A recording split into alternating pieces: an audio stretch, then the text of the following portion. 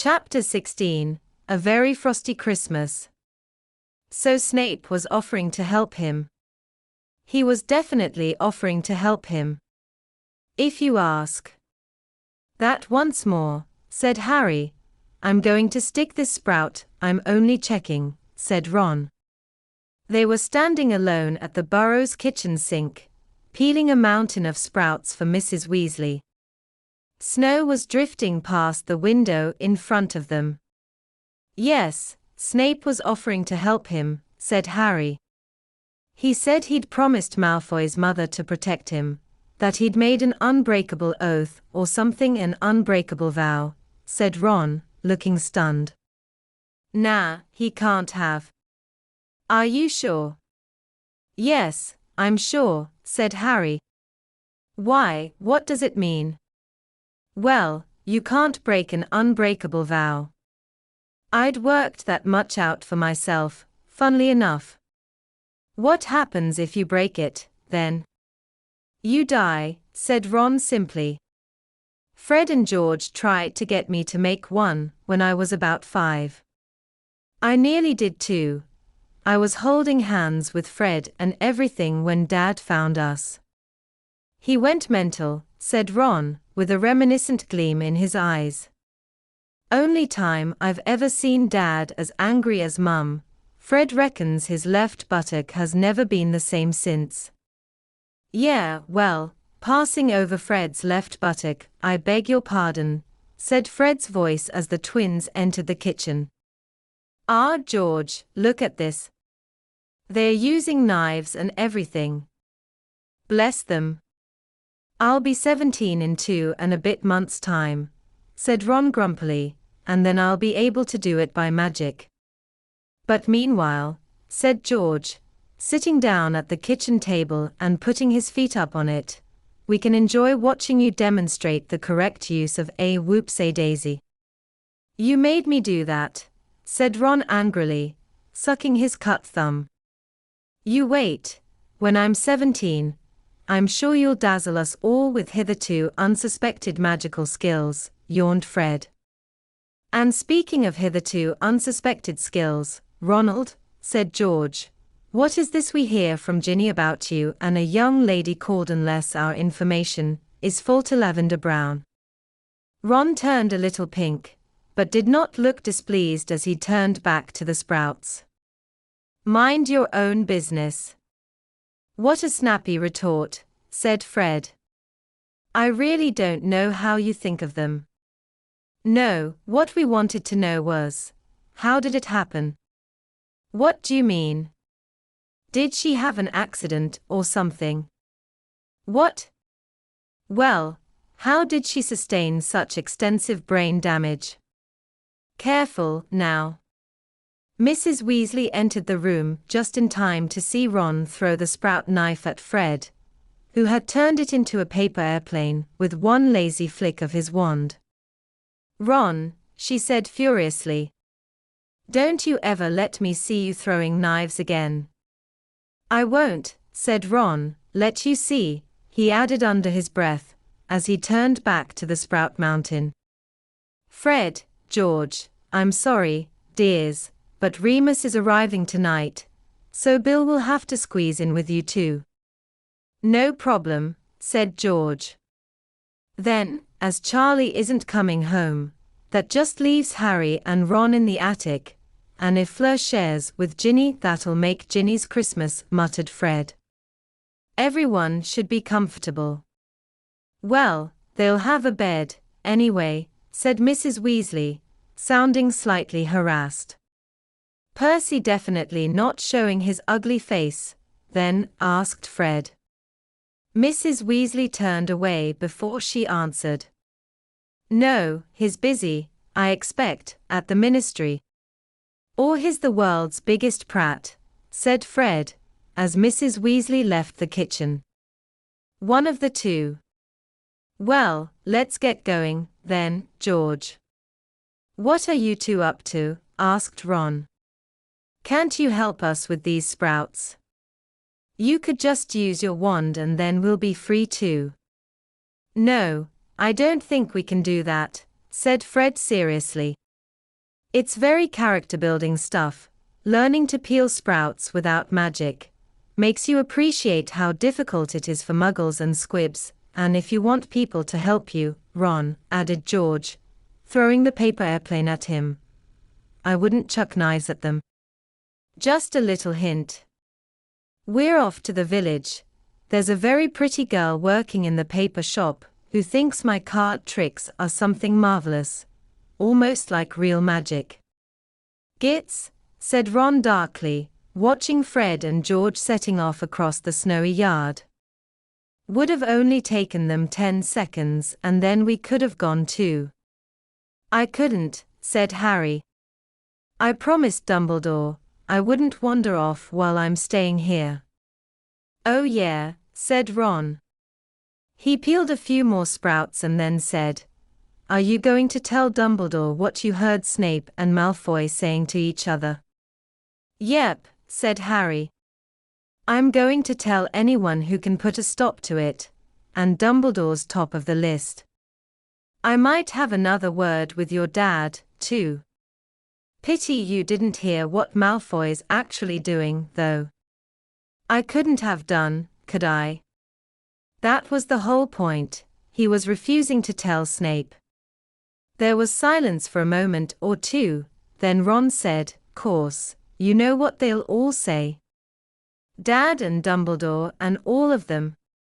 They'll say Snape isn't really trying to help Malfoy. He was just trying to find out what Malfoy's up to. They didn't hear him, said Harry flatly. No one's that good an actor, not even Snape. Yeah. I'm just saying, though, said Ron. Harry turned to face him, frowning. You think I'm right, though? Yeah, I do, said Ron hastily. Seriously, I do. But they're all convinced Snape's in the Order, aren't they? Harry said nothing. It had already occurred to him that this would be the most likely objection to his new evidence. He could hear Hermione now. Obviously, Harry, he was pretending to offer help so he could trick Malfoy into telling him what he's doing. This was pure imagination, however, as he had had no opportunity to tell Hermione what he had overheard.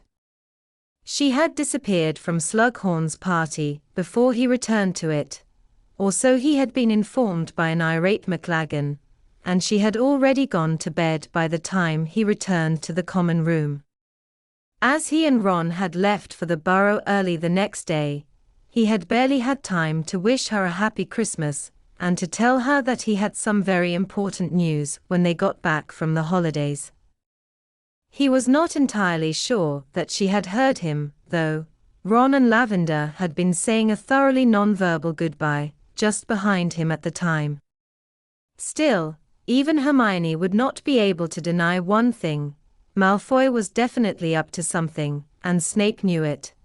So Harry felt fully justified in saying, I told you so, which he had done several times to Ron already. Harry did not get the chance to speak to Mr. Weasley, who was working very long hours at the ministry, until Christmas Eve night. The Weasleys and their guests were sitting in the living room, which Ginny had decorated so lavishly that it was rather like sitting in a paper chain explosion. Fred, George, Harry, and Ron were the only ones who knew that the angel on top of the tree was actually a garden gnome that had bitten Fred on the ankle as he pulled up carrots for Christmas dinner. Stupefied, painted gold, stuffed into a miniature tutu, and with small wings glued to his back, it glowered down at them all, the ugliest angel Harry had ever seen, with a large bald head like a potato, and rather hairy feet. They were all supposed to be listening to a Christmas broadcast by Mrs. Weasley's favorite singer, Celestina Warbeck, whose voice was warbling out of the large wooden wireless set. Fleur, who seemed to find Celestina very dull, was talking so loudly in the corner that a scowling Mrs. Weasley kept pointing her wand at the volume control, so that Celestina grew louder and louder. Under cover of a particularly jazzy number called A Cauldron Full of Hot, Strong Love, Fred and George started a game of exploding snap with Ginny. Ron kept shooting Bill and Fleur covert looks, as though hoping to pick up tips. Meanwhile, Remus Lupin, who was thinner and more ragged-looking than ever, was sitting beside the fire, staring into its depths, as though he could not hear Celestina's voice. "Oh, come and stir my cauldron, and if you do it right I'll boil you up some hot, strong love to keep you warm tonight. We danced to this when we were 18, said Mrs. Weasley, wiping her eyes on her knitting. Do you remember, Arthur? MPHF, said Mr. Weasley, whose head had been nodding over the satsuma he was peeling. Oh yes, marvelous tune. With an effort, he sat up a little straighter and looked around at Harry, who was sitting next to him. Sorry about this, he said, jerking his head toward the wireless as Celestina broke into the chorus. Be over soon. No problem, said Harry, grinning. Has it been busy at the ministry? Very, said Mr. Weasley. I wouldn't mind if we were getting anywhere, but of the 3 arrests we've made in the last couple of months, I doubt that one of them is a genuine Death Eater. Only don't repeat that, Harry, he added quickly, looking much more awake all of a sudden. They're not still holding Stan Shunpike, are they? Asked Harry. I'm afraid so, said Mr. Weasley. I know Dumbledore's tried appealing directly to Scrimgeour about Stan. I mean, anybody who has actually interviewed him agrees that he's about as much a Death Eater as this Satsuma, but the top levels want to look as though they are making some progress, and 3 arrests sounds better than 3 mistaken arrests and releases, but again, this is all top secret. I won't say anything, said Harry. He hesitated for a moment, wondering how best to embark on what he wanted to say. As he marshaled his thoughts, Celestina Warbeck began a ballad called, You Charmed the Heart Right Out of Me. Mr. Weasley, you know what I told you at the station when we were setting off for school? I checked, Harry, said Mr. Weasley at once. I went and searched the Malfoys' house. There was nothing, either broken or whole, that shouldn't have been there. Yeah, I know, I saw in the Prophet that you'd looked, but this is something different, well, something more. And he told Mr. Weasley everything he had overheard between Malfoy and Snape. As Harry spoke, he saw Lupin's head turn a little toward him, taking in every word. When he had finished, there was silence, except for Celestina's crooning. Oh, my poor heart, where has it gone? It's left me for a spell. Has it occurred to you, Harry, said Mr. Weasley, that Snape was simply pretending? Pretending to offer help, so that he could find out what Malfoy's up to, said Harry quickly. Yeah, I thought you'd say that. But how do we know? It isn't our business to know, said Lupin unexpectedly. He had turned his back on the fire now, and faced Harry across Mr. Weasley. It's Dumbledore's business. Dumbledore trusts Severus, and that ought to be good enough for all of us. But, said Harry, just say Dumbledore's wrong about Snape. People have said it, many times. It comes down to whether or not you trust Dumbledore's judgment. I do, therefore, I trust Severus. But Dumbledore can make mistakes, argued Harry. He says it himself. And you? He looked Lupin straight in the eye. Do you honestly like Snape? I neither like nor dislike Severus, said Lupin. No, Harry, I am speaking the truth, he added, as Harry pulled a skeptical expression. We shall never be bosom friends, perhaps. After all that happened between James and Sirius and Severus, there is too much bitterness there. But I do not forget that during the year I taught at Hogwarts, Severus made the wolfsbane potion for me every month, made it perfectly, so that I did not have to suffer as I usually do at the full moon. But he accidentally let it slip that you're a werewolf, so you had to leave, said Harry angrily. Lupin shrugged. The news would have leaked out anyway. We both know he wanted my job, but he could have wreaked much worse damage on me by tampering with the potion. He kept me healthy. I must be grateful. Maybe he didn't dare mess with the potion with Dumbledore watching him, said Harry. You are determined to hate him, Harry, said Lupin with a faint smile. And I understand, with James as your father, with Sirius as your godfather, you have inherited an old prejudice. By all means tell Dumbledore what you have told Arthur and me, but do not expect him to share your view of the matter. Do not even expect him to be surprised by what you tell him. It might have been on Dumbledore's orders that Severus questioned Draco. And now you've torn it quite apart, I'll thank you to give back my heart. Celestina ended her song on a very long, high-pitched note, and loud applause issued out of the wireless, which Mrs. Weasley joined in with enthusiastically. Ease it over, said Fleur loudly. Thank goodness, what an orble! Shall we have a nightcap, then? Asked Mr. Weasley loudly, leaping to his feet. Who wants eggnog? What have you been up to lately? Harry asked Lupin, as Mr. Weasley bustled off to fetch the eggnog, and everybody else stretched and broke into conversation. Oh, I've been underground, said Lupin. Almost literally.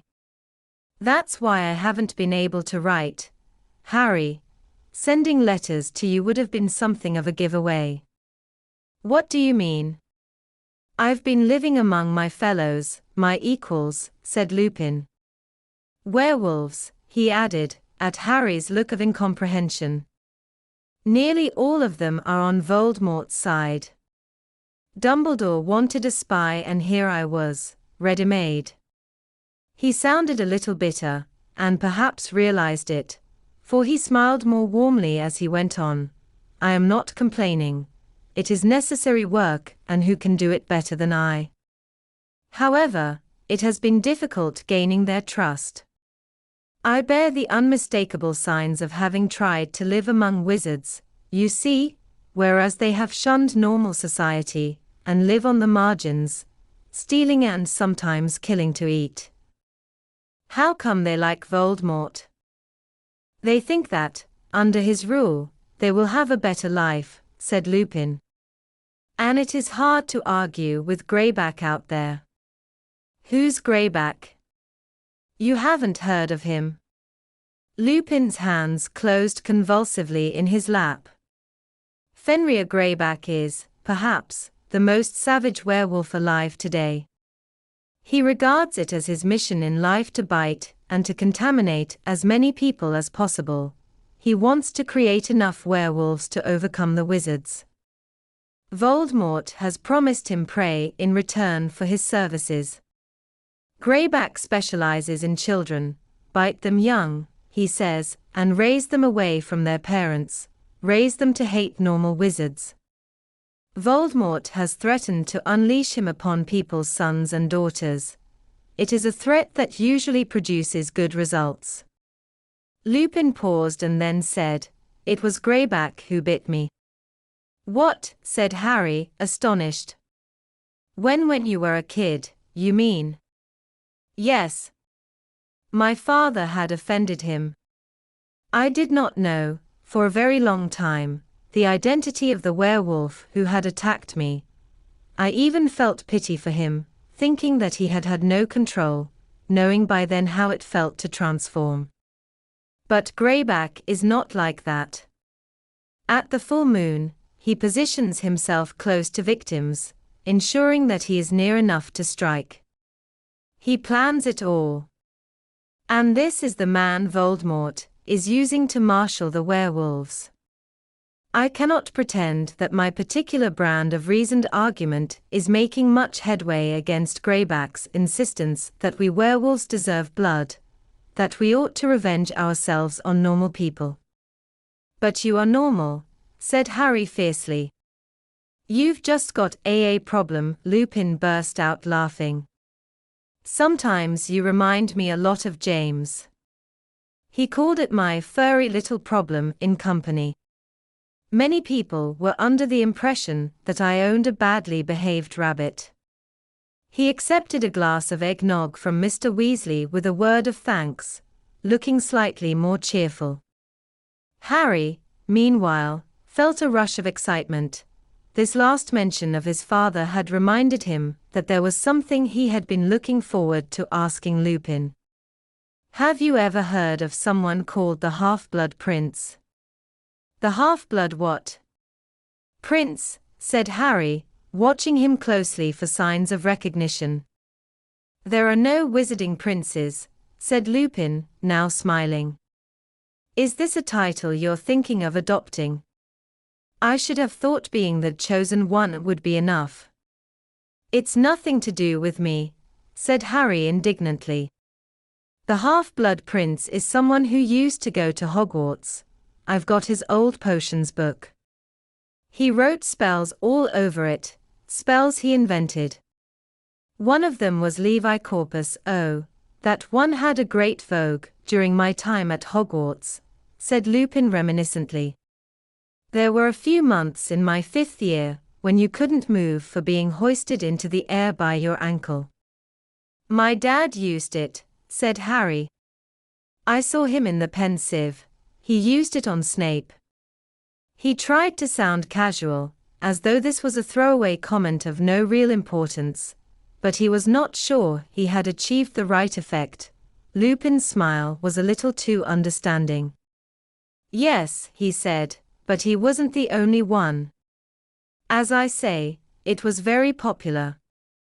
You know how these spells come and go. But it sounds like it was invented while you were at school, Harry persisted. Not necessarily, said Lupin. Jinxes go in and out of fashion like everything else.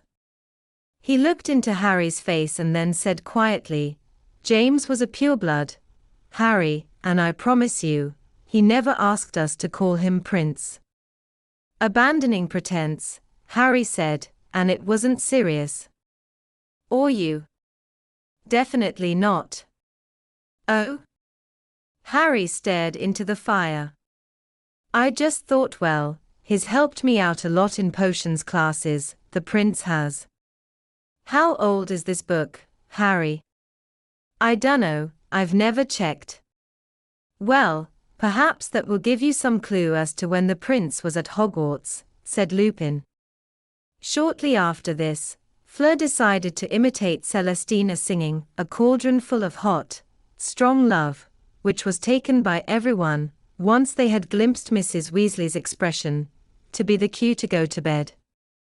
Harry and Ron climbed all the way up to Ron's attic bedroom, where a camp bed had been added for Harry. Ron fell asleep almost immediately, but Harry delved into his trunk and pulled out his copy of Advanced Potion Making before getting into bed. There he turned its pages, searching, until he finally found, at the front of the book, the date that it had been published. It was nearly 50 years old. Neither his father, nor his father's friends, had been at Hogwarts 50 years ago. Feeling disappointed, Harry threw the book back into his trunk, turned off the lamp, and rolled over, thinking of werewolves and Snape, Stan Shunpike and the Half-Blood Prince, and finally falling into an uneasy sleep full of creeping shadows and the cries of bitten children. She's got to be joking. Harry woke with a start to find a bulging stocking lying over the end of his bed. He put on his glasses and looked around. The tiny window was almost completely obscured with snow, and in front of it, Ron was sitting bolt upright in bed and examining what appeared to be a thick gold chain. What's that? Asked Harry. It's from Lavender, said Ron, sounding revolted. She can't honestly think I'd wear. Harry looked more closely and let out a shout of laughter. Dangling from the chain in large gold letters were the words, "My sweetheart, nice," he said. "Classy. You should definitely wear it in front of Fred and George."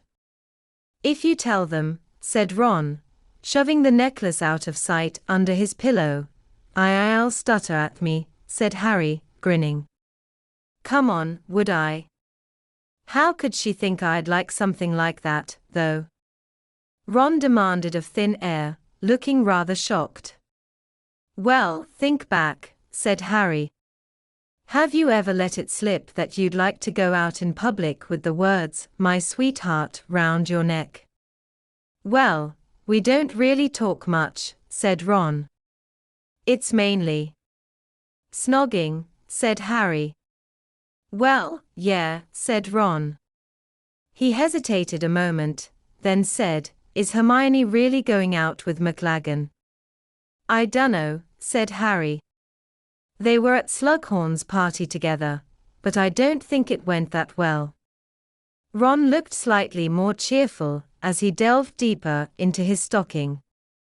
Harry's presents included a sweater with a large golden snitch worked onto the front, hand-knitted by Mrs. Weasley, a large box of Weasley's Wizard Wheezes products from the twins, and a slightly damp, mouldy-smelling package that came with a label reading "To Master" from Creature. Harry stared at it. "Do you reckon this is safe to open?" he asked. "Can't be anything dangerous, all our mail's still being searched at the ministry," replied Ron, though he was eyeing the parcel suspiciously. "I didn't think of giving Creature anything." "Do people usually give their house elves Christmas presents?" asked Harry, prodding the parcel cautiously. "Hermione would," said Ron. "But let's wait and see what it is before you start feeling guilty." A moment later, Harry had given a loud yell and leapt out of his camp bed. The package contained a large number of maggots. "Nice," said Ron, roaring with laughter. "Very thoughtful." "I'd rather have them than that necklace," said Harry, which sobered Ron up at once. Everybody was wearing new sweaters when they all sat down for Christmas lunch. Everyone except Fleur, on whom, it appeared, Mrs. Weasley had not wanted to waste one, and Mrs. Weasley herself, who was sporting a brand new midnight blue witch's hat glittering with what looked like tiny star-like diamonds, and a spectacular golden necklace. "Fred and George gave them to me. Aren't they beautiful?" "Well, we find we appreciate you more and more, Mum, now we're washing our own socks," said George, waving an airy hand. "Parsnips, Remus." "Harry, you've got a maggot in your hair," said Ginny cheerfully, leaning across the table to pick it out. Harry felt goosebumps erupt up his neck that had nothing to do with the maggot. "Oh, horrible," said Fleur, with an affected little shudder. "Yes, isn't it?" said Ron. "Gravy, Fleur." In his eagerness to help her, he knocked the gravy boat flying. Bill waved his wand and the gravy soared up in the air and returned meekly to the boat. "You are as bad as that Tonks," said Fleur to Ron, when she had finished kissing Bill in thanks. "She is always knocking. I invited dear Tonks to come along today," said Mrs. Weasley, setting down the carrots with unnecessary force and glaring at Fleur. "But she wouldn't come." "Have you spoken to her lately, Remus?" "No, I haven't been in contact with anybody very much," said Lupin. "But Tonks has got her own family to go to, hasn't she?" Said Mrs. Weasley. "Maybe. I got the impression she was planning to spend Christmas alone, actually." She gave Lupin an annoyed look, as though it was all his fault she was getting Fleur for a daughter-in-law instead of Tonks, but Harry, glancing across at Fleur, who was now feeding Bill bits of turkey off her own fork, thought that Mrs. Weasley was fighting a long-lost battle. He was, however, reminded of a question he had with regard to Tonks, and who better to ask than Lupin, the man who knew all about patron uses. Tonks's Patronus has changed its form, he told him. Snape said so anyway. I didn't know that could happen. Why would your Patronus change? Lupin took his time chewing his turkey and swallowing before saying slowly, sometimes. A great shock, an emotional upheaval. It looked big, and it had 4 legs, said Harry, struck by a sudden thought and lowering his voice. Hey, it couldn't be. Arthur, said Mrs. Weasley suddenly. She had risen from her chair. Her hand was pressed over her heart, and she was staring out of the kitchen window. Arthur, it's Percy. What? Mr. Weasley looked around. Everybody looked quickly at the window. Ginny stood up for a better look. There, sure enough, was Percy Weasley, striding across the snowy yard, his horn-rimmed glasses glinting in the sunlight. He was not, however, alone. Arthur, he's with the minister. And sure enough, the man Harry had seen in the Daily Prophet was following along in Percy's wake, limping slightly, his mane of greying hair and his black cloak flecked with snow. Before any of them could say anything, before Mr. and Mrs. Weasley could do more than exchange stunned looks, the back door opened and there stood Percy. There was a moment's painful silence. Then Percy said rather stiffly, "Merry Christmas, Mother." "Oh, Percy," said Mrs. Weasley, and she threw herself into his arms. Rufus Scrimger paused in the doorway, leaning on his walking stick and smiling as he observed this affecting scene. "You must forgive this intrusion," he said, when Mrs. Weasley looked around at him, beaming and wiping her eyes. "Percy and I were in the vicinity working, you know, and he couldn't resist dropping in and seeing you all." But Percy showed no sign of wanting to greet any of the rest of the family. He stood, poker straight and awkward looking, and stared over everybody else's heads. Mr. Weasley, Fred, and George were all observing him, stony-faced. "Please, come in, sit down, Minister," fluttered Mrs. Weasley, straightening her hat. "Have a little perky, or some tooting." "I mean no, my dear Molly," said Scrimger. Harry guessed that he had checked her name with Percy before they entered the house. "I don't want to intrude, wouldn't be here at all if Percy hadn't wanted to see you all so badly." "Oh, Pierce," said Mrs. Weasley tearfully, reaching up to kiss him. "We've only looked in for 5 minutes, so I'll have a stroll around the yard while you catch up with Percy." No, I assure you I don't want to butt in." "Well, if anybody cared to show me your charming garden, that young man's finished. Why doesn't he take a stroll with me?" The atmosphere around the table changed perceptibly. Everybody looked from Scrimger to Harry. Nobody seemed to find Scrimger's pretense that he did not know Harry's name convincing, or find it natural that he should be chosen to accompany the minister around the garden when Ginny, Fleur, and George also had clean plates. "Yeah, all right," said Harry into the silence. He was not fooled, for all Scrimger's talk that they had just been in the area, that Percy wanted to look up his family. This must be the real reason that they had come, so that Scrimger could speak to Harry alone. "It's fine," he said quietly, as he passed Lupin, who had half risen from his chair. "Fine," he added, as Mr. Weasley opened his mouth to speak. "Wonderful," said Scrimger, standing back to let Harry pass through the door ahead of him. "We'll just take a turn around the garden, and Percy and I'll be off. Carry on, everyone." Harry walked across the yard toward the Weasleys' overgrown, snow-covered garden, Scrimger limping slightly at his side. He had, Harry knew, been head of the Aura office. He looked tough and battle-scarred, very different from portly Fudge in his bowler hat. "Charming," said Scrimger, stopping at the garden fence and looking out over the snowy lawn and the indistinguishable plants. "Charming." Harry said nothing. He could tell that Scrimger was watching him.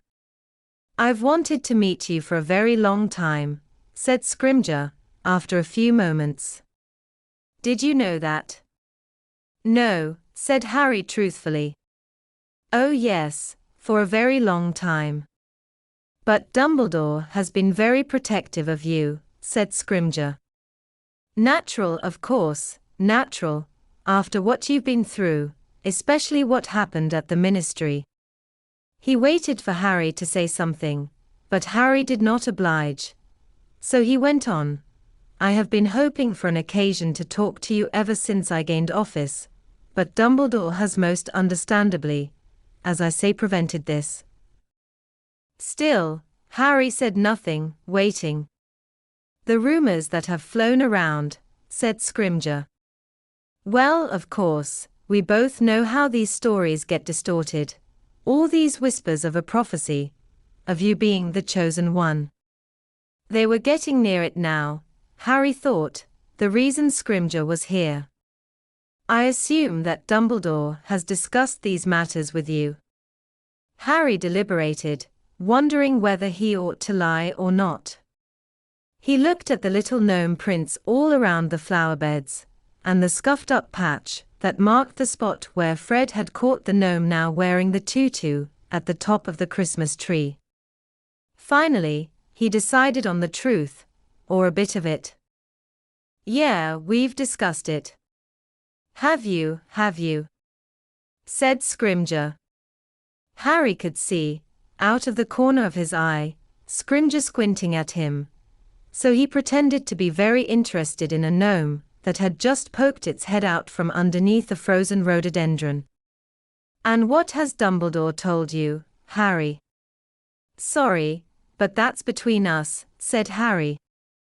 He kept his voice as pleasant as he could, and Scrimger's tone, too, was light and friendly as he said, "Oh, of course, if it's a question of confidences, I wouldn't want you to divulge. No, and in any case, does it really matter whether you are the chosen one or not?" Harry had to mull that one over for a few seconds before responding. "I don't really know what you mean, Minister." "Well, of course, to you it will matter enormously," said Scrimger with a laugh. "But to the wizarding community at large, it's all perception, isn't it? It's what people believe that's important." Harry said nothing. He thought he saw, dimly, where they were heading, but he was not going to help Scrimger get there. The gnome under the rhododendron was now digging for worms at its roots, and Harry kept his eyes fixed upon it. "People believe you are the chosen one, you see," said Scrimger. "They think you quite the hero, which, of course, you are, Harry, chosen or not. How many times have you faced he who must not be named now?" "Well, anyway," he pressed on, without waiting for a reply, "the point is, you are a symbol of hope for many, Harry. The idea that there is somebody out there who might be able, who might even be destined, to destroy he who must not be named, well, naturally, it gives people a lift. And I can't help but feel that, once you realize this, you might consider it, well, almost a duty, to stand alongside the Ministry, and give everyone a boost." The gnome had just managed to get hold of a worm. It was now tugging very hard on it, trying to get it out of the frozen ground. Harry was silent so long that Scrimger said, looking from Harry to the gnome, "Funny little chaps, aren't they? But what say you, Harry?" "I don't exactly understand what you want," said Harry slowly. "Stand alongside the Ministry. What does that mean?" Oh, well, nothing at all onerous, I assure you, said Scrimger. If you were to be seen popping in and out of the ministry from time to time, for instance, that would give the right impression. And of course, while you were there, you would have ample opportunity to speak to Gawain Robards, my successor as head of the Aura office. Dolores Umbridge has told me that you cherish an ambition to become an Aura. Well, that could be arranged very easily. Harry felt anger bubbling in the pit of his stomach. So Dolores Umbridge was still at the ministry, was she? So basically, he said, as though he just wanted to clarify a few points, you'd like to give the impression that I'm working for the ministry. It would give everyone a lift to think you were more involved. Harry, said Scrimger, sounding relieved that Harry had cottoned on so quickly. The chosen one, you know, it's all about giving people hope, the feeling that exciting things are happening. But if I keep running in and out of the ministry, said Harry, still endeavoring to keep his voice friendly, won't that seem as though I approve of what the ministry's up to? Well, said Scrimger, frowning slightly, well, yes, that's partly why I would like no, I don't think that'll work, said Harry pleasantly. You see, I don't like some of the things the ministry's doing. Locking up Stan Shunpike, for instance. Scrimger did not speak for a moment, but his expression hardened instantly. I would not expect you to understand, he said, and he was not as successful at keeping anger out of his voice as Harry had been.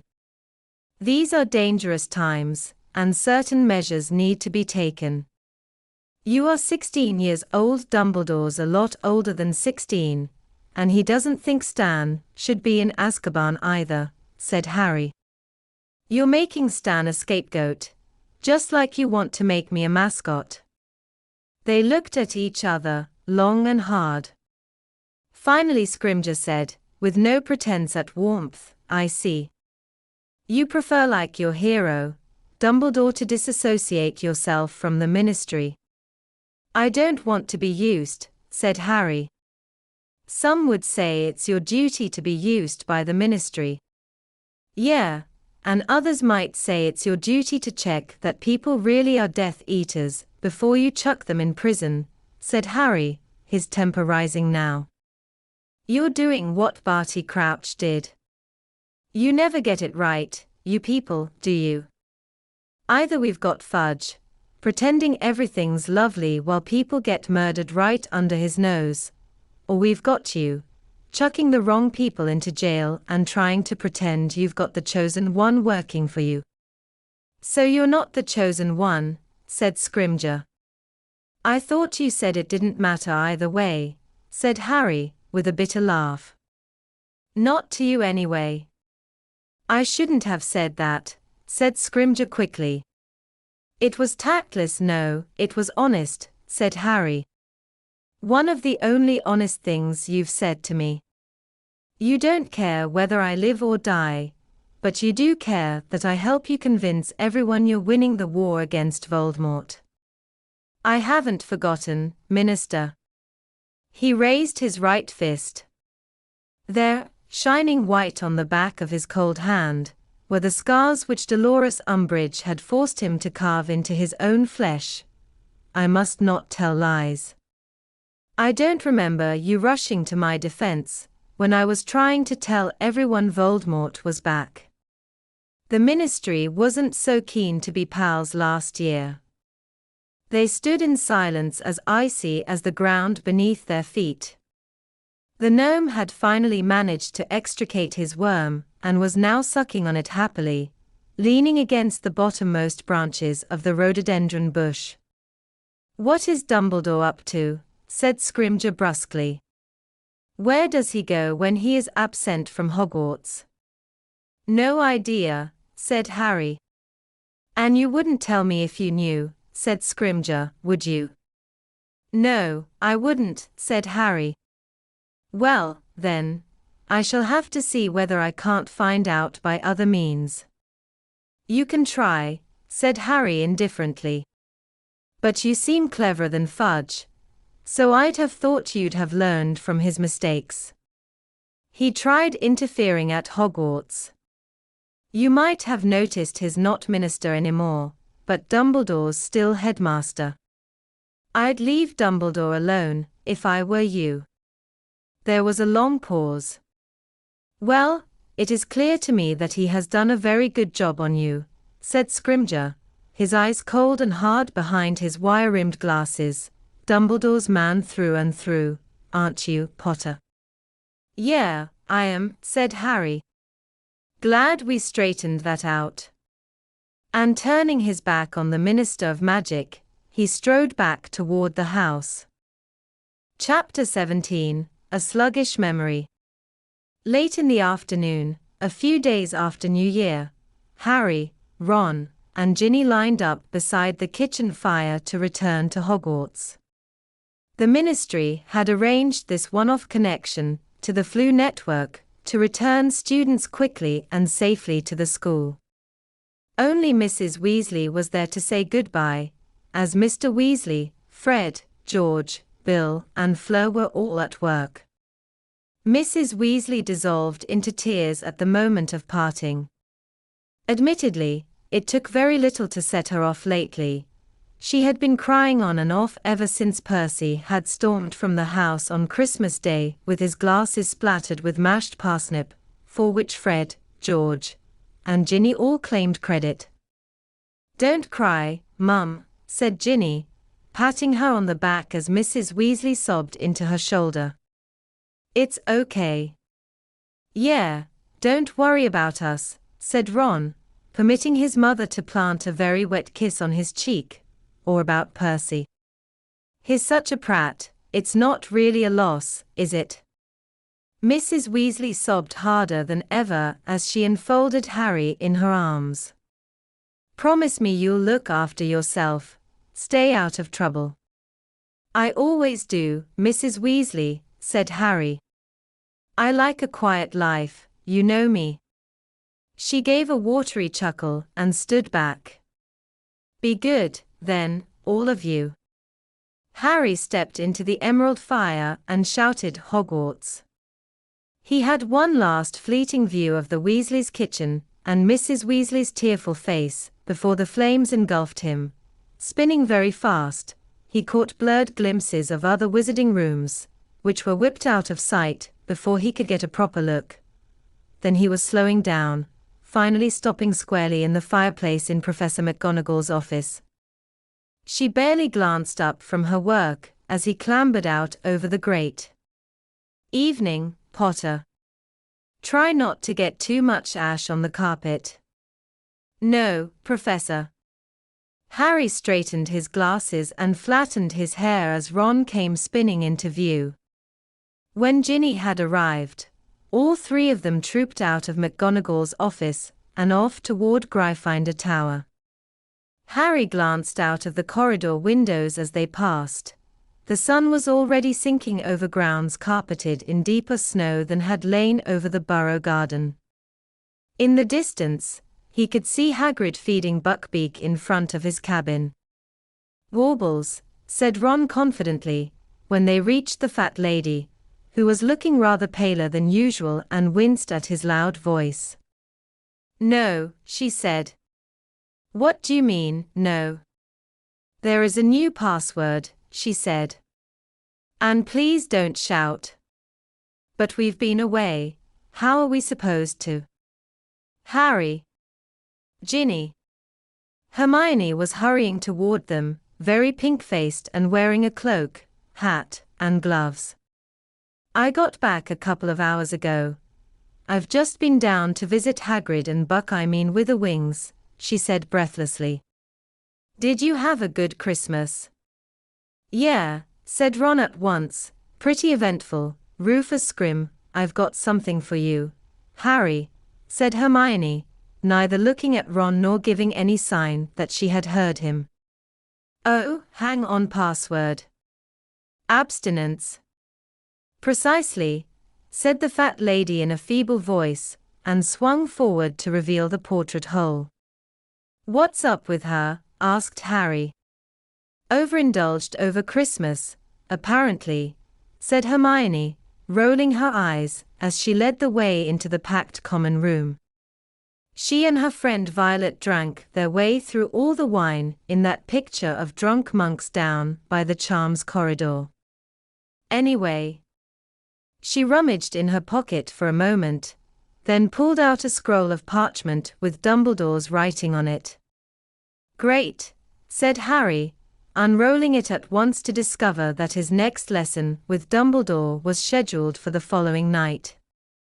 I've got loads to tell him and you. Let's sit down.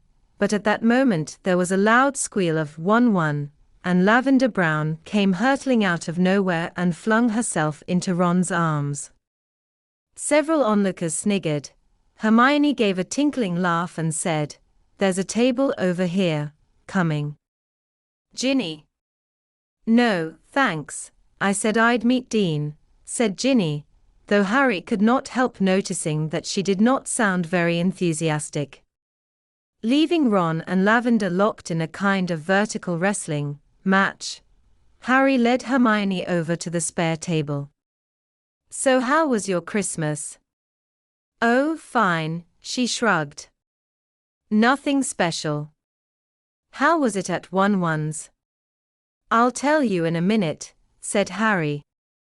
"Look, Hermione, can't you know?" "I can't," she said flatly. "So don't even ask." "I thought maybe, over Christmas, it was the fat lady who drank a vat of 500-year-old wine." "Harry, not me." "So what was this important news you wanted to tell me?" She looked too fierce to argue with at that moment, so Harry dropped the subject of Ron and recounted all that he had overheard between Malfoy and Snape. When he had finished, Hermione sat in thought for a moment and then said, "Don't you think he was pretending to offer help so that he could trick Malfoy into telling him what he's doing?" "Well, yes," said Hermione. "Ron's dad and Lupin think so," Harry said grudgingly. "But this definitely proves Malfoy's planning something, you can't deny that." "No, I can't," she answered slowly. "And he's acting on Voldemort's orders, just like I said." Did either of them actually mention Voldemort's name? Harry frowned, trying to remember. "I'm not sure. Snape definitely said your master, and who else would that be?" "I don't know," said Hermione, biting her lip. "Maybe his father." She stared across the room, apparently lost in thought, not even noticing Lavender tickling Ron.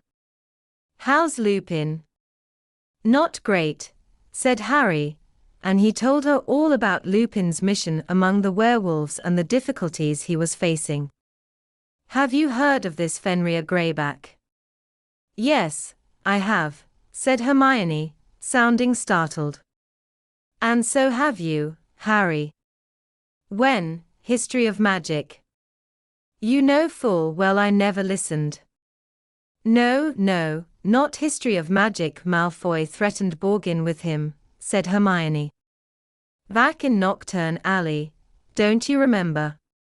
He told Borgin that Greyback was an old family friend, and that he'd be checking up on Borgin's progress." Harry gaped at her. "I forgot. But this proves Malfoy is a Death Eater. How else could he be in contact with Greyback and telling him what to do?" "It is pretty suspicious," breathed Hermione. "Unless—" "Oh, come on," said Harry in exasperation, "you can't get round this one." "Well, there is the possibility it was an empty threat." "You're unbelievable, you are," said Harry, shaking his head. "We'll see who's right." "You'll be eating your words, Hermione, just like the Ministry." "Oh yeah. I had a row with Rufus Scrimgeour as well." And the rest of the evening passed amicably with both of them abusing the Minister of Magic, for Hermione, like Ron, thought that after all the ministry had put Harry through the previous year, they had a great deal of nerve asking him for help now. The new term started next morning with a pleasant surprise for the 6th years. A large sign had been pinned to the common room notice boards overnight. Apparition lessons. If you are 17 years of age, or will turn 17 on or before the 31st of August next, you are eligible for a 12-week course of apparition lessons from a Ministry of Magic apparition instructor. Please sign below if you would like to participate. Cost: 12 galleons. Harry and Ron joined the crowd that was jostling around the notice and taking it in turns to write their names at the bottom. Ron was just taking out his quill to sign after Hermione when Lavender crept up behind him, slipped her hands over his eyes, and trilled, "Guess who, won." Harry turned to see Hermione stalking off. He caught up with her, having no wish to stay behind with Ron and Lavender, but to his surprise, Ron caught up with them only a little way beyond the portrait hole, his ears bright red and his expression disgruntled. Without a word, Hermione sped up to walk with Neville. "So apparition," said Ron, his tone making it perfectly plain that Harry was not to mention what had just happened. "Should be a laugh, eh?" "I dunno," said Harry. "Maybe it's better when you do it yourself. I didn't enjoy it much when Dumbledore took me along for the ride." "I forgot you'd already done it." "I'd better pass my test first time," said Ron, looking anxious. "Fred and George did. Charlie failed, though, didn't he?" "Yeah, but Charlie's bigger than me." Ron held his arms out from his body as though he was a gorilla. "So Fred and George didn't go on about it much. Not to his face anyway." "When can we take the actual test?" "Soon as we're 17. "That's only March for me." "Yeah, but you wouldn't be able to apparate in here, not in the castle." "Not the point, is it? Everyone would know I could apparate if I wanted." Ron was not the only one to be excited at the prospect of apparition. All that day there was much talk about the forthcoming lessons.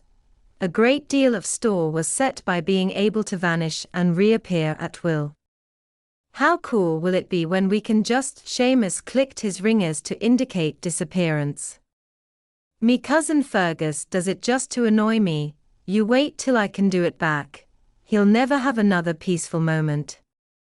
Lost in visions of this happy prospect, he flicked his wand a little too enthusiastically, so that instead of producing the fountain of pure water that was the object of today's charms lesson, he let out a hose-like jet that ricocheted off the ceiling and knocked Professor Flitwick flat on his face. "Harry's already apparat," Ron told a slightly abashed Seamus, after Professor Flitwick had dried himself off with a wave of his wand and set Seamus lines. "I am a wizard, not a baboon brandishing a stick." "Dumber someone took him. Side-along apparition, you know." "Whoa," whispered Seamus, and he, Dean, and Neville put their heads a little closer to hear what apparition felt like. For the rest of the day, Harry was besieged with requests from the other 6th years to describe the sensation of apparition. All of them seemed awed, rather than put off, when he told them how uncomfortable it was, and he was still answering detailed questions at 10 to 8 that evening, when he was forced to lie and say that he needed to return a book to the library so as to escape in time for his lesson with Dumbledore. The lamps in Dumbledore's office were lit. The portraits of previous headmasters were snoring gently in their frames, and the pensieve was ready upon the desk once more. Dumbledore's hands lay on either side of it, the right one as blackened and burnt-looking as ever. It did not seem to have healed at all, and Harry wondered, for perhaps the 100th time, what had caused such a distinctive injury, but did not ask.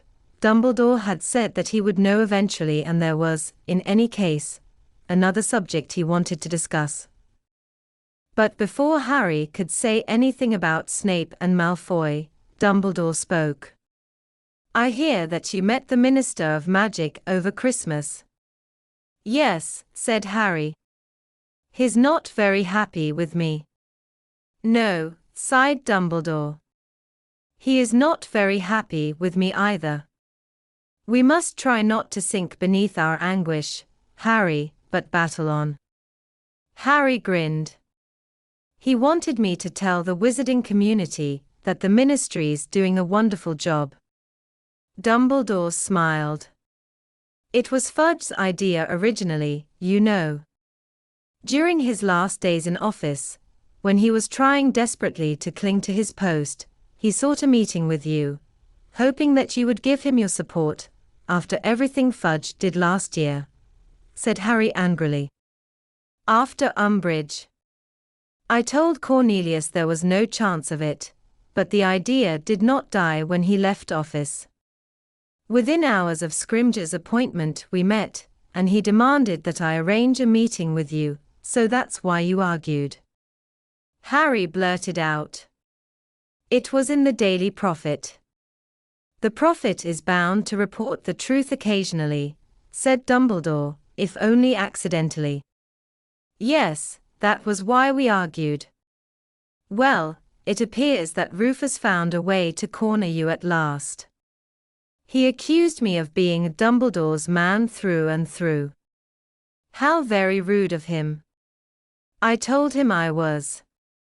Dumbledore opened his mouth to speak and then closed it again. Behind Harry, Fawkes the Phoenix let out a low, soft, musical cry. To Harry's intense embarrassment, he suddenly realized that Dumbledore's bright blue eyes looked rather watery, and stared hastily at his own knees. When Dumbledore spoke, however, his voice was quite steady. "I am very touched, Harry. Scrimgeour wanted to know where you go when you're not at Hogwarts," said Harry, still looking fixedly at his knees. "Yes, he is very nosy about that," said Dumbledore, now sounding cheerful, and Harry thought it safe to look up again. "He has even attempted to have me followed." "Amusing, really. He set Dawlish to tail me. It wasn't kind. I have already been forced to jinx Dawlish once. I did it again with the greatest regret." "So they still don't know where you go?" asked Harry, hoping for more information on this intriguing subject, but Dumbledore merely smiled over the top of his half-moon spectacles. "No, they don't, and the time is not quite right for you to know either. Now, I suggest we press on, unless there's anything else." "There is, actually, sir," said Harry. "It's about Malfoy and Snape." "Professor Snape, Harry?" "Yes, sir. I overheard them during Professor Slughorn's party. Well, I followed them, actually." Dumbledore listened to Harry's story with an impassive face. When Harry had finished, he did not speak for a few moments, then said, "Thank you for telling me this, Harry, but I suggest that you put it out of your mind. I do not think that it is of great importance." "Not of great importance," repeated Harry incredulously. "Professor, did you understand?" "Yes, Harry, blessed as I am with extraordinary brain power, I understood everything you told me," said Dumbledore, a little sharply. "I think you might even consider the possibility that I understood more than you did. Again, I am glad that you have confided in me, but let me reassure you that you have not told me anything that causes me disquiet." Harry sat in seething silence, glaring at Dumbledore. What was going on? Did this mean that Dumbledore had indeed ordered Snape to find out what Malfoy was doing, in which case he had already heard everything Harry had just told him from Snape? Or was he really worried by what he had heard, but pretending not to be? "So, sir," said Harry, in what he hoped was a polite, calm voice, you definitely still trust? I have been tolerant enough to answer that question already, said Dumbledore, but he did not sound very tolerant anymore. My answer has not changed. I should think not, said a snide voice. Phineas Nigellus was evidently only pretending to be asleep. Dumbledore ignored him. And now, Harry, I must insist that we press on. I have more important things to discuss with you this evening. Harry sat there feeling mutinous. How would it be if he refused to permit the change of subject? If he insisted upon arguing the case against Malfoy? As though he had read Harry's mind, Dumbledore shook his head. Ah, Harry, how often this happens, even between the best of friends. Each of us believes that what he has to say is much more important than anything the other might have to contribute. I don't think what you've got to say is unimportant, sir, said Harry stiffly. Well, you are quite right, because it is not, said Dumbledore briskly. I have 2 more memories to show you this evening, both obtained with enormous difficulty, and the second of them is, I think, the most important I have collected. Harry did not say anything to this. He still felt angry at the reception his confidences had received, but could not see what was to be gained by arguing further. So, said Dumbledore, in a ringing voice, we meet this evening to continue the tale of Tom Riddle, whom we left last lesson poised on the threshold of his years at Hogwarts. You will remember how excited he was to hear that he was a wizard, that he refused my company on a trip to Diagon Alley, and that I, in turn, warned him against continued thievery when he arrived at school. Well, the start of the school year arrived, and with it came Tom Riddle, a quiet boy in his second-hand robes, who lined up with the other first years to be sorted. He was placed in Slytherin House almost the moment that the sorting hat touched his head, continued Dumbledore, waving his blackened hand toward the shelf over his head where the sorting hat sat, ancient and unmoving. How soon Riddle learned that the famous founder of the house could talk to snakes, I do not know, perhaps that very evening. The knowledge can only have excited him, and increased his sense of self-importance. However, if he was frightening or impressing fellow Slytherins with displays of parseltongue in their common room, no hint of it reached the staff. He showed no sign of outward arrogance or aggression at all. As an unusually talented and very good-looking orphan, he naturally drew attention and sympathy from the staff almost from the moment of his arrival. He seemed police, quiet, and thirsty for knowledge. Nearly all were most favorably impressed by him. Didn't you tell them, sir, what he'd been like when you met him at the orphanage? Asked Harry. No, I did not. Though he had shown no hint of remorse, it was possible that he felt sorry for how he had behaved before and was resolved to turn over a fresh leaf. I chose to give him that chance. Dumbledore paused and looked inquiringly at Harry, who had opened his mouth to speak. Here, again, was Dumbledore's tendency to trust people in spite of overwhelming evidence that they did not deserve it. But then Harry remembered something. But you didn't really trust him, sir, did you? He told me, the Riddle who came out of that diary said, Dumbledore never seemed to like me as much as the other teachers did.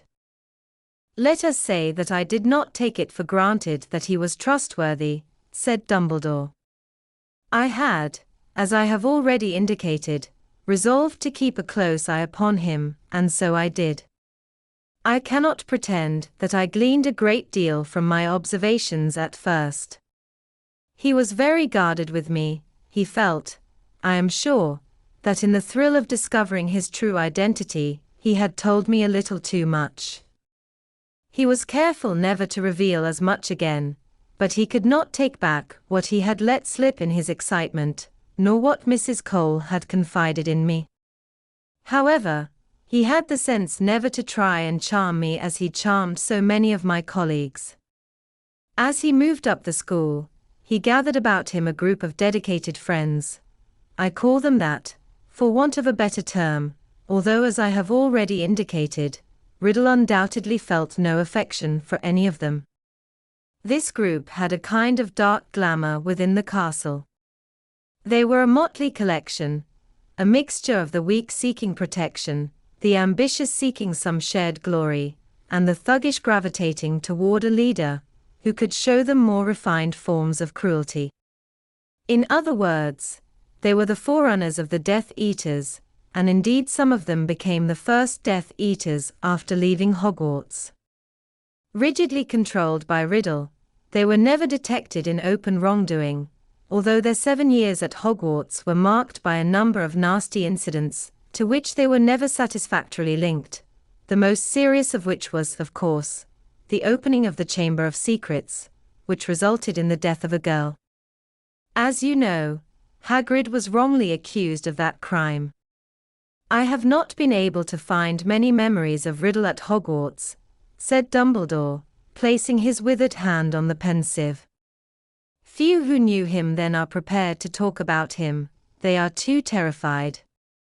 What I know, I found out after he had left Hogwarts, after much painstaking effort, after tracing those few who could be tricked into speaking, after searching old records and questioning Muggle and Wizard witnesses alike. Those whom I could persuade to talk told me that Riddle was obsessed with his parentage. This is understandable, of course. He had grown up in an orphanage and naturally wished to know how he came to be there. It seems that he searched in vain for some trace of Tom Riddle Sr. on the shields in the trophy room, on the lists of prefects in the old school records, even in the books of wizarding history. Finally, he was forced to accept that his father had never set foot in Hogwarts. I believe that it was then that he dropped the name forever, assumed the identity of Lord Voldemort, and began his investigations into his previously despised mother's family, the woman whom, you will remember, he had thought could not be a witch if she had succumbed to the shameful human weakness of death. All he had to go upon was the single name Marvolo, which he knew from those who ran the orphanage had been his mother's father's name. Finally, after painstaking research, through old books of wizarding families, he discovered the existence of Slytherin's surviving line. In the summer of his 16th year, he left the orphanage to which he returned annually and set off to find his gaunt relatives. And now, Harry, if you will stand. Dumbledore rose, and Harry saw that he was again holding a small crystal bottle filled with swirling, pearly memory. I was very lucky to collect this, he said, as he poured the gleaming mass into the pensieve. As you will understand when we have experienced it. Shall we? Harry stepped up to the stone basin and bowed obediently until his face sank through the surface of the memory. He felt the familiar sensation of falling through nothingness, and then landed upon a dirty stone floor in almost total darkness. It took him several seconds to recognize the place, by which time Dumbledore had landed beside him. The Gaunt's house was now more indescribably filthy than anywhere Harry had ever seen. The ceiling was thick with cobwebs, the floor coated in grime, moldy and rotting food lay upon the table amidst a mass of crusted pots. The only light came from a single guttering candle placed at the feet of a man with hair and beard so overgrown Harry could see neither eyes nor mouth. He was slumped in an armchair by the fire, and Harry wondered for a moment whether he was dead. But then there came a loud knock on the door and the man jerked awake, raising a wand in his right hand and a short knife in his left. The door creaked open. There on the threshold, holding an old-fashioned lamp, stood a boy Harry recognized at once, tall, pale, dark-haired, and handsome, the teenage Voldemort. Voldemort's eyes moved slowly around the hovel and then found the man in the armchair. For a few seconds they looked at each other, then the man staggered upright, the many empty bottles at his feet clattering and tinkling across the floor. "You," he bellowed. "You?" And he hurtled drunkenly at Riddle, wand and knife held aloft. "Stop!" Riddle spoke in Parseltongue. The man skidded into the table, sending moldy pots crashing to the floor. He stared at Riddle. There was a long silence while they contemplated each other. The man broke it. "You speak it." "Yes, I speak it," said Riddle. He moved forward into the room, allowing the door to swing shut behind him. Harry could not help but feel a resentful admiration for Voldemort's complete lack of fear. His race merely expressed disgust and, perhaps, disappointment. "Where is Marvolo?" he asked. "Dead," said the other. "Died years ago, didn't he?" Riddle frowned. "Who are you, then?" "I'm Morphin, ain't I? Marvolo's son." "Course I am, then." Morphin pushed the hair out of his dirty face, the better to see Riddle, and Harry saw that he wore Marvolo's black stoned ring on his right hand. "I thought you was that muggle," whispered Morphin. "You look mighty like that muggle." "What muggle?" said Riddle sharply. "That muggle what my sister took a fancy to, that muggle what lives in the big house over the way," said Morphin, and he spat unexpectedly upon the floor between them. "You look right like him." Riddle. "But is older now, I.N.E. His older than you, now I think on it." Morphin looked slightly dazed and swayed a little, still clutching the edge of the table for support. "He come back, see," he added stupidly. Voldemort was gazing at Morphin, as though appraising his possibilities. Now he moved a little closer and said, "Riddle came back." "Ah, he left her, and serve her right, marrying filth," said Morphin, spitting on the floor again. "Robbed us, mind, before she ran off. Where's the locket, eh, where's Slytherin's locket?" Voldemort did not answer. Morphin was working himself into a rage again. He brandished his knife and shouted, "Dishned us, she did, that little slut. And who are you, coming here and asking questions about all that? It's over, innit? It's over."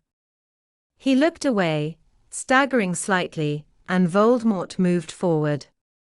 As he did so, an unnatural darkness fell, extinguishing Voldemort's lamp and Morphin's candle, extinguishing everything. Dumbledore's fingers closed tightly around Harry's arm, and they were soaring back into the present again. The soft golden light in Dumbledore's office seemed to dazzle Harry's eyes after that impenetrable darkness. "Is that all?" said Harry at once. "Why did it go dark? What happened?" "Because Morphin could not remember anything from that point onward," said Dumbledore, gesturing Harry back into his seat. When he awoke next morning, he was lying on the floor, quite alone. Marvolo's ring had gone. Meanwhile, in the village of Little Hangleton, a maid was running along the high street, screaming that there were 3 bodies lying in the drawing room of the big house: Tom Riddle Sr. and his mother and father. The Muggle authorities were perplexed. As far as I am aware, they do not know to this day how the Riddles died, for the Avada Kedavra curse does not usually leave any sign of damage. The exception sits before me, Dumbledore added, with a nod to Harry's scar. The Ministry, on the other hand, knew at once that this was a wizard's murder. They also knew that a convicted Muggle hater lived across the valley from the Riddle house, a Muggle hater who had already been imprisoned once for attacking one of the murdered people. So the Ministry called upon Morphin. They did not need to question him. to use veritaserum or legilimency. He admitted to the murder on the spot, giving details only the murderer could know. He was proud, he said, to have killed the Muggles, had been awaiting his chance all these years. He handed over his wand, which was proved at once to have been used to kill the Riddles. And he permitted himself to be led off to Azkaban without a fight. All that disturbed him was the fact that his father's ring had disappeared. "He'll kill me for losing it," he told his captors over and over again. "He'll kill me for losing his ring." And that, apparently, was all he ever said again. He lived out the remainder of his life in Azkaban, lamenting the loss of Marvolo's last heirloom, and is buried beside the prison, alongside the other poor souls who have expired within its walls. "So Voldemort stole Morfin's wand and used it," said Harry, sitting up straight. "That's right," said Dumbledore. "We have no memories to show us this, but I think we can be fairly sure what happened. Voldemort stupefied his uncle, took his wand, and proceeded across the valley to the big house over the way. There he murdered the Muggle man who had abandoned his witch mother, and, for good measure, his Muggle grandparents, thus obliterating the last of the unworthy Riddle line and revenging himself upon the father who never wanted him. Then he returned to the gaunt hovel, performed the complex bit of magic that would implant a false memory in his uncle's mind, laid Morfin's wand beside its unconscious owner, pocketed the ancient ring he wore, and departed. And Morfin never realized he hadn't done it. "Never," said Dumbledore. "He gave, as I say, a full and boastful confession. But he had this real memory in him all the time." "Yes, but it took a great deal of skilled legilimency to coax it out of him," said Dumbledore, "and why should anybody delve further into Morfin's mind when he had already confessed to the crime? However, I was able to secure a visit to Morfin in the last weeks of his life, by which time I was attempting to discover as much as I could about Voldemort's past. I extracted this memory with difficulty. When I saw what it contained, I attempted to use it to secure Morfin's release from Azkaban. Before the Ministry reached their decision, however, Morfin had died. But how come the Ministry didn't realize that Voldemort had done all that to Morfin?" Harry asked angrily. "He was underage at the time, wasn't he? I thought they could detect underage magic." "You are quite right, they can detect magic, but not the perpetrator. You will remember that you were blamed by the Ministry for the hover charm that was, in fact, cast by Dobby," growled Harry. This injustice still rankled. "So if you're underage and you do magic inside an adult witch or wizard's house, the Ministry won't know. They will certainly be unable to tell who performed the magic," said Dumbledore, smiling slightly at the look of great indignation on Harry's face. "They rely on witch and wizard parents to enforce their offspring's obedience while within their walls." "Well, that's rubbish," snapped Harry. "Look what happened here, look what happened to Morfin." "I agree," said Dumbledore. "Whatever Morfin was, he did not deserve to die as he did, blamed for murders he had not committed. But it is getting late, and I want you to see this other memory before we part." Dumbledore took from an inside pocket another crystal phial, and Harry fell silent at once, remembering that Dumbledore had said it was the most important one he had collected. Harry noticed that the contents proved difficult to empty into the pensieve, as though they had congealed slightly. Did memories go bad? "This will not take long," said Dumbledore, when he had finally emptied the phial. "We shall be back before you know it." Once more into the pensieve, then. And Harry fell again through the silver surface, landing this time right in front of a man he recognized at once. It was a much younger Horace Slughorn. Harry was so used to him bald that he found the sight of Slughorn with thick, shiny, straw-colored hair quite disconcerting. It looked as though he had had his head thatched, though there was already a shiny galleon-sized bald patch on his crown. His mustache, less massive than it was these days, was ginger blonde.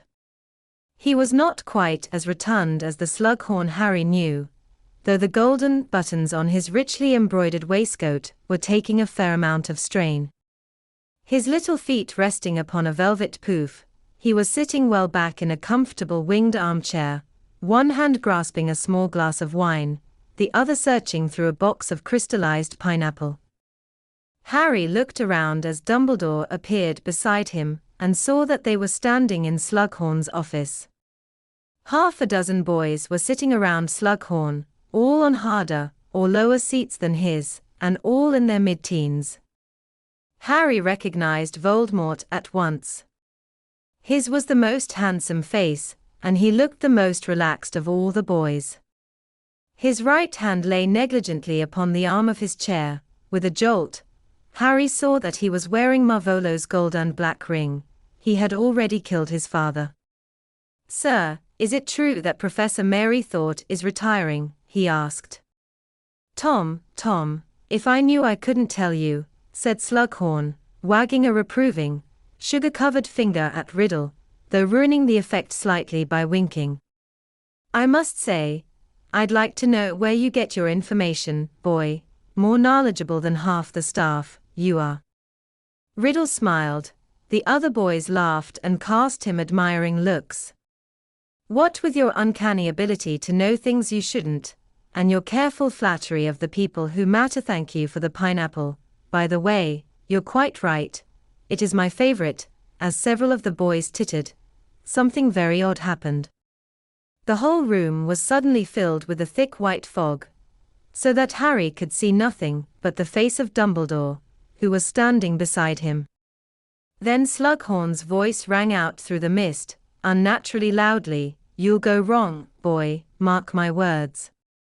The fog cleared as suddenly as it had appeared, and yet nobody made any allusion to it, nor did anybody look as though anything unusual had just happened. Bewildered, Harry looked around as a small golden clock standing upon Slughorn's desk chimed 11 o'clock. "Good gracious, is it that time already?" said Slughorn. "You'd better get going, boys, or we'll all be in trouble. Lestrange, I want your essay by tomorrow, or it's detention. Same goes for you, Avery." Slughorn pulled himself out of his armchair and carried his empty glass over to his desk as the boys filed out. Voldemort, however, stayed behind. Harry could tell he had dawdled deliberately, wanting to be last in the room with Slughorn. "Look sharp, Tom," said Slughorn, turning around and finding him still present. "You don't want to be caught out of bed out of hours, and you're perfect." "Sir, I wanted to ask you something." "Ask away, then, boy, ask away." "Sir, I wondered what you know about Horcruxes." And it happened all over again. The dense fog filled the room so that Harry could not see Slughorn or Voldemort at all, only Dumbledore, smiling serenely beside him. Then Slughorn's voice boomed out again, just as it had done before. "I don't know anything about Horcruxes, and I wouldn't tell you if I did. Now get out of here at once and don't let me catch you mentioning them again." "Well, that's that," said Dumbledore placidly beside Harry. "Time to go." And Harry's feet left the floor to fall, seconds later, back onto the rug in front of Dumbledore's desk. "That's all there is," said Harry blankly. Dumbledore had said that this was the most important memory of all, but he could not see what was so significant about it. Admittedly, the fog, and the fact that nobody seemed to have noticed it, was odd, but other than that nothing seemed to have happened except that Voldemort had asked a question and failed to get an answer. "As you might have noticed," said Dumbledore, reseating himself behind his desk, "that memory has been tampered with." "Tampered with," repeated Harry, sitting back down too. "Certainly," said Dumbledore. "Professor Slughorn has meddled with his own recollections." "But why would he do that?" "Because, I think, he is ashamed of what he remembers," said Dumbledore. "He has tried to rework the memory to show himself in a better light, obliterating those parts which he does not wish me to see. It is, as you will have noticed, very crudely done, and that is all to the good, for it shows that the true memory is still there beneath the alterations. And so, for the first time, I am giving you homework, Harry. It will be your job to persuade Professor Slughorn to divulge the real memory, which will undoubtedly be our most crucial piece of information of all." Harry stared at him. "But surely, sir," he said, keeping his voice as respectful as possible, "you don't need me. You could use legilimency, or veritaserum. Professor Slughorn is an extremely able wizard who will be expecting both," said Dumbledore. "He is much more accomplished at occlumency than poor Morfingaunt, and I would be astonished if he has not carried an antidote to veritaserum with him ever since I coerced him into giving me this travesty of a recollection. No, I think it would be foolish to attempt to wrest the truth from Professor Slughorn by force, and might do much more harm than good. I do not wish him to leave Hogwarts. However, he has his weaknesses like the rest of us, and I believe that you are the one person who might be able to penetrate his defenses. It is most important that we secure the true memory, Harry. How important, we will only know when we have seen the real thing. So, good luck, and good night." A little taken aback by the abrupt dismissal, Harry got to his feet quickly. "Good night, sir." As he closed the study door behind him, he distinctly heard Phineas Nigella say, "I can't see why the boy should be able to do it better than you, Dumbledore." "I wouldn't expect you to, Phineas," replied Dumbledore, and Fawkes gave another low, musical cry. Chapter 18, Birthday Surprises. The next day Harry confided in both Ron and Hermione the task that Dumbledore had set him, though separately, for Hermione still refused to remain in Ron's presence longer than it took to give him a contemptuous look. Ron thought that Harry was unlikely to have any trouble with Slughorn at all. "He loves you," he said over breakfast, waving an airy forkful of fried egg. "Won't refuse you anything, will he? Not his little potions, Prince. Just hang back after class this afternoon and ask him." Hermione, however, took a gloomier view. "He must be determined to hide what really happened if Dumbledore couldn't get it out of him," she said in a low voice, as they stood in the deserted, snowy courtyard at break. "Horcruxes. Horcruxes. I've never even heard of them." "You haven't?" Harry was disappointed. He had hoped that Hermione might have been able to give him a clue as to what Horcruxes were. They must be really advanced dark magic, or why would Voldemort have wanted to know about them? "I think it's going to be difficult to get the information, Harry. You'll have to be very careful about how you approach Slughorn, think out a strategy. Ron reckons I should just hang back after potions this afternoon." "Oh, well, if one thinks that, you'd better do it," she said, flaring up at once. "After all, when has one's judgment ever been faulty?" "Hermione, can't you know?" she said angrily, and stormed away, leaving Harry alone and ankle-deep in snow. Potions lessons were uncomfortable enough these days, seeing as Harry, Ron and Hermione had to share a desk. Today, Hermione moved her cauldron around the table so that she was close to Ernie, and ignored both Harry and Ron. "What have you done?" Ron muttered to Harry, looking at Hermione's haughty profile. But before Harry could answer, Slughorn was calling for silence from the front of the room. "Settle down, settle down, please. Quickly, now, lots of work to get through this afternoon. Galpalat's third law, who can tell me? But Miss Granger can, of course. Hermione recited at top speed. Galpalat's third law states that their antidote for a blended poison will be equal to more than the sum of their antidotes for each of the separate components. Precisely, beamed Slughorn. 10 points for Gryffindor. Now, if we accept Galpalat's third law as true, Harry was going to have to take Slughorn's word for it that Galpalat's third law was true, because he had not understood any of it. Nobody apart from Hermione seemed to be following what Slughorn said next, either. Which means, of course, that assuming we have achieved correct identification of the potion's ingredients by Scarpin's Reveler spell, our primary aim is not the relatively simple one of selecting antidotes to those ingredients in and of themselves, but to find that added component which will, by an almost alchemical process, transform these disparate elements. Ron was sitting beside Harry with his mouth half open, doodling absently on his new copy of Advanced Potion Making. Ron kept forgetting that he could no longer rely on Hermione to help him out of trouble when he failed to grasp what was going on. And so, finished Slughorn, I want each of you to come and take one of these files from my desk.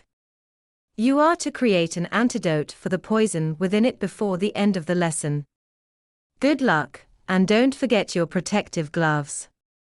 Hermione had left her stool and was halfway towards Slughorn's desk before the rest of the class had realized it was time to move, and by the time Harry, Ron and Ernie returned to the table, she had already tipped the contents of her file into her cauldron and was kindling a fire underneath it. It's a shame that the prince won't be able to help you much with this, Harry, she said brightly as she straightened up. You have to understand the principles involved this time. No shortcuts or cheats. Annoyed, Harry uncorked the poison he had taken from Slughorn's desk, which was a garish shade of pink, tipped it into his cauldron and lit a fire underneath it. He did not have the faintest idea what he was supposed to do next. He glanced at Ron, who was now standing there looking rather gormless, having copied everything Harry had done. You sure the prince hasn't got any tips? Ron muttered to Harry. Harry pulled out his trusty copy of Advanced Potion Making and turned to the chapter on antidotes. There was Galpalat's third law, stated word for word as Hermione had recited it, but not a single illuminating note in the prince's hand to explain what it meant. Apparently the prince, like Hermione, had had no difficulty understanding it. Nothing, said Harry gloomily. Hermione was now waving her wand enthusiastically over her cauldron. Unfortunately, they could not copy the spell she was doing because she was now so good at non-verbal incantations that she did not need to say the words aloud. Ernie Macmillan, however, was muttering, Specialist Revelio, over his cauldron, which sounded impressive, so Harry and Ron hastened to imitate him. It took Harry only 5 minutes to realize that his reputation as the best potion maker in the class was crashing around his ears. Slughorn had peered hopefully into his cauldron on his first circuit of the dungeon, preparing to exclaim in delight as he usually did, and instead had withdrawn his head hastily, coughing, as the smell of bad eggs overwhelmed him. Hermione's expression could not have been any smugger. She had loathed being outperformed in every potions class. She was now decanting the mysteriously separated ingredients of her poison into 10 different crystal phials. More to avoid watching this irritating sight than anything else, Harry bent over the Half-Blood Prince's book and turned a few pages with unnecessary force. And there it was, scrawled right across a long list of antidotes. Just shove a bezoar down their throats. Harry stared at these words for a moment. Hadn't he once, long ago, heard of bezoars? Hadn't Snape mentioned them in their first ever potions lesson? A stone taken from the stomach of a goat, which will protect from most poisons.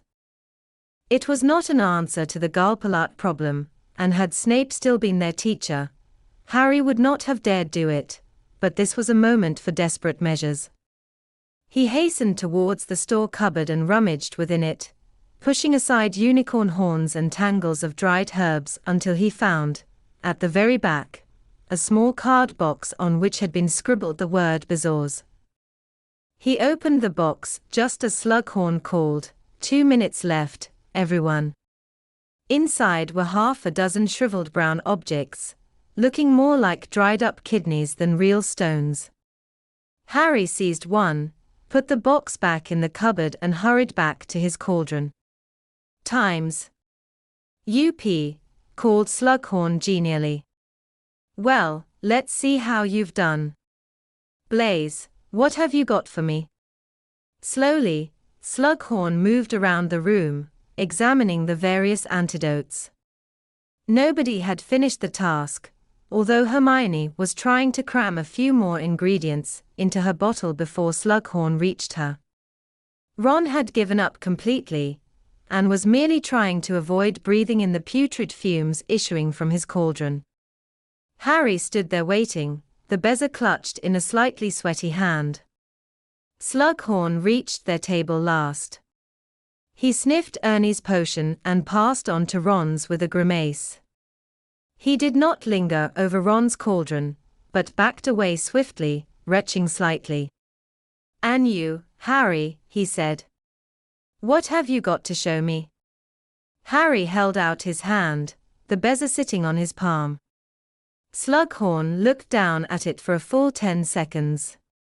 Harry wondered, for a moment, whether he was going to shout at him. Then he threw back his head and roared with laughter. "You've got a nerve, boy," he boomed, taking the bezer and holding it up so that the class could see it. "Oh, you're like your mother. Well, I can't fault you. A bezer would certainly act as an antidote to all these potions." Hermione, who was sweaty-faced and had soot on her nose, looked livid. Her half-finished antidote, comprising 52 ingredients including a chunk of her own hair, bubbled sluggishly behind Slughorn, who had eyes for nobody but Harry. "And you thought of a bezer all by yourself, did you, Harry?" she asked through gritted teeth. "That's the individual spirit a real potion maker needs," said Slughorn happily, before Harry could reply. Just like his mother, she had the same intuitive grasp of potion making. "It's undoubtedly from Lily he gets it." "Yes, Harry, yes, if you've got a bezer to hand, of course that would do the trick. Although as they don't work on everything, and are pretty rare, it's still worth knowing how to mix antidotes." The only person in the room looking angrier than Hermione was Malfoy, who, Harry was pleased to see, had spilled something that looked like cat sick over himself. Before either of them could express their fury that Harry had come top of the class, by not doing any work, however, the bell rang. "Time to pack up," said Slughorn. "And an extra 10 points to Gryffindor for sheer cheek." Still chuckling, he waddled back to his desk at the front of the dungeon. Harry dawdled behind, taking an inordinate amount of time to do up his bag. Neither Ron nor Hermione wished him luck as they left, both looked rather annoyed. At last Harry and Slughorn were the only two left in the room. "Come on now, Harry, you'll be late for your next lesson," said Slughorn affably, snapping the gold clasps shut on his dragon skin briefcase. "Sir," said Harry, reminding himself irresistibly of Voldemort, "I wanted to ask you something." "Ask away, then, my dear boy, ask away." "Sir, I wondered what you know about Horcruxes." Slughorn froze. His round face seemed to sink in upon itself. He licked his lips and said hoarsely, "What did you say?" "I asked whether you know anything about Horcruxes, sir." "You see, Dumbledore put you up to this," whispered Slughorn. His voice had changed completely. It was not genial anymore, but shocked, terrified. He fumbled in his breast pocket and pulled out a handkerchief, mopping his sweating brow. "Dumbledore's shown you that memory," said Slughorn. "Well? Hasn't he?" "Yes," said Harry, deciding on the spot that it was best not to lie. "Yes, of course," said Slughorn quietly, still dabbing at his white face. "Of course. Well, if you've seen that memory, Harry, you'll know that I don't know anything," he repeated the word forcefully, "about Horcruxes." He seized his dragonskin briefcase, stuffed his handkerchief back into his pocket, and marched to the dungeon door. "Sir," said Harry desperately, "I just thought there might be a bit more to the memory." "Did you?" said Slughorn. "Then you were wrong, weren't you?" "Wrong." He bellowed the last word, and before Harry could say another word, slammed the dungeon door behind him. Neither Ron nor Hermione was at all sympathetic when Harry told them of this disastrous interview. Hermione was still seething at the way Harry had triumphed without doing the work properly. Ron was resentful that Harry hadn't slipped him a bezer, too. "It would have just looked stupid if we'd both done it," said Harry irritably. "Look, I had to try and soften him up so I could ask him about Voldemort, didn't I?" "Oh, will you get a grip?" he added in exasperation, as Ron winced at the sound of the name. Infuriated by his failure and by Ron and Hermione's attitudes, Harry brooded for the next few days over what to do next about Slughorn. He decided that, for the time being, he would let Slughorn think that he had forgotten all about Horcruxes. It was surely best to lull him into a false sense of security before returning to the attack. When Harry did not question Slughorn again, the potions master reverted to his usual affectionate treatment of him, and appeared to have put the matter from his mind. Harry awaited an invitation to one of his little evening parties, determined to accept this time, even if he had to reschedule Quidditch practice. Unfortunately, however, no such invitation arrived. Harry checked with Hermione and Ginny. Neither of them had received an invitation, and nor, as far as they knew, had anybody else. Harry could not help wondering whether this meant that Slughorn was not quite as forgetful as he appeared, simply determined to give Harry no additional opportunities to question him. Meanwhile, the Hogwarts library had failed Hermione for the first time in living memory. She was so shocked, she even forgot that she was annoyed at Harry for his trick with the bezer. "I haven't found one single explanation of what Horcruxes do," she told him. "Not a single one. I've been right through the restricted section, and even in the most horrible books, where they tell you how to brew the most gruesome potions, nothing. All I could find was this, in the introduction to Magic Most Evil. Listen of the Horcrux, wickedest of magical inventions, we shall not speak nor give direction." "I mean, why mention it, then?" she said impatiently, slamming the old book shut. It let out a ghostly wail. "Oh, shut up," she snapped, stuffing it back into her bag. The snow melted around the school as February arrived, to be replaced by cold, dreary wetness. Purplish-gray clouds hung low over the castle, and a constant fall of chilly rain made the lawns slippery and muddy. The upshot of this was that the sixth year's first apparition lesson, which was scheduled for a Saturday morning so that no normal lessons would be missed, took place in the Great Hall instead of in the grounds. When Harry and Hermione arrived in the hall, Ron had come down with Lavender. They found that the tables had disappeared. Rain lashed against the high windows and the enchanted ceiling swirled darkly above them as they assembled in front of Professors McGonagall, Snape, Flitwick, and Sprout, the heads of house, and a small wizard whom Harry took to be the apparition instructor from the ministry. He was oddly colorless, with transparent eyelashes, wispy hair, and an insubstantial air, as though a single gust of wind might blow him away. Harry wondered whether constant disappearances and reappearances had somehow diminished his substance, or whether this frail build was ideal for anyone wishing to vanish. "Good morning," said the ministry wizard, when all the students had arrived and the heads of house had called for quiet. "My name is Wilkie Twycross, and I shall be your ministry apparition instructor for the next 12 weeks. I hope to be able to prepare you for your apparition test in this time." "Malfoy, be quiet and pay attention," barked Professor McGonagall. Everybody looked round. Malfoy had flushed a dull pink. He looked furious as he stepped away from Crabbe, with whom he appeared to have been having a whispered argument. Harry glanced quickly at Snape, who also looked annoyed, though Harry strongly suspected that this was less because of Malfoy's rudeness than the fact that McGonagall had reprimanded one of his house. "By which time, many of you may be ready to take your test," Twycross continued, as though there had been no interruption. "As you may know, it is usually impossible to apparate or disapparate within Hogwarts.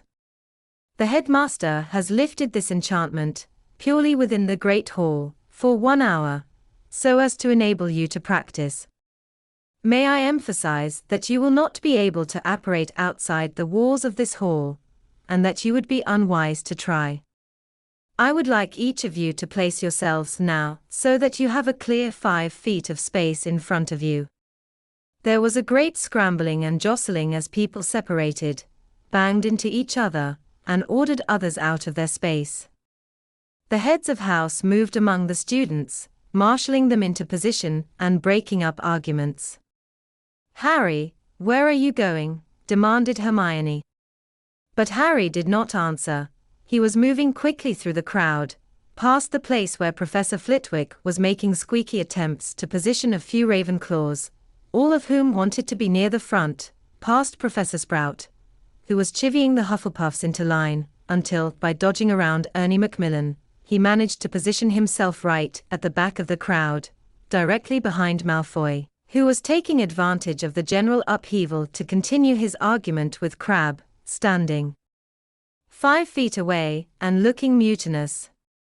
"I don't know how much longer, all right." Malfoy shot at him, oblivious to Harry standing right behind him. "It's taking longer than I thought it would." Crabbe opened his mouth, but Malfoy appeared to second-guess what he was going to say. "Look, it's none of your business what I'm doing, Crabbe. You and Goyle just do as you're told and keep a lookout. Tell my friends what I'm up to, if I want them to keep a lookout for me," Harry said, just loud enough for Malfoy to hear him.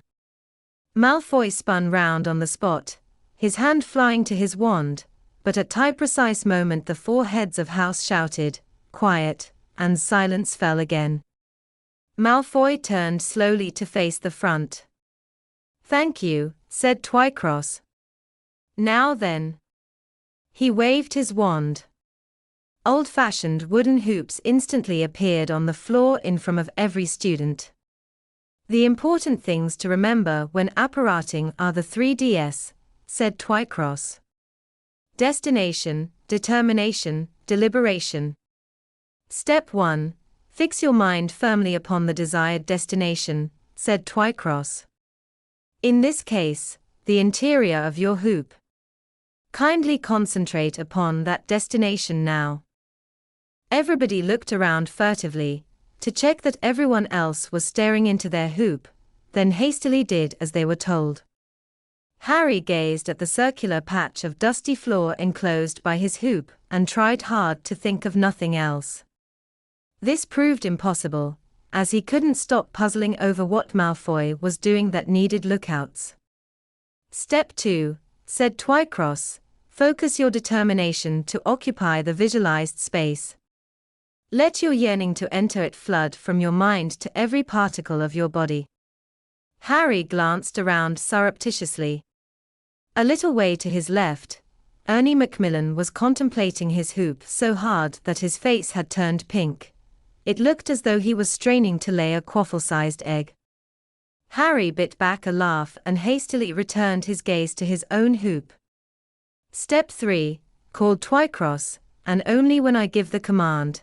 Turn on the spot, feeling your way into nothingness, moving with deliberation.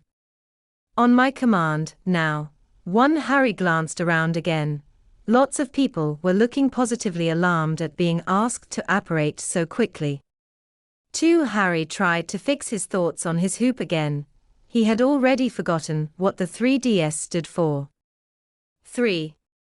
Harry spun on the spot, lost his balance and nearly fell over. He was not the only one. The whole hall was suddenly full of staggering people. Neville was flat on his back. Ernie Macmillan, on the other hand, had done a kind of pirouetting leap into his hoop and looked momentarily thrilled, until he caught sight of Dean Thomas roaring with laughter at him. Never mind, said Twycross dryly, who did not seem to have expected anything better. Adjust your hoops, please, and back to your original positions. The second attempt was no better than the first. The third was just as bad. Not until the fourth did anything exciting happen. There was a horrible screech of pain and everybody looked around, terrified, to see Susan Bones of Hufflepuff wobbling in her hoop with her left leg still standing 5 feet away, where she had started. The heads of house converged on her. There was a great bang and a puff of purple smoke, which cleared to reveal Susan sobbing, reunited with her leg, but looking horrified. Splinching, or the separation of random body parts, said Wilkie Twycross dispassionately, occurs when the mind is insufficiently determined. You must concentrate continually upon your destination and move, without haste, but with deliberation, thus. Twycross stepped forwards, turned gracefully on the spot with his arms outstretched and vanished in a swirl of robes, reappearing at the back of the hall. Remember the 3DS, he said, and try again. 1, 2, 3. But an hour later, Susan's splinching was still the most interesting thing that had happened. Twycross did not seem discouraged. Fastening his cloak at his neck, he merely said, until next Saturday, everybody, and do not forget, destination. Determination. Deliberation. With that, he waved his wand, vanishing the hoops, and walked out of the hall accompanied by Professor McGonagall. Talk broke out at once as people began moving towards the entrance hall. How did you do? Asked Ron, hurrying towards Harry. I think I felt something the last time. I tried a kind of tingling in my feet. I expect your trainers are too small. 1-1, said a voice behind them, and Hermione stalked past, smirking. I didn't feel anything, said Harry, ignoring this interruption. But I don't care about that now. What do you mean, you don't care? Don't you want to learn to apparate? Said Ron incredulously. I'm not fussed, really. I prefer flying, said Harry, glancing over his shoulder to see where Malfoy was, and speeding up as they came into the entrance hall. Look, hurry up, will you? There's something I want to do. Perplexed, Ron followed Harry back to Gryffindor Tower at a run. They were temporarily detained by Peeves, who had jammed a door on the 4th floor shut, and was refusing to let anyone pass until they set fire to their own pants. But Harry and Ron simply turned back, and took one of their trusted shortcuts. Within 5 minutes, they were climbing through the portrait hole. Are you going to tell me what we're doing, then? Asked Ron, panting slightly. Up here, said Harry, and he crossed the common room and led the way through the door to the boys' staircase. Their dormitory was, as Harry had hoped, empty. He flung open his trunk and began to rummage in it, while Ron watched impatiently. Harry. Malfoy's using Crabbe and Goyle as lookouts. He was arguing with Crabbe just now. I want to know, aha. He had found it, a folded square of apparently blank parchment, which he now smoothed out and tapped with the tip of his wand. I solemnly swear that I am up to no good, or Malfoy is, anyway. At once, the Marauder's map appeared on the parchment's surface. Here was a detailed plan of every one of the castle's floors, and moving around it, the tiny, labeled black dots that signified each of the castle's occupants. "Help me find Malfoy," said Harry urgently. He laid the map upon his bed, and he and Ron leaned over it, searching. "There," said Ron, after a minute or so. "He's in the Slytherin common room, look, with Parkinson and Zabini and Crabbe and Goyle." Harry looked down at the map, disappointed, but rallied almost at once. "Well, I'm keeping an eye on him from now on," he said firmly. "And the moment I see him lurking somewhere with Crabbe and Goyle keeping watch outside, it'll be on with the old invisibility cloak and off to find out what his—" He broke off as Neville entered the dormitory, bringing with him a strong smell of singed material, and began rummaging in his trunk for a fresh pair of pants. Despite his determination to catch Malfoy out, Harry had no luck at all over the next couple of weeks. Although he consulted the map as often as he could, sometimes making unnecessary visits to the bathroom between lessons to search it, he did not once see Malfoy anywhere suspicious.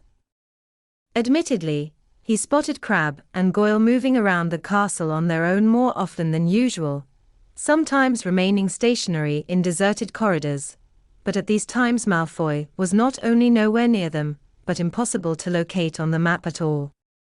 This was most mysterious. Harry toyed with the possibility that Malfoy was actually leaving the school grounds, but could not see how he could be doing it, given the very high level of security now operating within the castle. He could only suppose he was missing Malfoy amongst the hundreds of tiny black dots upon the map. As for the fact that Malfoy, Crabbe and Goyle appeared to be going their different ways when they were usually inseparable, these things happened as people got older. Ron and Hermione, Harry reflected sadly, were living proof. February moved towards March with no change in the weather except that it became windy as well as wet. To general indignation, a sign went up on all common room notice boards that the next trip into Hogsmeade had been cancelled. Ron was furious. "It was on my birthday," he said. "I was looking forward to that." "Not a big surprise, though, is it?" said Harry. "Not after what happened to Katie. She had still not returned from St. Mungo's. What was more, further disappearances had been reported in the Daily Prophet, including several relatives of students at Hogwarts. But now all I've got to look forward to is stupid apparition," said Ron grumpily. "Big birthday treat." 3 lessons on apparition was proving as difficult as ever, though a few more people had managed to splinch themselves. Frustration was running high and there was a certain amount of ill feeling towards Wilkie Twycross and his 3DS, which had inspired a number of nicknames for him, the politest of which were Dog Breath and Dunghead. "Happy birthday, Ron," said Harry, when they were woken on the 1st of March by Seamus and Dean leaving noisily for breakfast. "Have a present." He threw the package across onto Ron's bed, where it joined a small pile of them that must, Harry assumed, have been delivered by house elves in the night. "Cheers," said Ron drowsily, and as he ripped off the paper Harry got out of bed, opened his own trunk, and began rummaging in it for the Marauder's map, which he hid after every use. He turfed out half the contents of his trunk, before he found it hiding beneath the rolled-up socks, in which he was still keeping his bottle of lucky potion, Felix Felicis. "Right," he murmured, taking it back to bed with him, tapping it quietly and murmuring, "I solemnly swear that I am up to no good," so that Neville, who was passing the foot of his bed at the time, would not hear. "Nice one, Harry," said Ron enthusiastically, waving the new pair of Quidditch keeper's gloves Harry had given him. "No problem," said Harry absent-mindedly, as he searched the Slytherin dormitory closely for Malfoy. "Hey. I don't think he's in his bed." Ron did not answer, He was too busy unwrapping presents, every now and then letting out an exclamation of pleasure. "Seriously good haul this year," he announced, holding up a heavy gold watch with odd symbols around the edge, and tiny moving stars instead of hands. "See what Mum and Dad got me. Blimey, I think I'll come of age next year too." "Cool," muttered Harry, sparing the watch a glance before peering more closely at the map. Where was Malfoy? He did not seem to be at the Slytherin table in the Great Hall, eating breakfast. He was nowhere near Snape, who was sitting in his study. He wasn't in any of the bathrooms, or in the hospital wing. "Want one?" said Ron thickly, holding out a box of chocolate cauldrons. "No thanks," said Harry, looking up. "Malfoy's gone again." "Can't have done," said Ron, stuffing a second cauldron into his mouth as he slid out of bed to get dressed. "Come on. If you don't hurry up you'll have to apparate on an empty stomach. Might make it easier, I suppose." Ron looked thoughtfully at the box of chocolate cauldrons, then shrugged and helped himself to a third. Harry tapped the map with his wand, muttered, "Mischief managed," though it hadn't been, and got dressed, thinking hard. There had to be an explanation for Malfoy's periodic disappearances, but he simply could not think what it could be. The best way of finding out would be to tail him, but even with the invisibility cloak this was an impractical idea. He had lessons, Quidditch practice, homework and apparition. He could not follow Malfoy around school all day without his absence being remarked upon. "Ready," he said to Ron. He was halfway to the dormitory door when he realized that Ron had not moved, but was leaning on his bedpost, staring out of the rain-washed window with a strangely unfocused look on his face. "Ron? Breakfast? I'm not hungry." Harry stared at him. "I thought you just said." "Well, all right, I'll come down with you," sighed Ron, "but I don't want to eat." Harry scrutinized him suspiciously. "You've just eaten half a box of chocolate cauldrons, haven't you?" "It's not that," Ron sighed again. You wouldn't understand." "Fair enough," said Harry, albeit puzzled, as he turned to open the door. "Harry," said Ron suddenly. "What?" "Harry, I can't stand it." "You can't stand what?" asked Harry, now starting to feel definitely alarmed. Ron was rather pale and looked as though he was about to be sick. "I can't stop thinking about her," said Ron hoarsely. Harry gaped at him. He had not expected this and was not sure he wanted to hear it. Friends they might be, but if Ron started calling Lavender Lav, he would have to pooey his foot down. "Why does that stop you having breakfast?" Harry asked, trying to inject a note of common sense into the proceedings. "I don't think she knows I exist," said Ron with a desperate gesture. "She definitely knows you exist," said Harry, bewildered. "She keeps snogging you, doesn't she?" Ron blinked. "Who are you talking about?" "Who are you talking about?" said Harry, with an increasing sense that all reason had dropped out of the conversation. "Romilda Vane," said Ron softly, and his whole face seemed to illuminate as he said it, as though hit by a ray of purest sunlight. They stared at each other for almost a whole minute, before Harry said, "This is a joke, right?" "You're joking."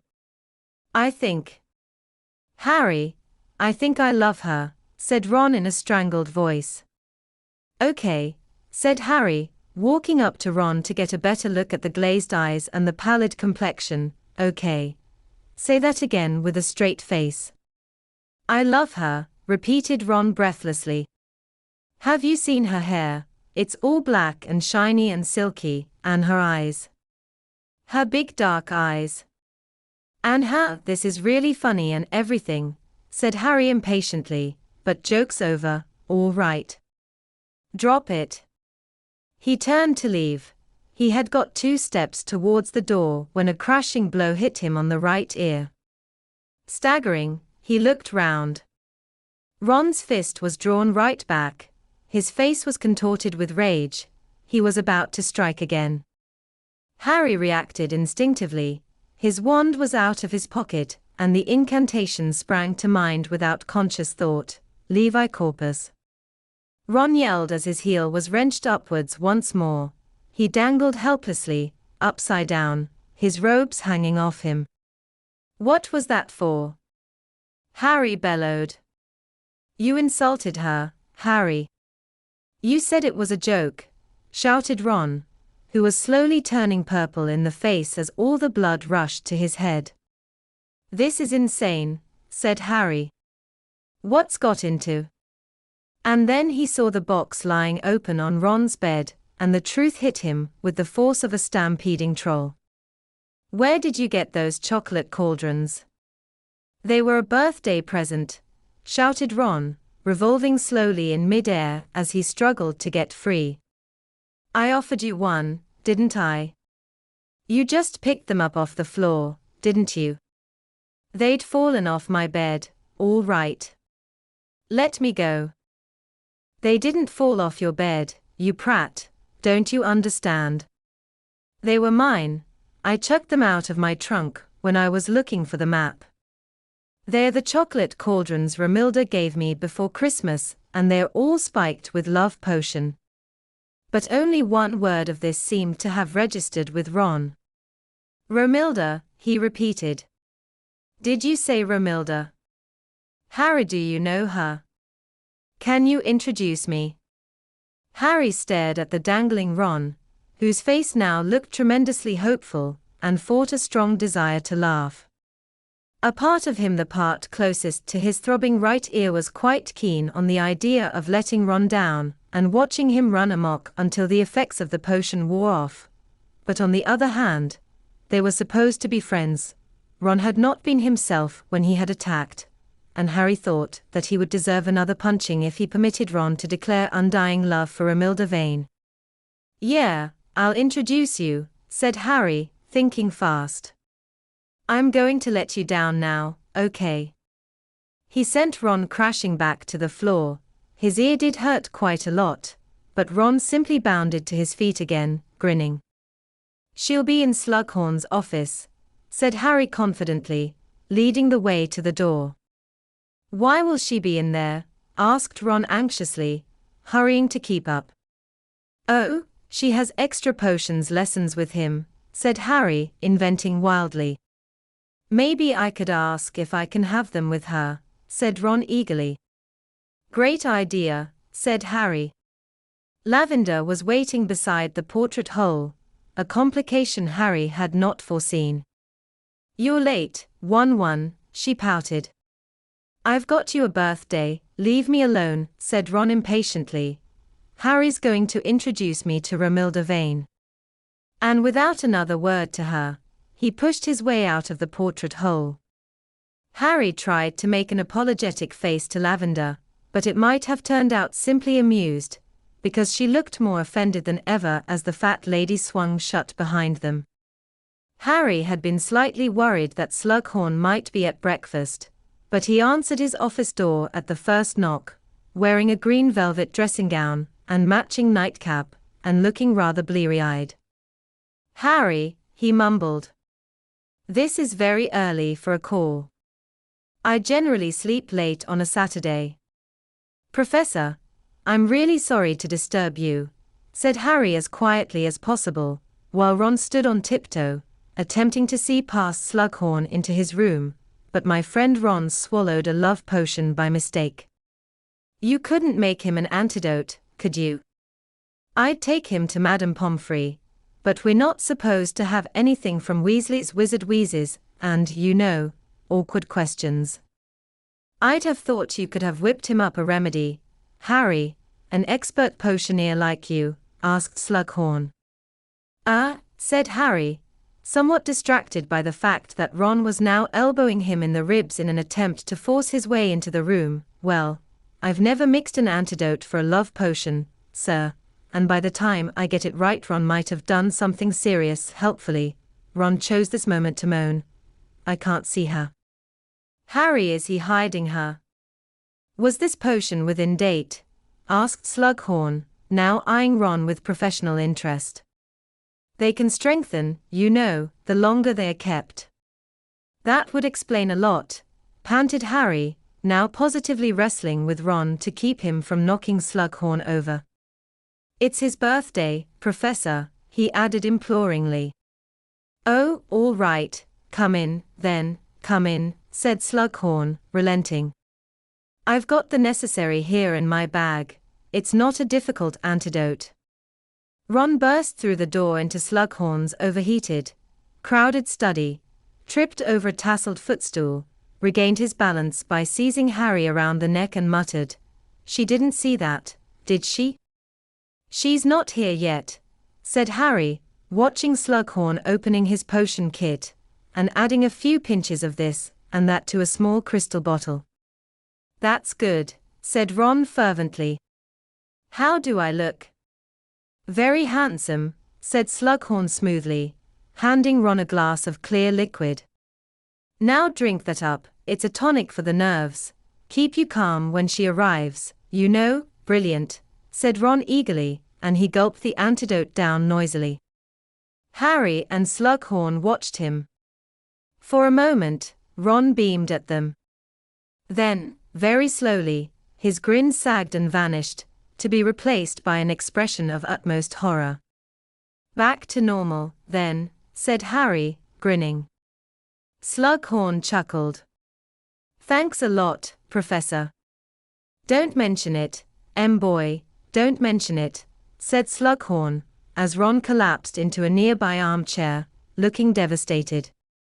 Pick me up, that's what he needs, Slughorn continued, now bustling over to a table loaded with drinks.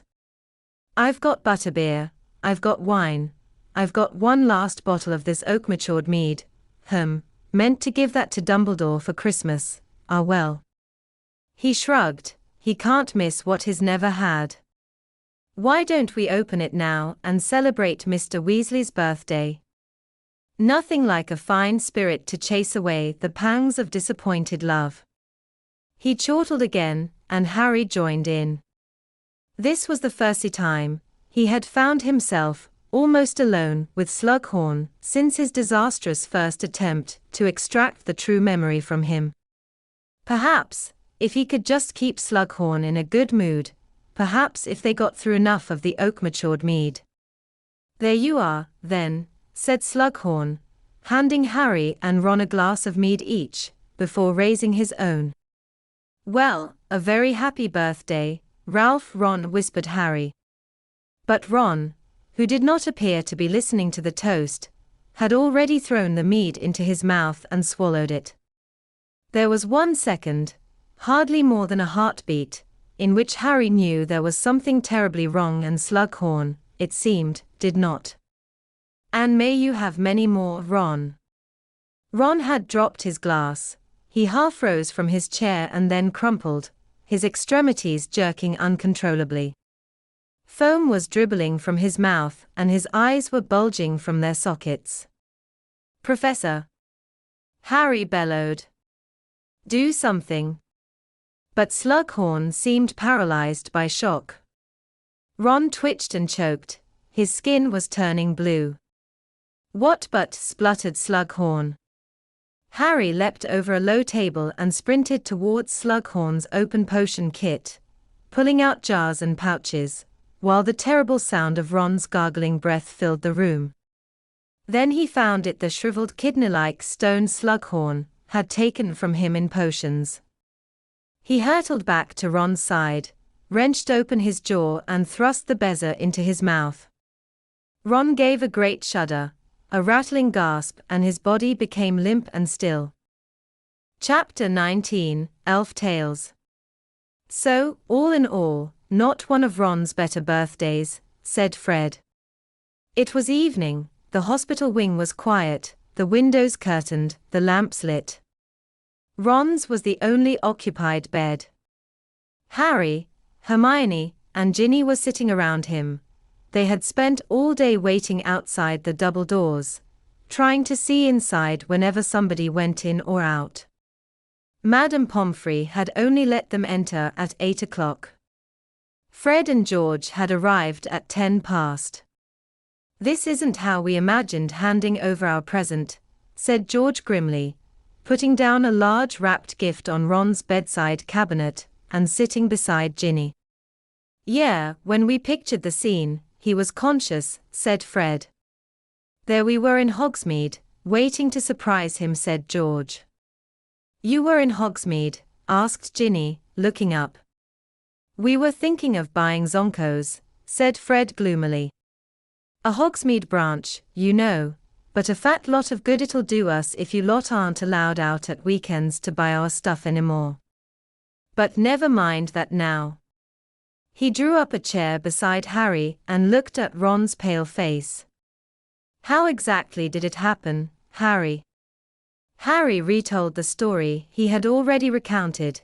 It felt like 100 times to Dumbledore, to McGonagall, to Madame Pomfrey, to Hermione, and to Ginny. "And then I got the bezer down his throat, and his breathing eased up a bit. Slughorn ran for help, McGonagall and Madame Pomfrey turned up, and they brought Ron up here. They reckon he'll be all right. Madame Pomfrey says he'll have to stay here a week or so, keep taking essence of rue." "Blimey, it was lucky you thought of a bezer," said George in a low voice. "Lucky there was one in the room," said Harry, who kept turning cold at the thought of what would have happened if he had not been able to lay hands on the little stone. Hermione gave an almost inaudible sniff.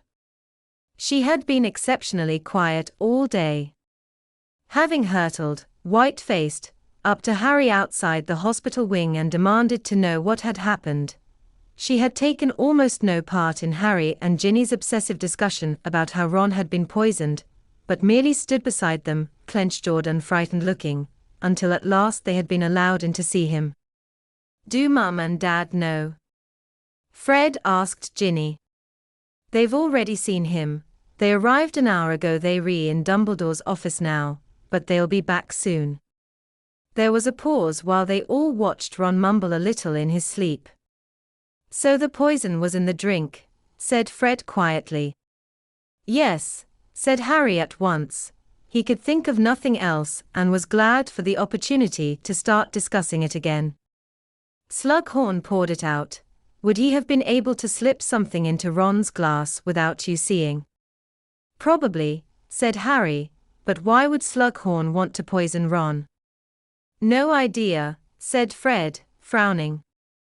"You don't think he could have mixed up the glasses by mistake? Meaning to get you?" "Why would Slughorn want to poison Harry?" asked Ginny. "I dunno," said Fred, "but there must be loads of people who'd like to poison Harry, mustn't there? The chosen one and all that." "So you think Slughorn's a Death Eater?" said Ginny. "Anything's possible," said Fred darkly. "He could be under the Imperious curse," said George. "Or he could be innocent," said Ginny. "The poison could have been in the bottle, in which case it was probably meant for Slughorn himself." "Who'd want to kill Slughorn?" "Dumbledore reckons Voldemort wanted Slughorn on his side," said Harry. "Slughorn was in hiding for a year before he came to Hogwarts. And he thought of the memory Dumbledore had not yet been able to extract from Slughorn. And maybe Voldemort wants him out of the way, maybe he thinks he could be valuable to Dumbledore." "But you said Slughorn had been planning to give that bottle to Dumbledore for Christmas," Ginny reminded him. "So the poisoner could just as easily have been after Dumbledore." "Then the poisoner didn't know Slughorn very well," said Hermione, speaking for the first time in hours and sounding as though she had a bad head cold.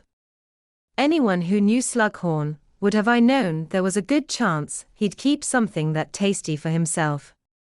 "Hermione," croaked Ron unexpectedly from between them. They all fell silent, watching him anxiously, but after muttering incomprehensibly for a moment he merely started snoring. The dormitory doors flew open, making them all jump. Hagrid came striding toward them, his hair rain-flecked, his bearskin coat flapping behind him, a crossbow in his hand, leaving a trail of muddy dolphin-sized footprints all over the floor. "Been in the forest all day," he panted. "Aragog's worse. I been reading to him, didn't get up to dinner till just now, and then Professor Sprout told me your boo Ron." "How is he?" "Not bad," said Harry. "They say he'll be okay." "No more than 6 visitors at a time," said Madame Pomfrey, hurrying out of her office. "Hagrid makes 6, George pointed out. "Oh, yes," said Madame Pomfrey, who seemed to have been counting Hagrid as several people due to his vastness. To cover her confusion, she hurried off to clear up his muddy footprints with her wand. "I don't believe this," said Hagrid hoarsely, shaking his great shaggy head as he stared down at Ron. "Just don't believe it. Look at him lying there. Who'd want to hurt him, eh?" "That's just what we were discussing," said Harry. "We don't know. Someone can have a grudge against the Gryffindor Quidditch team, could they?" said Hagrid anxiously. "First Katie, now Ron." "I can't see anyone trying to bump off a Quidditch team," said George. "Would might have done the Slytherins if he could have got away with it," said Fred fairly. "Well, I don't think it's Quidditch, but I think there's a connection between the attacks," said Hermione quietly. "How'd you work that out?" asked Fred. "Well, for one thing, they both ought to have been fatal and weren't, although that was pure luck. And for another, neither the poison nor the necklace seems to have reached the person who was supposed to be killed. Of course," she added broodingly, "that makes the person behind this even more dangerous in a way, because they don't seem to care how many people they finish off before they actually reach their victim." Before anybody could respond to this ominous pronouncement, the dormitory doors opened again, and Mr. and Mrs. Weasley hurried up the ward. They had done no more than satisfy themselves that Ron would make a full recovery on their last visit to the ward.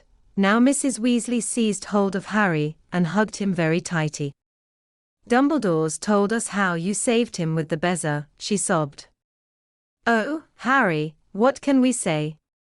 You saved Ginny, you saved Arthur, now you've saved Ron." "Don't be."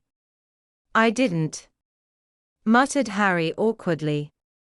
"Half our family does seem to owe you their lives, now I stop and think about it," Mr. Weasley said in a constricted voice. "Well, all I can say is that it was a lucky day for the Weasleys when Ron decided to sit in your compartment on the Hogwarts Express, Harry." Harry could not think of any reply to this, and was almost glad when Madame Pomfrey reminded them that there were only supposed to be 6 visitors around Ron's bed. He and Hermione rose at once to leave, and Hagrid decided to go with them, leaving Ron with his family. "It's terrible," growled Hagrid into his beard, as the 3 of them walked back along the corridor to the marble staircase. "All this new security, and kids are still getting hurt. Dumbledore's worried sick. He don't say much, but I can tell." "Hasn't he got any ideas, Hagrid?" asked Hermione desperately. "I expect he's got hundreds of ideas, brain like his," said Hagrid. "But he doesn't know who sent that necklace nor put poison in that wine, or they'd been caught, wouldn't they?" "What worries me," said Hagrid, lowering his voice and glancing over his shoulder, "Harry, for good measure, check the ceiling for Peeves, is how long Hogwarts can stay open if kids are being attacked. Chamber o' Secrets all over again, isn't it? There'll be panic, more parents taking their kids out of school, and next thing you know the board o' governors."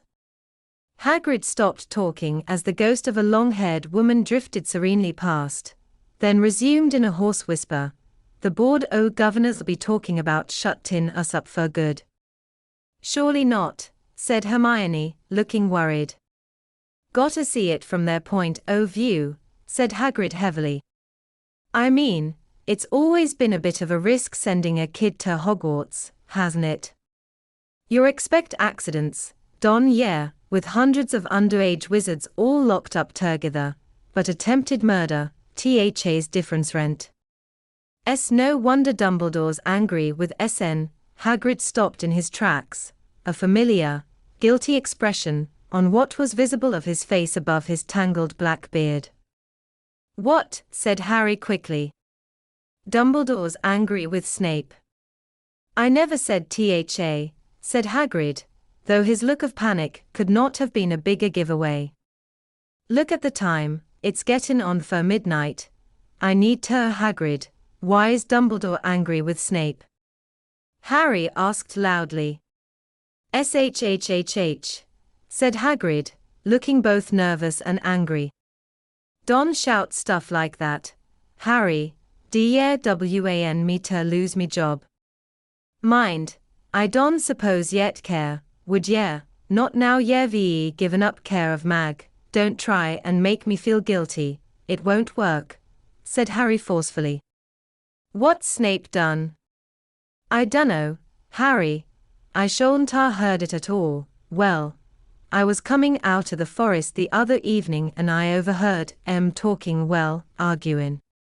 Didn't like to draw attention to myself, so I sorta skulked and tried not to listen, but it was, a heated discussion and it wasn't easy to block it out. Well?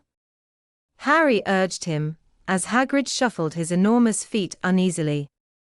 Well, I just heard Snape saying Dumbledore took too much for granted and maybe Snape didn't WAN to do it anymore. Do what? I dunno, Harry. It sounded like Snape was feeling a bit overworked. THA's all anyway. Dumbledore told him flat out he'd agreed to do it and that was all there was to it. Pretty firm with him. And then he said summit about Snape marking investigations in his house, in Slytherin. Well, there's nothing strange about that. Hagrid added hastily, as Harry and Hermione exchanged looks full of meaning. All the heads o' houses were asked to look into that necklace business. Yeah, but Dumbledore's not having rows with the rest of them, is he? Said Harry. Look. Hagrid twisted his crossbow uncomfortably in his hands. There was a loud splintering sound and it snapped in two. I know what ye like about Snape, Harry, and I don't want ye to go reading more into this than there is. Look out, said Hermione tersely. They turned just in time to see the shadow of Argus Filch looming over the wall behind them before the man himself turned the corner, hunchbacked, his jowls a-quiver. Aho, he wheezed. Out of bed so late, this'll mean detention. No it won't, Filch, said Hagrid shortly. They are with me, aren't they? And what difference does that make? Asked Filch obnoxiously. I'm a ruddy teacher, aren't I? Yes, sneakin' squib, said Hagrid, firing up at once. There was a nasty hissing noise as Filch swelled with fury. Mrs. Norris had arrived, unseen, and was twisting herself sinuously around Filch's skinny ankles. Get going, said Hagrid out of the corner of his mouth. Harry did not need telling twice. He and Hermione both hurried off. Hagrid's and Filch's raised voices echoed behind them as they ran. They passed Peeves near the turning into Gryffindor Tower, but he was streaking happily toward the source of the yelling, cackling and calling. When there's strife, and when there's trouble call on Peevesy, he'll make double.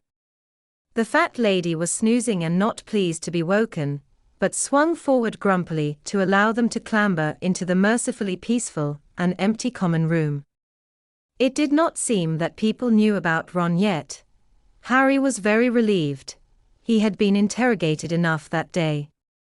Hermione bade him good night and set off for the girls' dormitory. Harry, however, remained behind, taking a seat beside the fire and looking down into the dying embers. So Dumbledore had argued with Snape. In spite of all he had told Harry, in spite of his insistence that he trusted Snape completely, he had lost his temper with him. He did not think that Snape had tried hard enough to investigate the Slytherins. Or, perhaps, to investigate a single Slytherin, Malfoy. Was it because Dumbledore did not want Harry to do anything foolish, to take matters into his own hands, that he had pretended there was nothing in Harry's suspicions?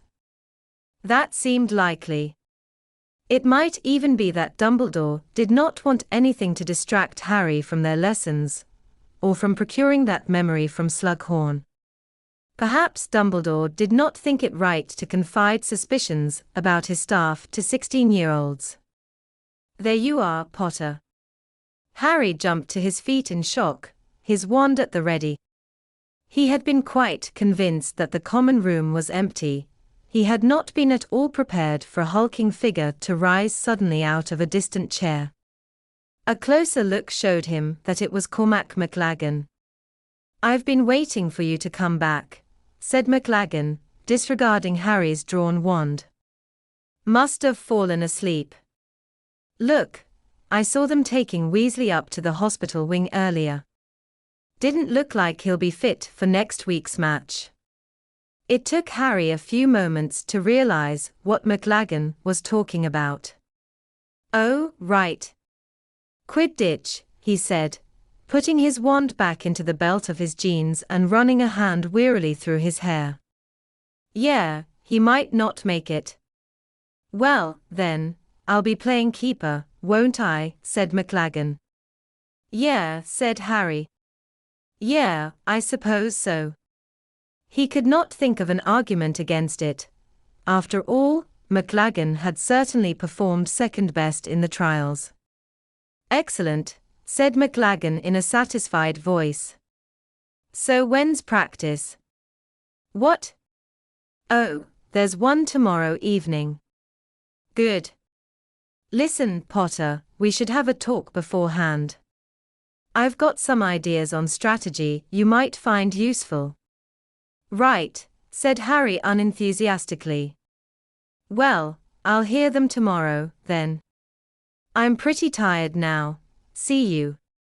The news that Ron had been poisoned spread quickly next day, but it did not cause the sensation that Katie's attack had done. People seemed to think that it might have been an accident, given that he had been in the potions master's room at the time, and that as he had been given an antidote immediately there was no real harm done.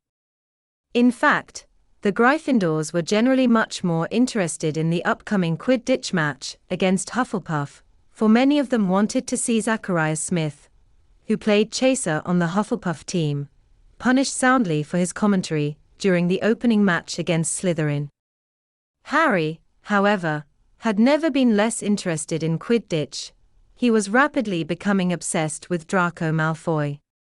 Still checking the Marauders map whenever he got a chance, he sometimes made detours to wherever Malfoy happened to be, but had not yet detected him doing anything out of the ordinary. And still there were those inexplicable times when Malfoy simply vanished from the map. But Harry did not get a lot of time to consider the problem, what with Quidditch practice, homework, and the fact that he was now being dogged wherever he went by Cormac McLaggen and Lavender Brown. He could not decide which of them was more annoying. McLaggen kept up a constant stream of hints that he would make a better permanent keeper for the team than Ron, and that now that Harry was seeing him play regularly he would surely come around to this way of thinking too. He was also keen to criticize the other players and provide Harry with detailed training schemes, so that more than once Harry was forced to remind him who was captain. Meanwhile, Lavender kept sidling up to Harry to discuss Ron, which Harry found almost more wearing than McLaggen's Quidditch lectures. At first, Lavender had been very annoyed that nobody had thought to tell her that Ron was in the hospital wing. I am his girlfriend. But unfortunately, she had now decided to forgive Harry this lapse of memory, and was keen to have lots of in-depth chats with him about Ron's feelings, a most uncomfortable experience that Harry would have happily foregone. "Look, why don't you talk to Ron about all this? Harry asked, after a particularly long interrogation from Lavender that took in everything from precisely what Ron had said about her new dress robes, to whether or not Harry thought that Ron considered his relationship with Lavender to be serious. Well, I would, but he's always asleep when I go and see him, said Lavender fretfully. Is he? Said Harry, surprised, for he had found Ron perfectly alert every time he had been up to the hospital wing, both highly interested in the news of Dumbledore and Snape's row, and keen to abuse McLaggen as much as possible. Is Hermione Granger still visiting him? Lavender demanded suddenly. Yeah, I think so. Well, they are friends, aren't they? Said Harry uncomfortably.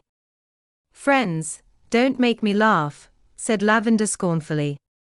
She didn't talk to him for weeks after he started going out with me. But I suppose she wants to make up with him now he's all interesting. Would you call getting poisoned being interesting? Asked Harry. Anyway, sorry. Got to go, there's McLaggen coming for a talk about Quidditch, said Harry hurriedly, and he dashed sideways through a door pretending to be solid wall and sprinted down the shortcut that would take him off to potions where, thankfully, neither Lavender nor McLaggen could follow him. On the morning of the Quidditch match against Hufflepuff, Harry dropped in on the hospital wing before heading down to the pitch. Ron was very agitated. Madame Pomfrey would not let him go down to watch the match, feeling it would overexcite him. So how's McLaggen shaping up? He asked Harry nervously, apparently forgetting that he had already asked the same question twice. I've told you, said Harry patiently, he could be world-class and I wouldn't want to keep him. He keeps trying to tell everyone what to do, he thinks he could play every position better than the rest of us. I can't wait to be shot of him. And speaking of getting shot of people, Harry added, getting to his feet and picking up his firebolt, will you stop pretending to be asleep when Lavender comes to see you? She's driving me mad as well. Oh, said Ron, looking sheepish. Yeah. All right. If you don't want to go out with her anymore, just tell her, said Harry. Yeah, well, it's not that easy, is it? Said Ron. He paused. Hermione going to look in before the match, he added casually. No, she's already gone down to the pitch with Ginny. Oh, said Ron, looking rather glum. Right. Well, good luck. Hope you hammer Smith. I'll try, said Harry, shouldering his broom. See you after the match. He hurried down through the deserted corridors. The whole school was outside, either already seated in the stadium or heading down toward it.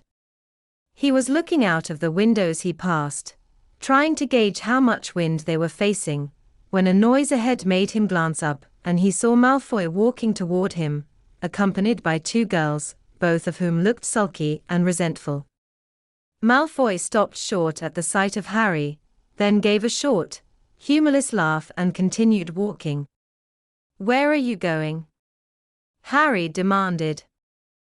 Yeah, I'm really going to tell you, because it's your business, Potter, sneered Malfoy. You'd better hurry up. They'll be waiting for the chosen captain, the boy who scored whatever they call you these days. One of the girls gave an unwilling giggle. Harry stared at her. She blushed. Malfoy pushed past Harry and she and her friend followed at a trot, turning the corner and vanishing from view. Harry stood rooted on the spot and watched them disappear. This was infuriating. He was already cutting it fine to get to the match on time, and yet there was Malfoy, skulking off while the rest of the school was absent. Harry's best chance yet of discovering what Malfoy was up to. The silent seconds trickled past, and Harry remained where he was, frozen, gazing at the place where Malfoy had vanished. Where have you been? Demanded Ginny, as Harry sprinted into the changing rooms. The whole team was changed and ready. Coot and Peaks, the beaters, were both hitting their clubs nervously against their legs. "I met Malfoy," Harry told her quietly, as he pulled his scarlet robes over his head. So I wanted to know how come he's up at the castle with a couple of girlfriends while everyone else is down here. Does it matter right now?" "Well, I'm not likely to find out, am I?" said Harry, seizing his firebolt and pushing his glasses straight. "Come on then." And without another word, he marched out onto the pitch to deafening cheers and boos.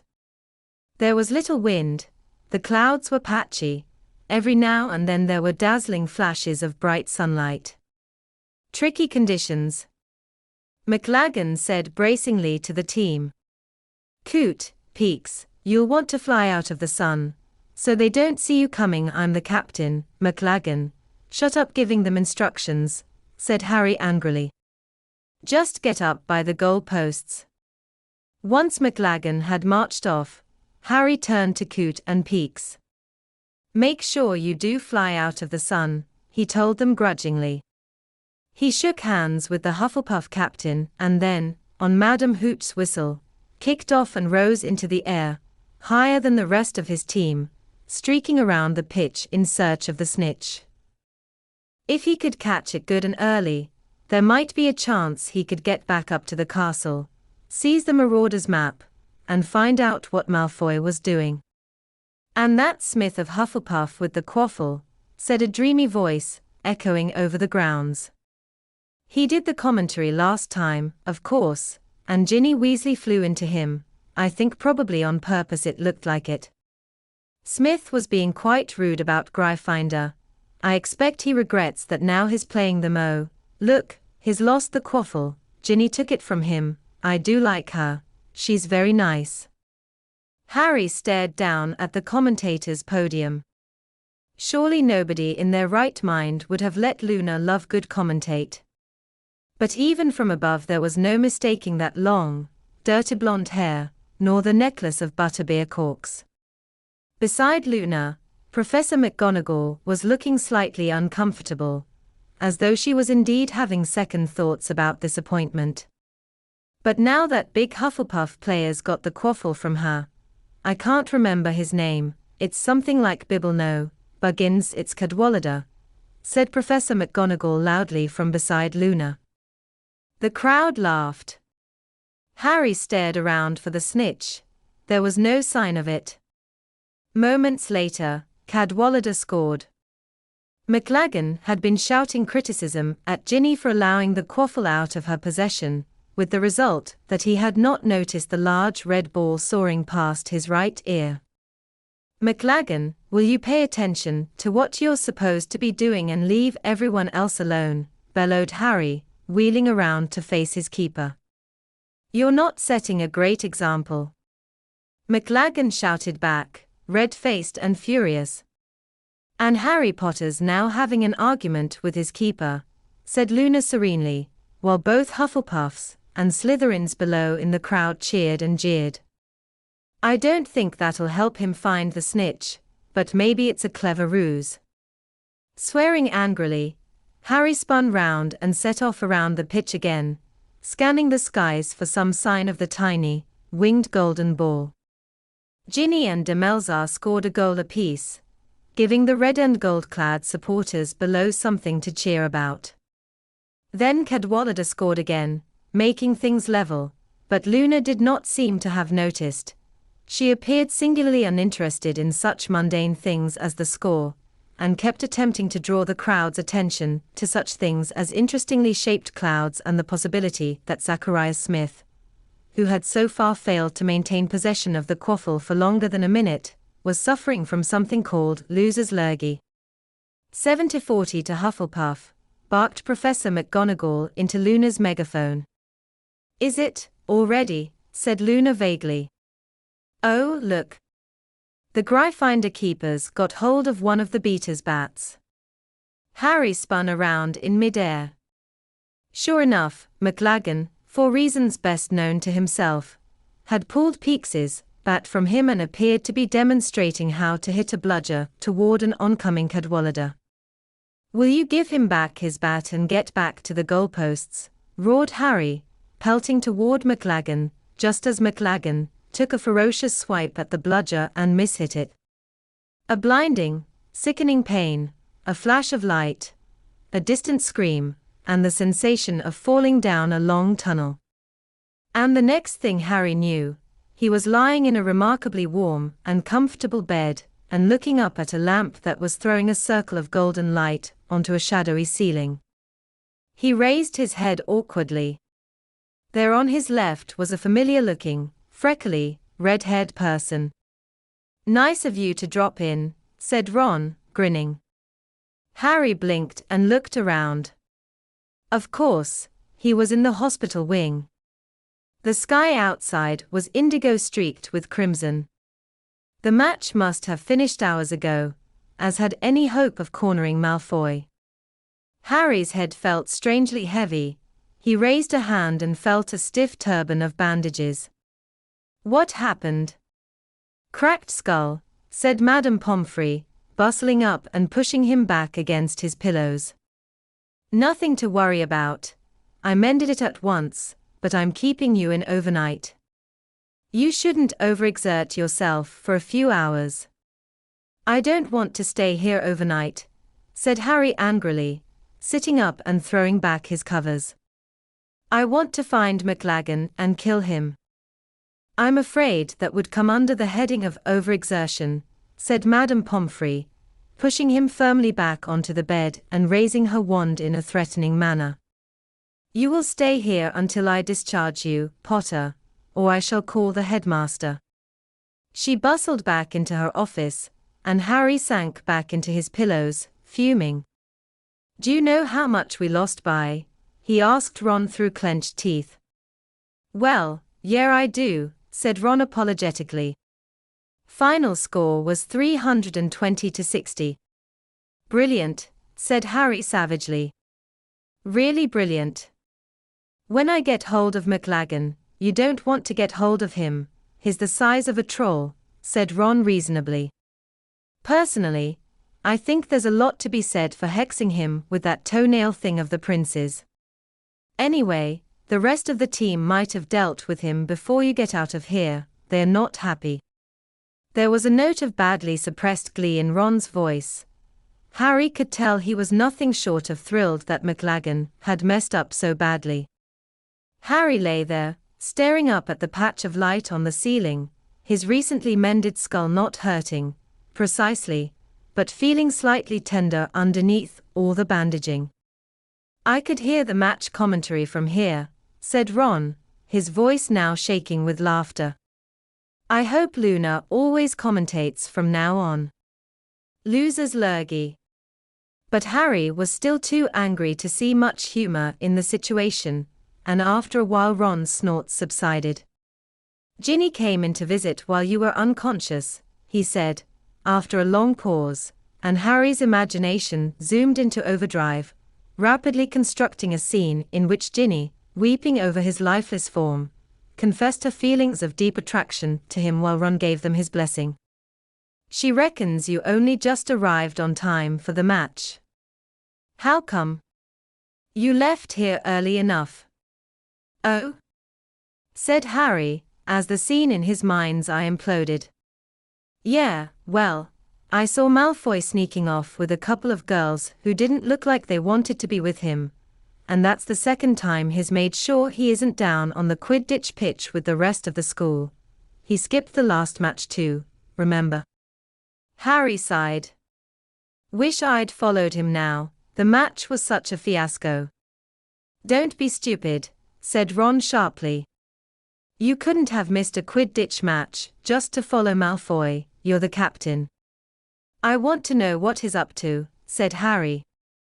"And don't tell me it's all in my head, not after what I overheard between him and Snape." "I never said it was all in your head," said Ron, hoisting himself up on an elbow in turn and frowning at Harry. "But there's no rule saying only one person at a time can be plotting anything in this place. You're getting a bit obsessed with Malfoy, Harry."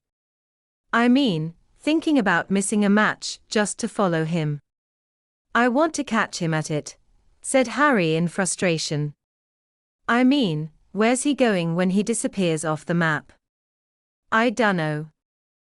Hogsmeade, suggested Ron, yawning. I've never seen him going along any of the secret passageway on the map. I thought they were being watched now anyway. Well then, I dunno, said Ron. Silence fell between them. Harry stared up at the circle of lamplight above him, thinking. If only he had Rufus Scrimgeour's power, he would have been able to set a tail upon Malfoy, but unfortunately Harry did not have an office full of auras at his command. He thought fleetingly of trying to set something up with the D.A., but there again was the problem that people would be missed from lessons. Most of them, after all, still had full schedules. There was a low, rumbling snore from Ron's bed. After a while Madame Pomfrey came out of her office, this time wearing a thick dressing gown. It was easiest to feign sleep. Harry rolled over onto his side and listened to all the curtains closing themselves as she waved her wand. The lamps dimmed, and she returned to her office. He heard the door click behind her and knew that she was off to bed.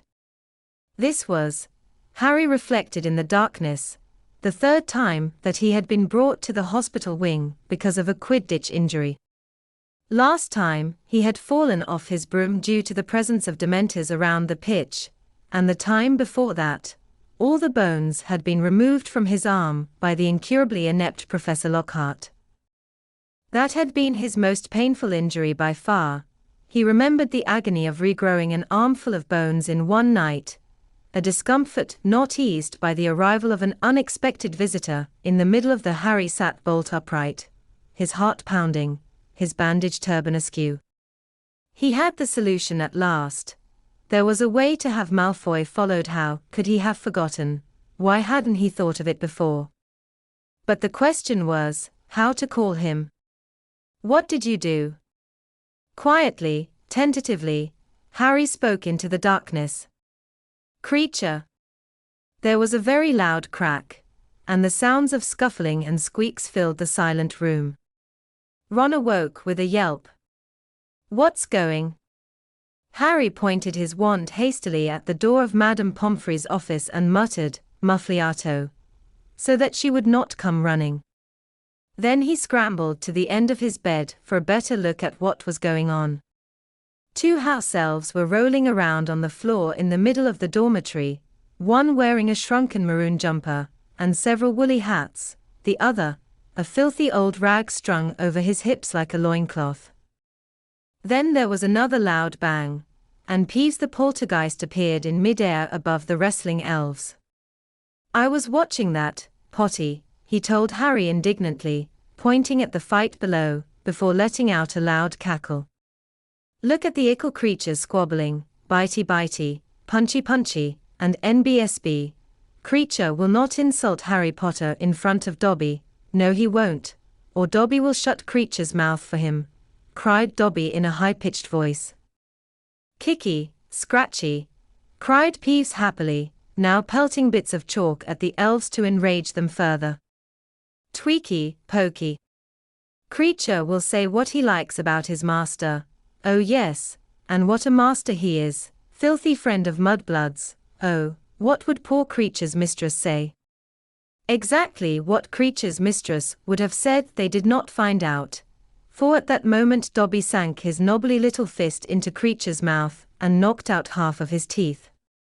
Harry and Ron both leapt out of their beds and wrenched the two elves apart, though they continued to try and kick and punch each other, egged on by Peeves, who swooped around the lamp squealing, "Stick your fingers up his nosy, draw his cork and pull his urses." Harry aimed his wand at Peeves and said, "Langlock." Peeves clutched at his throat, gulped, then swooped from the room making obscene gestures, but unable to speak, owing to the fact that his tongue had just glued itself to the roof of his mouth. "Nice one," said Ron appreciatively, lifting Dobby into the air so that his flailing limbs no longer made contact with Creature. "That was another Prince Hex, wasn't it?" Yeah, said Harry, twisting Creature's wizened arm into a half Nelson. Right, I am forbidding you to fight each other. Well, Creature, you're forbidden to fight Dobby. Dobby. I know I'm not allowed to give you orders. Dobby is a free house elf, and he can obey anyone he likes, and Dobby will do whatever Harry Potter wants him to do, said Dobby, tears now streaming down his shriveled little face onto his jumper. Okay then, said Harry, and he and Ron both released the elves, who fell to the floor, but did not continue fighting. Master called me, croaked Creature, sinking into a bow even as he gave Harry a look that plainly wished him a painful death. Yeah, I did, said Harry, glancing toward Madame Pomfrey's office door to check that the Muffliato spell was still working. There was no sign that she had heard any of the commotion. I've got a job for you. Creature will do whatever Master wants, said Creature, sinking so low that his lips almost touched his gnarled toes, because Creature has no choice, but Creature is ashamed to have such a master. Yes, Dobby will do it, Harry Potter, squeaked Dobby, his tennis ball-sized eyes still swimming in tears. Dobby would be honored to help Harry Potter. Come to think of it, it would be good to have both of you, said Harry. Okay then. I want you to tail Draco Malfoy. Ignoring the look of mingled surprise and exasperation on Ron's face, Harry went on, I want to know where he's going, who he's meeting, and what he's doing. I want you to follow him around the clock. Yes, Harry Potter, said Dobby at once, his great eyes shining with excitement. And if Dobby does it wrong, Dobby will throw himself off the topmost tower, Harry Potter. There won't be any need for that, said Harry hastily. Master wants me to follow the youngest of the Malfoys, croaked Creature. Master wants me to spy upon the pureblood great-nephew of my old mistress. That's the one, said Harry, foreseeing a great danger and determining to prevent it immediately. And you're forbidden to tip him off, Creature, or to show him what you're up to, or to talk to him at all, or to write him messages, or to contact him in any way. Got it? He thought he could see Creature struggling to see a loophole in the instructions he had just been given and waited. After a moment or two, and to Harry's great satisfaction, Creature bowed deeply again and said, with bitter resentment, Master thinks of everything, and Creature must obey him even though Creature would much rather be the servant of the Malfoy boy. Oh yes. That's settled, then, said Harry. I'll want regular reports, but make sure I'm not surrounded by people when you turn up. Ron and Hermione are okay. And don't tell anyone what you're doing. Just stick to Malfoy like a couple of wart plasters. Chapter 20, Lord Voldemort's Request. Harry and Ron left the hospital wing first thing on Monday morning, restored to full health by the ministrations of Madame Pomfrey, and now able to enjoy the benefits of having been knocked out and poisoned, the best of which was that Hermione was friends with Ron again. Hermione even escorted them down to breakfast, bringing with her the news that Ginny had argued with Dean. The drowsing creature in Harry's chest suddenly raised its head, sniffing the air hopefully. What did they row about?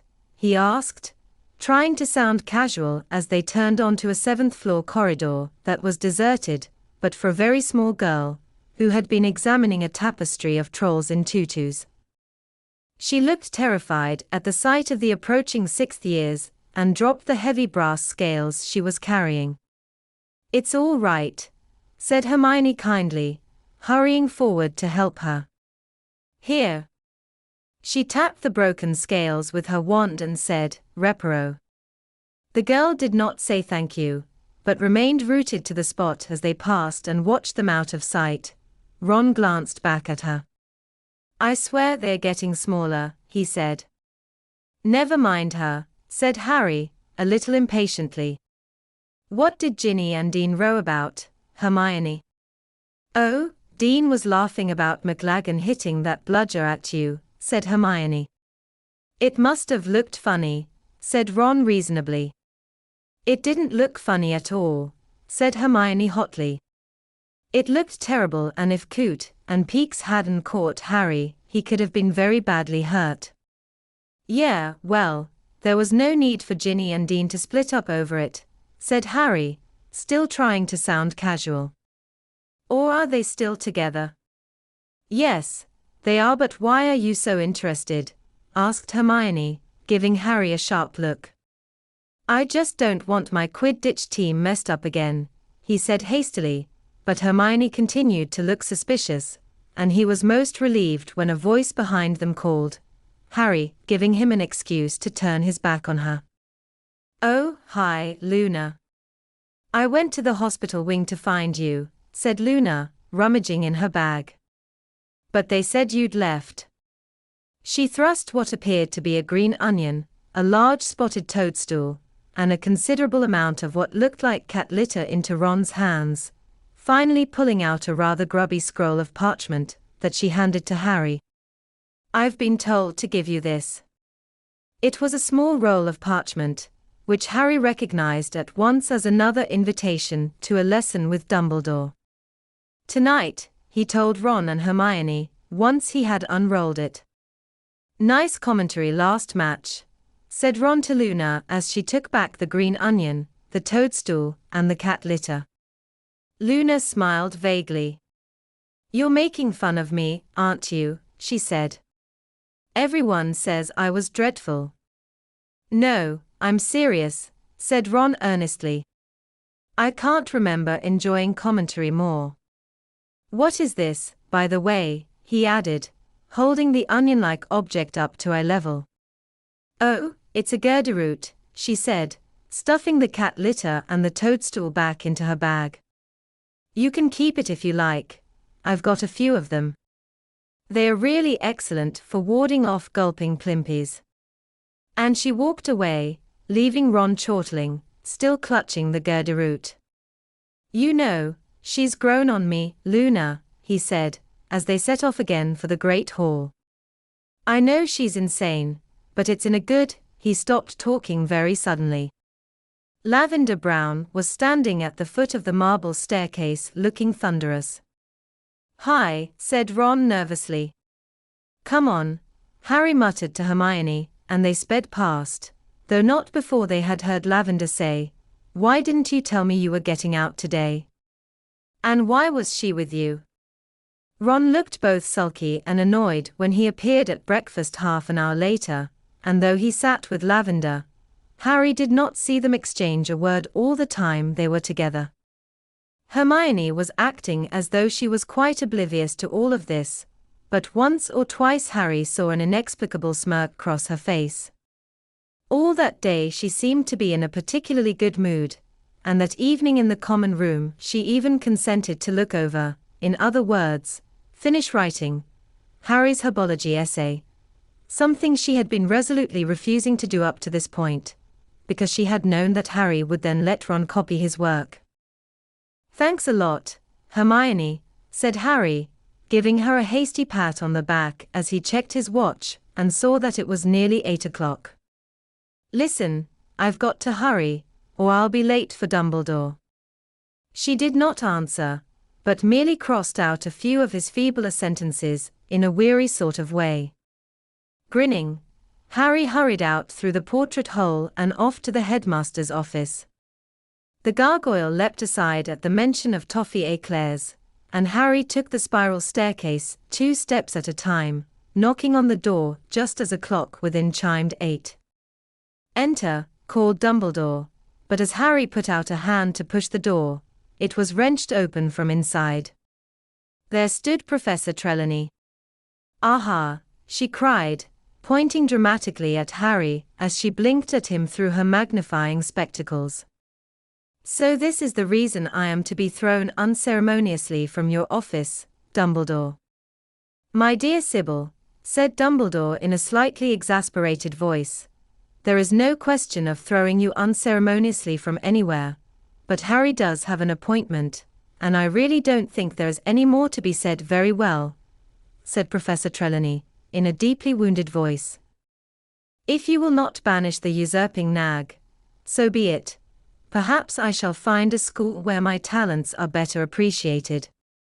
She pushed past Harry and disappeared down the spiral staircase. They heard her stumble halfway down, and Harry guessed that she had tripped over one of her trailing shawls. "Please close the door and sit down, Harry," said Dumbledore, sounding rather tired. Harry obeyed, noticing as he took his usual seat in front of Dumbledore's desk that the pensieve lay between them once more, as did two more tiny crystal bottles full of swirling memory. "Professor Trelawney still isn't happy Firenze is teaching, then?" Harry asked. "No," said Dumbledore, "divination is turning out to be much more trouble than I could have foreseen, never having studied the subject myself. I cannot ask Firenze to return to the forest, where he is now an outcast, nor can I ask Sybil Trelawney to leave. Between ourselves, she has no idea of the danger she would be in outside the castle. She does not know, and I think it would be unwise to enlighten her that she made the prophecy about you and Voldemort, you see." Dumbledore heaved a deep sigh, then said, "But never mind my staffing problems. We have much more important matters to discuss. Firstly, have you managed the task I set you at the end of our previous lesson?" "Ah," said Harry, brought up short. What with apparition lessons and Quidditch, and Ron being poisoned and getting his skull cracked, and his determination to find out what Draco Malfoy was up to, Harry had almost forgotten about the memory Dumbledore had asked him to extract from Professor Slughorn. "Well, I asked Professor Slughorn about it at the end of potions, sir, but, he wouldn't give it to me." There was a little silence.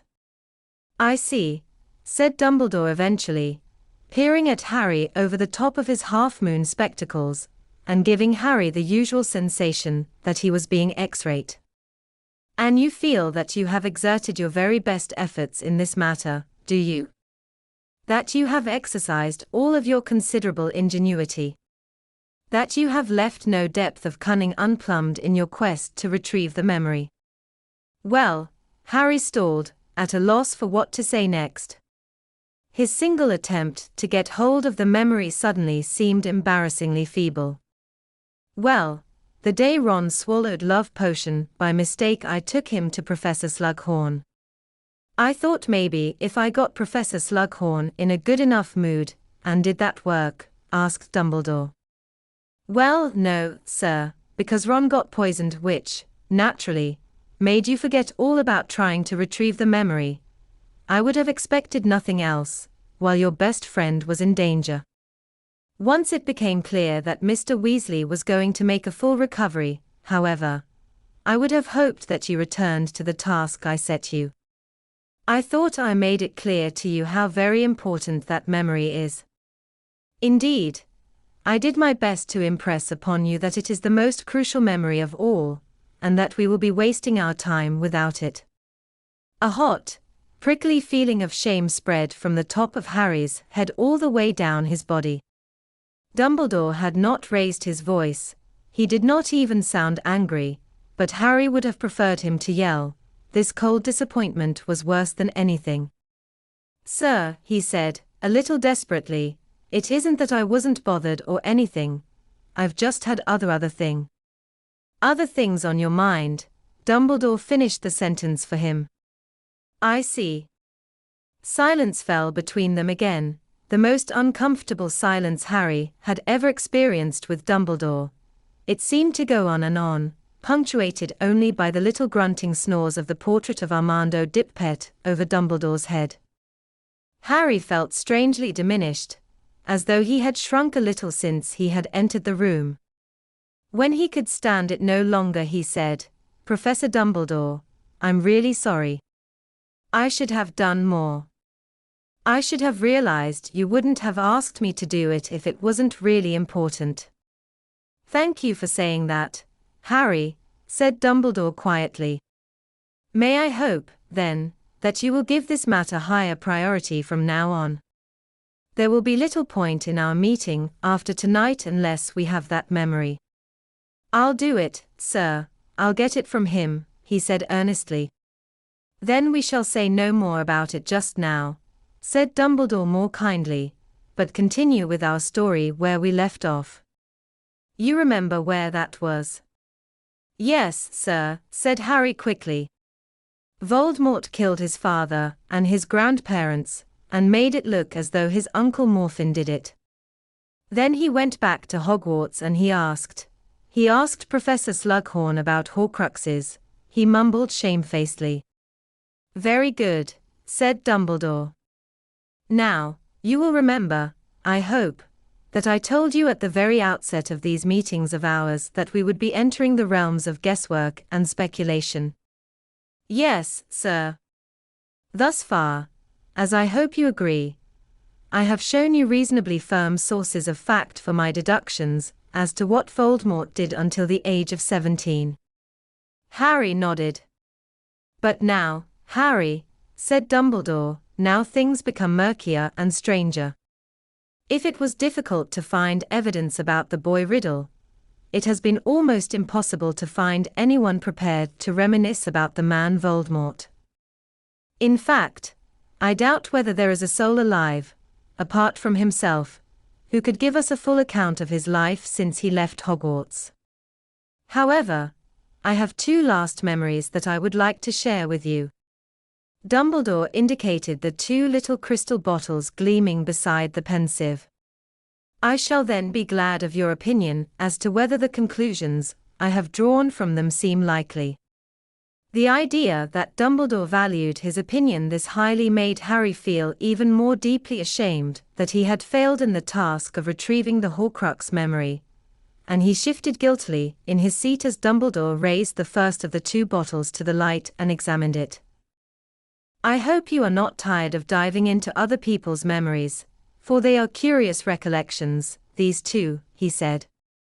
"This first one came from a very old house elf by the name of Hokey. Before we see what Hokey witnessed, I must quickly recount how Lord Voldemort left Hogwarts. He reached the 7th year of his schooling with, as you might have expected, top grades in every examination he had taken. All around him, his classmates were deciding which jobs they were to pursue once they had left Hogwarts. Nearly everybody expected spectacular things from Tom Riddle, Prefect, head boy, winner of the award for special services to the school. I know that several teachers, Professor Slughorn amongst them, suggested that he join the Ministry of Magic, offered to set up appointments, put him in touch with useful contacts. He refused all offers. The next thing the staff knew, Voldemort was working at Borgin and Burke's. "At Borgin and Burke's?" Harry repeated, stunned. "At Borgin and Burke's," repeated Dumbledore calmly. "I think you will see what attractions the place held for him when we have entered Hokey's memory." But this was not Voldemort's first choice of job. Hardly anyone knew of it at the time, as one of the few in whom the then headmaster confided, but Voldemort first approached Professor Dippet and asked whether he could remain at Hogwarts as a teacher. He wanted to stay here. "Why?" asked Harry, more amazed still. "I believe he had several reasons, though he confided none of them to Professor Dippet," said Dumbledore. "Firstly, and very importantly, Voldemort was, I believe, more attached to this school than he has ever been to a person. Hogwarts was where he had been happiest, the first and only place he had felt at home." Harry felt slightly uncomfortable at these words, for this was exactly how he felt about Hogwarts too. Secondly, the castle is a stronghold of ancient magic. Undoubtedly Voldemort had penetrated many more of its secrets than most of the students who passed through the place, but he may have felt that there were still mysteries to unravel, stores of magic to tap. And thirdly, as a teacher, he would have had great power and influence over young witches and wizards. Perhaps he had gained the idea from Professor Slughorn, the teacher with whom he was on best terms, who had demonstrated how influential a role a teacher can play. I do not imagine for an instant that Voldemort envisaged spending the rest of his life at Hogwarts, but I do think that he saw it as a useful recruiting ground, and a place where he might begin to build himself an army. But he didn't get the job, sir. No, he did not. Professor Dippet told him that he was too young at 18, but invited him to reapply in a few years, if he still wished to teach. How did you feel about that, sir? Asked Harry hesitantly. Deeply uneasy, said Dumbledore. I had advised Armando against the appointment. I did not give the reasons I have given you, for Professor Dippet was very fond of Voldemort, and convinced of his honesty. But I did not want Lord Voldemort back at this school, and especially not in a position of power. Which job did he want, sir? What subject did he want to teach? Somehow, Harry knew the answer even before Dumbledore gave it. Defense against the dark arts. It was being taught at the time by an old professor by the name of Galatea Mary Thought, who had been at Hogwarts for nearly 50 years. So Voldemort went off to Borgin and Burke's, and all the staff, who had admired him, said what a waste it was, a brilliant young wizard like that, working in a shop. However, Voldemort was no mere assistant. Polite and handsome and clever, he was soon given particular jobs of the type that only exist in a place like Borgin and Burke's, which specializes, as you know, Harry, in objects with unusual and powerful properties. Voldemort was sent to persuade people to part with their treasures for sale by the partners, and he was, by all accounts, unusually gifted at doing this. I'll bet he was, said Harry, unable to contain himself. Well, quite, said Dumbledore with a faint smile. And now it is time to hear from Hokey the house elf, who worked for a very old, very rich witch by the name of Hepzibah Smith. Dumbledore tapped a bottle with his wand, the cork flew out, and he tipped the swirling memory into the pensieve, saying as he did so, after you, Harry. Harry got to his feet, and bent once more over the rippling silver contents of the stone basin, until his face touched them. He tumbled through dark nothingness, and landed in a sitting room, in front of an immensely fat old lady wearing an elaborate ginger wig, and a brilliant pink set of robes, that flowed all around her, giving her the look of a melting iced cake. She was looking into a small jeweled mirror, and dabbing rouge onto her already scarlet cheeks, with a large powder puff, while the tiniest and oldest house elf Harry had ever seen laced her fleshy feet into tight satin slippers. Hurry up, Hokey, said Hepzibah imperiously. He said he'd come at 4, it's only a couple of minutes to, and he's never been late yet. She tucked away her powder puff as the house elf straightened up. The top of the elf's head barely reached the seat of Hepzibah's chair, and her papery skin hung off her frame, just like the crisp linen sheet she wore draped like a toga. How do I look? Said Hepzibah, turning her head to admire the various angles of her face in the mirror. Lovely, madam, squeaked Hokey. Harry could only assume that it was down in Hokey's contract that she must lie through her teeth when asked this question, because Hepzibah Smith looked a long way from lovely in his opinion. A tinkling doorbell rang, and both mistress and elf jumped.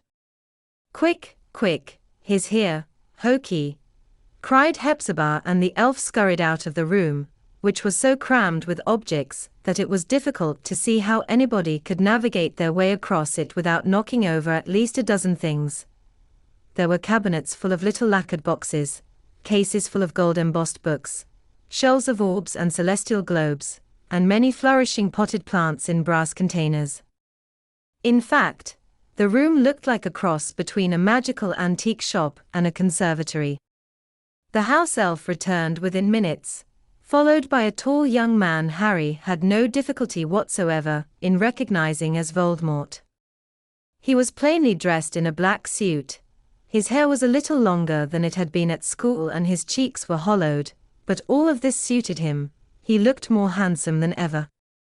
He picked his way through the cramped room with an air that showed he had visited many times before and bowed low over Hepzibah's fat little hand, brushing it with his lips. "I brought you flowers," he said quietly, producing a bunch of roses from nowhere. "You naughty boy, you shouldn't have," squealed old Hepzibah, though Harry noticed that she had an empty vase standing ready on the nearest little table. "You do spoil this old lady, Tom. Sit down, where's Hokey, ah?" The house elf had come dashing back into the room carrying a tray of little cakes, which she set at her mistress's elbow. "Help yourself, Tom," said Hepzibah, "I know how you love my cakes. Now, how are you? You look pale. They overwork you at that shop. I've said it 100 times. Voldemort smiled mechanically and Hepzibah simpered. "Well, what's your excuse for visiting this time?" she asked, batting her lashes. "Mr. Burke would like to make an improved offer for the goblin-made armor," said Voldemort. 500 galleons, he feels it is a more than fair now, not so fast. Or I'll think you're only here for my trinkets," pouted Hepzibah. "I am ordered here because of them," said Voldemort quietly. "I am only a poor assistant, madam, who must do as he is told. Mr. Burke wishes me to inquire." "Oh, Mr. Burke, phooey," said Hepzibah, waving a little hand. "I've something to show you that I've never shown Mr. Burke. Can you keep a secret, Tom? Will you promise you won't tell Mr. Burke I've got it? He'd never let me rest if he knew I'd shown it to you, and I'm not selling, not to Burke, not to anyone. But you, Tom, you'll appreciate it for its history, not how many galleons you can get for it." "I'd be glad to see anything Miss Hepzibah shows me," said Voldemort quietly, and Hepzibah gave another girlish giggle. "I had Hokey bring it out for me." "Hokey, where are you? I want to show Mr. Riddle our finest treasure. In fact, bring both, while you're at it." "Here, madam," squeaked the house elf, and Harry saw 2 leather boxes, one on top of the other, moving across the room as if of their own volition, though he knew the tiny elf was holding them over her head as she wended her way between tables, poufs and footstools. "Now," said Hepzibah happily, taking the boxes from the elf, laying them in her lap, and preparing to open the topmost one. "I think you'll like this, Tom. Oh, if my family knew I was showing you. They can't wait to get their hands on this." She opened the lid. Harry edged forward a little to get a better view, and saw what looked like a small golden cup with 2 finely wrought handles. "I wonder whether you know what it is, Tom." "Pick it up. Have a good look," whispered Hepzibah, and Voldemort stretched out a long-fingered hand and lifted the cup by one handle out of its snug silken wrappings. Harry thought he saw a red gleam in his dark eyes. His greedy expression was curiously mirrored on Hepzibah's face, except that her tiny eyes were fixed upon Voldemort's handsome features. "A badger," murmured Voldemort, examining the engraving upon the cup. "Then this was Helga Hufflepuff's, as you very well know, you clever boy," said Hepzibah, leaning forward with a loud creaking of corsets, and actually pinching his hollow cheek. "Didn't I tell you I was distantly descended? This has been handed down in the family for years and years. Lovely, isn't it? And all sorts of powers it's supposed to possess too, but I haven't tested them thoroughly. I just keep it nice and safe in here." She hooked the cup back off Voldemort's long forefinger, and restored it gently to its box, too intent upon settling it carefully back into position to notice the shadow that crossed Voldemort's face as the cup was taken away. "Now then," said Hepzibah happily, "where's Hokey?" "Oh yes, there you are, take that away now, Hokey." The elf obediently took the boxed cup, and Hepzibah turned her attention to the much flatter box in her lap. "I think you'll like this even more, Tom," she whispered. Lean in a little, dear boy, so you can see. Of course, Burke knows I've got this one. I bought it from him, and I dare say he'd love to get it back when I'm gone." She slid back the fine filigree clasp and flipped open the box. There upon the smooth crimson velvet lay a heavy golden locket. Voldemort reached out his hand, without invitation this time, and held it up to the light, staring at it. "Slytherin's mark," he said quietly, as the light played upon an ornate, serpentine S. "That's right," said Hepzibah, delighted, apparently, at the sight of Voldemort gazing at her locket, transfixed. "I had to pay an arm and a leg for it, but I couldn't let it pass, not a real treasure like that. Had to have it for my collection." Burke bought it, apparently, from a ragged-looking woman who seemed to have stolen it, but had no idea of its true value. There was no mistaking it this time. Voldemort's eyes flashed scarlet at the words, and Harry saw his knuckles whiten on the locket's chain. "I dare say Burke paid her a pittance, but there you are, pretty, isn't it? And again, all kinds of powers attributed to it, though I just keep it nice and safe." She reached out to take the locket back. For a moment, Harry thought Voldemort was not going to let go of it, but then it had slid through his fingers, and was back in its red velvet cushion. "So there you are, Tom, clear, and I hope you enjoyed that." She looked him full in the face, and for the first time, Harry saw her foolish smile falter. "Are you all right, dear?" "Oh yes," said Voldemort quietly. "Yes, I'm very well." "I thought but a trick of the light, I suppose," said Hepzibah, looking unnerved, and Harry guessed that she too had seen the momentary red gleam in Voldemort's eyes. "Here, Hokey, take these away and lock them up again, the usual enchantments." "Time to leave, Harry," said Dumbledore quietly, and as the little elf bobbed away bearing the boxes, Dumbledore grasped Harry once again above the elbow, and together they rose up through oblivion and back to Dumbledore's office. "Hepzibah Smith died 2 days after that little scene," said Dumbledore, resuming his seat and indicating that Harry should do the same. "Hokey the house elf was convicted by the Ministry of poisoning her mistress's evening cocoa by accident." "No way," said Harry angrily. "I see we are of one mind," said Dumbledore. "Certainly, then are many similarities between this death and that of the Riddles. In both cases, somebody else took the blame, someone who had a clear memory of having caused the death," Hokey confessed. "She remembered putting something in her mistress's cocoa that turned out not to be sugar, but a lethal and little-known poison," said Dumbledore. "It was concluded that she had not meant to do it, but being old and confused, Voldemort modified her memory, just like he did with morphine." "Yes, that is my conclusion too," said Dumbledore. "And, just as with morphine, the Ministry was predisposed to suspect Hokey, because she was a house elf," said Harry. He had rarely felt more in sympathy with the society Hermione had set up, S.P.E.W. "Precisely," said Dumbledore. "She was old, she admitted to having tampered with the drink, and nobody at the Ministry bothered to inquire further.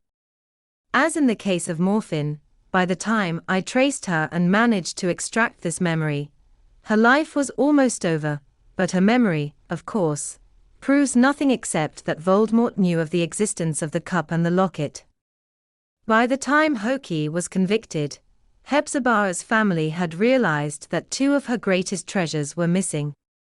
It took them a while to be sure of this, for she had many hiding places, having always guarded her collection most jealously.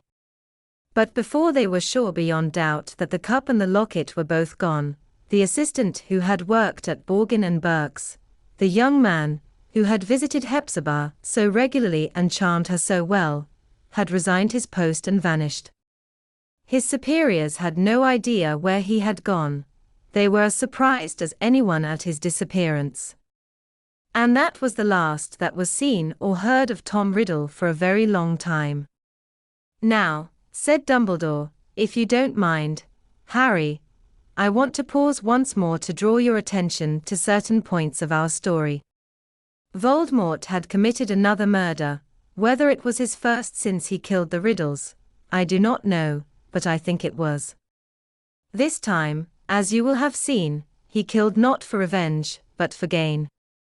He wanted the 2 fabulous trophies that poor, besotted, old woman showed him. Just as he had once robbed the other children at his orphanage, just as he had stolen his Uncle Morfin's ring, so he ran off now with Hepzibah's cup and locket.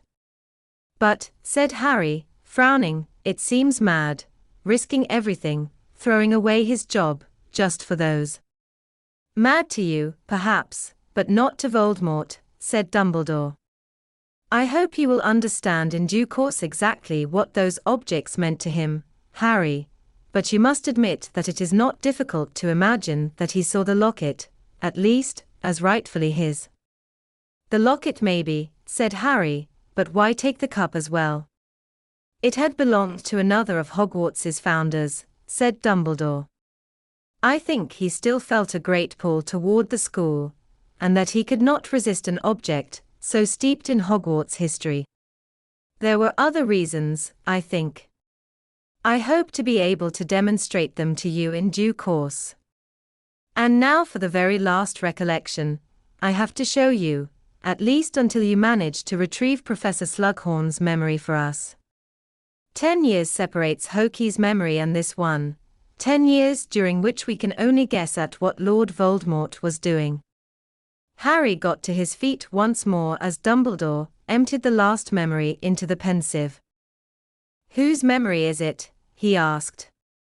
Mine, said Dumbledore. And Harry dived after Dumbledore through the shifting silver mass, landing in the very office he had just left.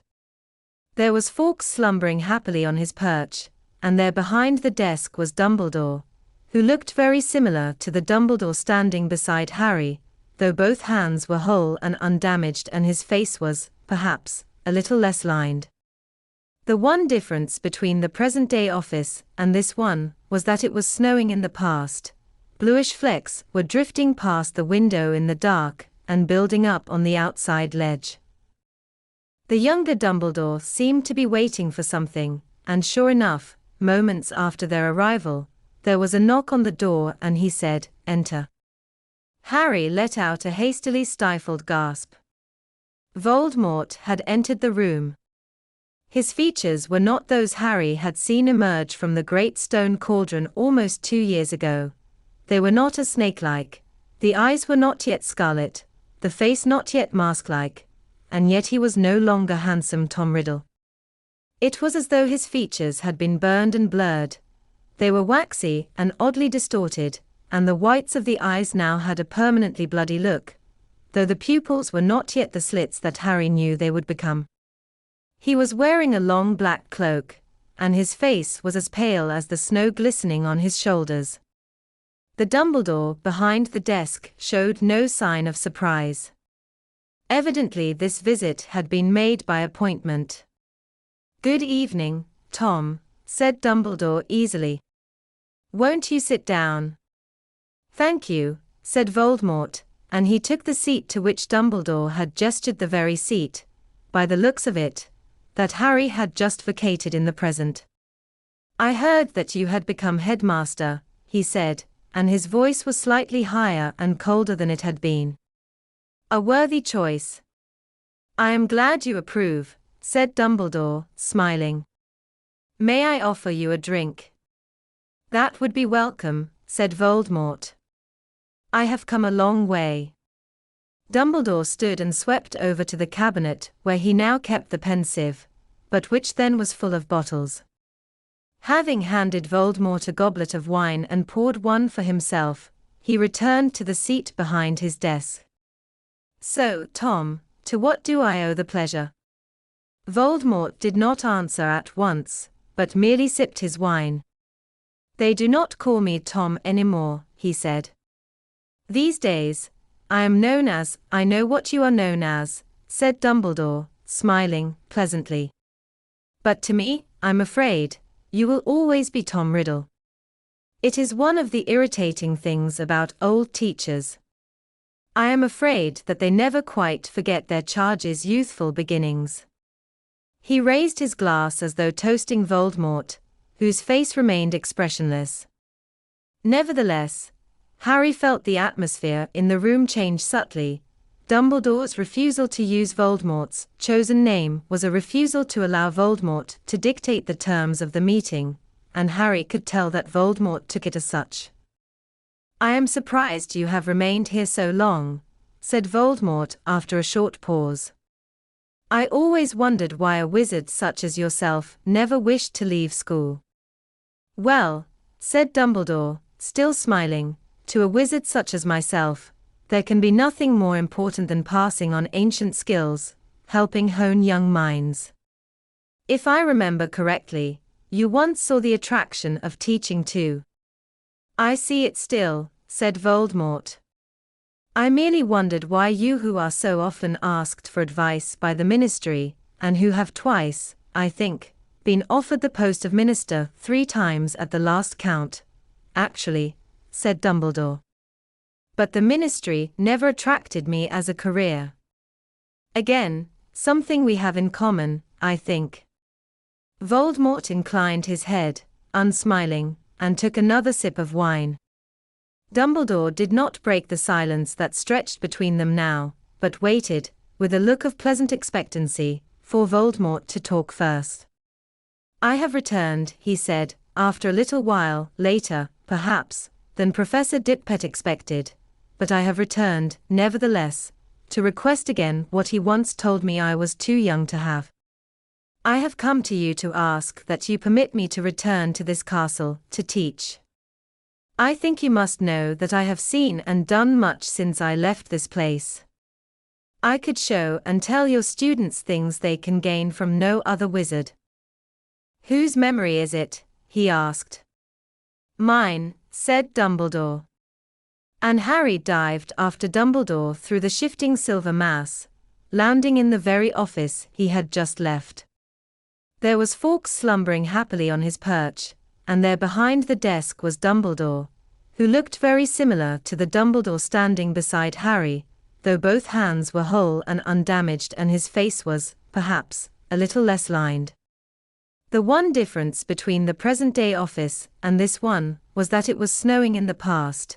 Bluish flecks were drifting past the window in the dark and building up on the outside ledge. The younger Dumbledore seemed to be waiting for something, and sure enough, moments after their arrival, there was a knock on the door and he said, "Enter." Harry let out a hastily stifled gasp. Voldemort had entered the room. His features were not those Harry had seen emerge from the great stone cauldron almost 2 years ago. They were not as snake-like, the eyes were not yet scarlet, the face not yet mask-like, and yet he was no longer handsome Tom Riddle. It was as though his features had been burned and blurred. They were waxy and oddly distorted, and the whites of the eyes now had a permanently bloody look, though the pupils were not yet the slits that Harry knew they would become. He was wearing a long black cloak, and his face was as pale as the snow glistening on his shoulders. The Dumbledore behind the desk showed no sign of surprise. Evidently this visit had been made by appointment. "Good evening, Tom," said Dumbledore easily. "Won't you sit down?"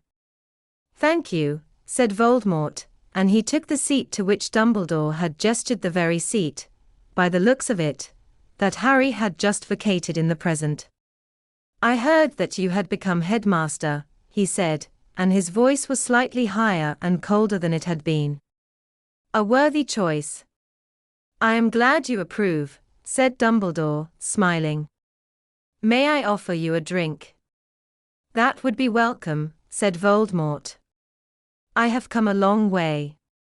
Dumbledore stood and swept over to the cabinet where he now kept the pensieve, but which then was full of bottles. Having handed Voldemort a goblet of wine and poured one for himself, he returned to the seat behind his desk. So, Tom, to what do I owe the pleasure? Voldemort did not answer at once, but merely sipped his wine. They do not call me Tom anymore, he said.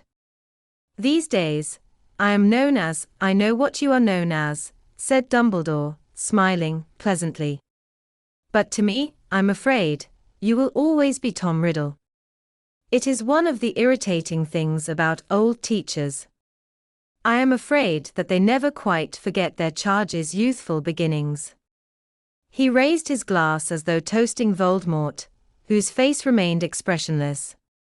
Nevertheless, Harry felt the atmosphere in the room change subtly. Dumbledore's refusal to use Voldemort's chosen name was a refusal to allow Voldemort to dictate the terms of the meeting, and Harry could tell that Voldemort took it as such. I am surprised you have remained here so long, said Voldemort after a short pause. I always wondered why a wizard such as yourself never wished to leave school. Well, said Dumbledore, still smiling, to a wizard such as myself, there can be nothing more important than passing on ancient skills, helping hone young minds. If I remember correctly, you once saw the attraction of teaching too. I see it still, said Voldemort. I merely wondered why you who are so often asked for advice by the ministry, and who have twice, I think, been offered the post of minister 3 times at the last count. Actually, said Dumbledore. But the ministry never attracted me as a career. Again, something we have in common, I think. Voldemort inclined his head, unsmiling, and took another sip of wine. Dumbledore did not break the silence that stretched between them now, but waited, with a look of pleasant expectancy, for Voldemort to talk first. I have returned, he said, after a little while, later, perhaps, than Professor Dippet expected, but I have returned, nevertheless, to request again what he once told me I was too young to have. I have come to you to ask that you permit me to return to this castle, to teach. I think you must know that I have seen and done much since I left this place. I could show and tell your students things they can gain from no other wizard. Dumbledore considered Voldemort over the top of his own goblet for a while before speaking. Yes, I certainly do know that you have seen and done much since leaving us, he said quietly. Rumors of your doings have reached your old school, Tom. I should be sorry to believe half of them.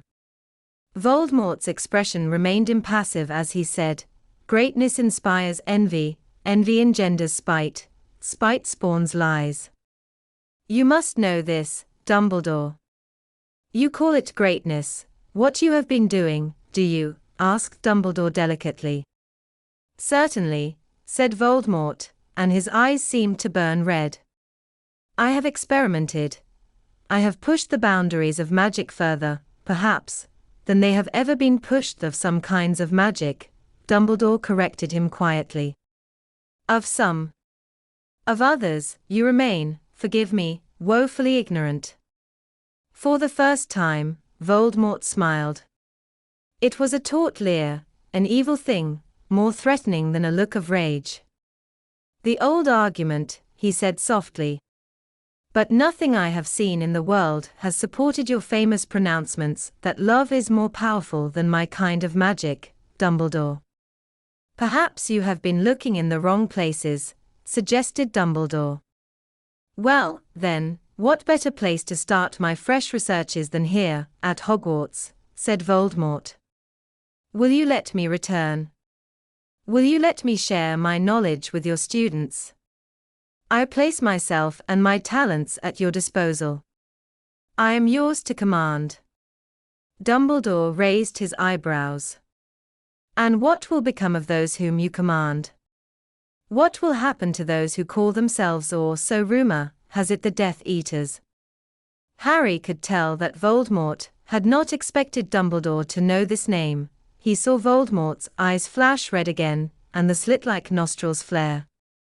My friends, he said, after a moment's pause, will carry on without me, I am sure. I am glad to hear that you consider them friends, said Dumbledore. I was under the impression that they are more in the order of servants. You are mistaken, said Voldemort. Then if I were to go to the Hog's Head tonight, I would not find a group of them not, Rosier, Muldbur, Dolohov awaiting your return. Devoted friends indeed, to travel this far with you on a snowy night, merely to wish you luck as you attempted to secure a teaching post. There could be no doubt that Dumbledore's detailed knowledge of those with whom he was traveling was even less welcome to Voldemort. However, he rallied almost at once. You are omniscient as ever, Dumbledore. Oh no, merely friendly with the local barman, said Dumbledore lightly. Now, Tom. Dumbledore set down his empty glass and drew himself up in his seat, the tips of his fingers together, in a very characteristic gesture. Let us speak openly. Why have you come here tonight, surrounded by henchmen, to request a job we both know you do not want? Voldemort looked coldly surprised. A job I do not want. On the contrary, Dumbledore, I want it very much. Oh, you want to come back to Hogwarts, but you do not want to teach any more than you wanted to when you were 18. What is it you're after, Tom? Why not try an open request for once? Voldemort sneered. If you do not want to give me a job, of course I don't, said Dumbledore. And I don't think for a moment you expected me to. Nevertheless, you came here, you asked, you must have had a purpose. Voldemort stood up. He looked less like Tom Riddle than ever, his features thick with rage. This is your final word. It is, said Dumbledore, also standing. Then we have nothing more to say to each other. No, nothing, said Dumbledore, and a great sadness filled his face. The time is long gone, when I could frighten you with a burning wardrobe and force you to make repayment for your crimes. But I wish I could, Tom. I wish I could. For a second, Harry was on the verge of shouting a pointless warning. He was sure that Voldemort's hand had twitched toward his pocket and his wand, but then the moment had passed, Voldemort had turned away, the door was closing, and he was gone. Harry felt Dumbledore's hand close over his arm again, and moments later, they were standing together on almost the same spot, but there was no snow building on the window ledge, and Dumbledore's hand was blackened and dead-looking once more. Why, said Harry at once, looking up into Dumbledore's face. Why did he come back? Did you ever find out? I have ideas, said Dumbledore, but no more than that. What ideas, sir? I shall tell you, Harry, when you have retrieved that memory from Professor Slughorn, said Dumbledore. When you have that last piece of the jigsaw, everything will, I hope, be clear, to both of us. Harry was still burning with curiosity, and even though Dumbledore had walked to the door, and was holding it open for him, he did not move at once. Was he after the Defense Against the Dark Arts job again, sir? He didn't say. Oh, he definitely wanted the Defense Against the Dark Arts job, said Dumbledore. The aftermath of our little meeting proved that. You see, we have never been able to keep a Defense Against the Dark Arts teacher for longer than a year since I refused the post to Lord Voldemort.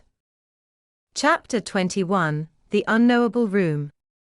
Harry racked his brains over the next week as to how he was to persuade Slughorn to hand over the true memory, but nothing in the nature of a brainwave occurred, and he was reduced to doing what he did increasingly these days when at a loss, poring over his potions book, hoping that the prince would have scribbled something useful in a margin, as he had done so many times before. You won't find anything in there, said Hermione firmly, late on Sunday evening. Don't start, Hermione, said Harry. If it hadn't been for the prince, Ron wouldn't be sitting here now. He would if you'd just listened to Snape in our first year, said Hermione dismissively. Harry ignored her.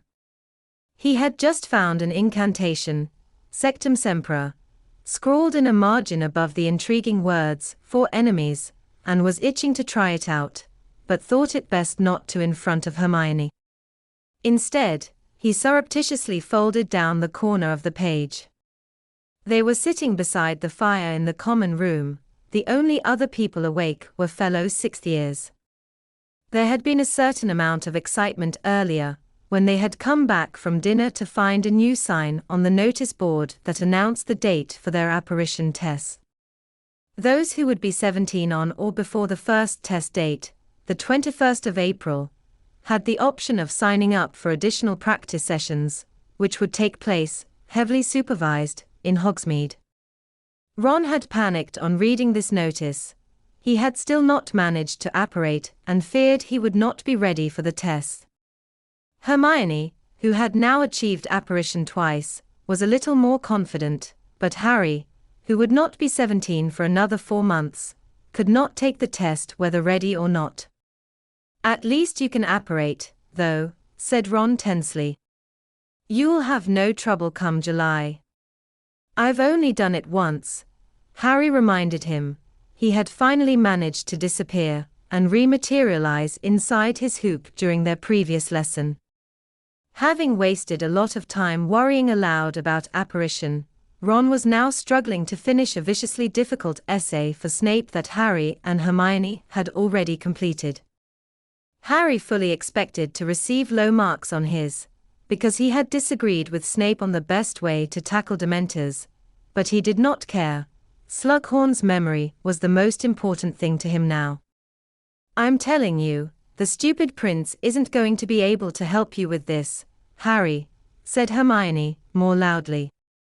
There's only one way to force someone to do what you want, and that's the Imperious Curse, which is illegal. Yeah, I know that, thanks, said Harry, not looking up from the book. That's why I'm looking for something different. Dumbledore says Veritaserum won't do it, but there might be something else, a potion or a spell. You're going about it the wrong way, said Hermione. Only you can get the memory, Dumbledore says. That must mean you can persuade Slughorn where other people can't. It's not a question of slipping him a potion, anyone could do that. How do you spell belligerent? Said Ron, shaking his quill very hard while staring at his parchment. It can't be B-U-M. No, it isn't, said Hermione, pulling Ron's essay toward her. And augury doesn't begin O-R-G either. What kind of quill are you using? It's one of Fred and George's spell-checking ones, but I think the charm must be wearing off. Yes, it must, said Hermione, pointing at the title of his essay, because we were asked how we'd deal with Dementors, not Dugbogs, and I don't remember you changing your name to Runil Waslib either. Ah no, said Ron, staring horror-struck at the parchment. Don't say I'll have to write the whole thing out again. It's okay, we can fix it, said Hermione, pulling the essay toward her and taking out her wand. I love you, Hermione, said Ron, sinking back in his chair, rubbing his eyes wearily. Hermione turned faintly pink, but merely said, Don't let Lavender hear you saying that. I won't, said Ron into his hands. Or maybe I will, then she'll ditch me. Why don't you ditch her if you want to finish it? Asked Harry. You haven't ever chucked anyone, have you? Said Ron. You and Cho just sort of fell apart, yeah, said Harry. Wish that would happen with me and Lavender, said Ron gloomily, watching Hermione silently tapping each of his misspelled words with the end of her wand, so that they corrected themselves on the page. But the more I hint I want to finish it, the tighter she holds on. It's like going out with the giant squid. There, said Hermione, some 20 minutes later, handing back Ron's essay. Thanks a million, said Ron. Can I borrow your quill for the conclusion? Harry, who had found nothing useful in the Half-Blood Prince's notes so far, looked around, The three of them were now the only ones left in the common room, Seamus having just gone up to bed cursing Snape and his essay. The only sounds were the crackling of the fire, and Ron scratching out one last paragraph on Dementors using Hermione's quill. Harry had just closed the Half-Blood Prince's book, yawning, when crack. Hermione let out a little shriek. Ron spilled ink all over his freshly completed essay, and Harry said, "Creature." The house elf bowed low and addressed his own gnarled toes. Master said he wanted regular reports on what the Malfoy boy is doing, so Creature has come to give. Crack. Dobby appeared alongside Creature, his tea-cozy hat askew. "Dobby has been helping too, Harry Potter," he squeaked, casting Creature a resentful look. "And Creature ought to tell Dobby when he is coming to see Harry Potter, so they can make their reports together." "What is this?" asked Hermione, still looking shocked by these sudden appearances. "What's going on, Harry?" Harry hesitated before answering, because he had not told Hermione about setting Creature and Dobby to tail Malfoy. House elves were always such a touchy subject with her. "Well, they've been following Malfoy for me," he said. "Night and day," croaked Creature. "Dobby has not slept for a week, Harry Potter," said Dobby proudly, swaying where he stood. Hermione looked indignant. "You haven't slept, Dobby." "But surely, Harry, you didn't tell him not to." "No, of course I didn't," said Harry quickly. "Dobby, you can sleep, all right. But has either of you found out anything?" he hastened to ask, before Hermione could intervene again. "Master Malfoy moves with an ability that befits his pure blood," croaked Creature at once. "His features recall the fine bones of my mistress, and his manners are those of Draco Malfoy, is a bad boy," squeaked Dobby angrily. "A bad boy who?" He shuddered from the tassel of his tea-cozy to the toes of his socks and then ran at the fire, as though about to dive into it. Harry, to whom this was not entirely unexpected, caught him around the middle and held him fast. For a few seconds Dobby struggled, then went limp. "Thank you, Harry Potter," he panted. Dobby still finds it difficult to speak ill of his old masters. Harry released him. Dobby straightened his tea-cozy and said defiantly to Creature, "But Creature should know that Draco Malfoy is not a good master to a house elf." "Yeah, we don't need to hear about you being in love with Malfoy," Harry told Creature. "Let's fast forward to where he's actually been going." Creature bowed again, looking furious, and then said, "Master Malfoy eats in the Great Hall, he sleeps in a dormitory in the dungeons, he attends his classes in a variety of Dobby, you tell me," said Harry, cutting across Creature. "Has he been going anywhere he shouldn't have?" "Harry Potter, sir," squeaked Dobby, his great orb-like eyes shining in the firelight. "The Malfoy boy is breaking no rules that Dobby can discover, but he is still keen to avoid detection. He has been making regular visits to the 7th floor with a variety of other students, who keep watch for him while he enters the room of requirement," said Harry, smacking himself hard on the forehead with advanced potion-making. Hermione and Ron stared at him. "That's where he's been sneaking off to. That's where he's doing whatever he's doing. And I bet that's why he's been disappearing off the map. Come to think of it, I've never seen the room of requirement on there." "Maybe the Marauders never knew the room was there," said Ron. "I think it'll be part of the magic of the room," said Hermione. "If you need it to be unplottable, it will be." "Dobby, have you managed to get in to have a look at what Malfoy's doing?" said Harry eagerly. "No, Harry Potter, that is impossible," said Dobby. "No, it's not," said Harry at once. "Malfoy got into our headquarters there last year, so I'll be able to get in and spy on him, no problem." "But I don't think you will, Harry," said Hermione slowly. Malfoy already knew exactly how we were using the room, didn't he? Because that stupid Marietta had blabbed. He needed the room to become the headquarters of the D.A., so it did.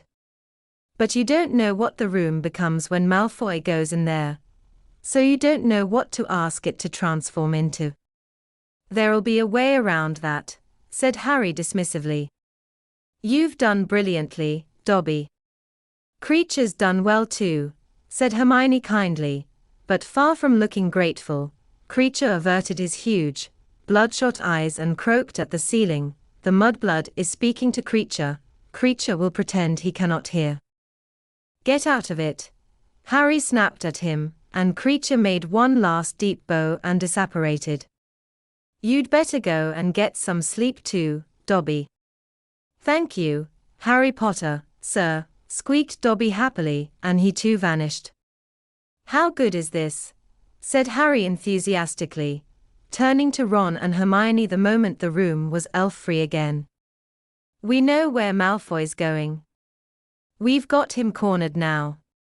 Yeah, it's great, said Ron glumly, who was attempting to mop up the sodden mass of ink that had recently been an almost completed essay. Hermione pulled it toward her and began siphoning the ink off with her wand. But what's all this about him going up there with a variety of students? Said Hermione. How many people are in on it? You wouldn't think he'd trust lots of them to know what he's doing. Yeah, that is weird, said Harry, frowning.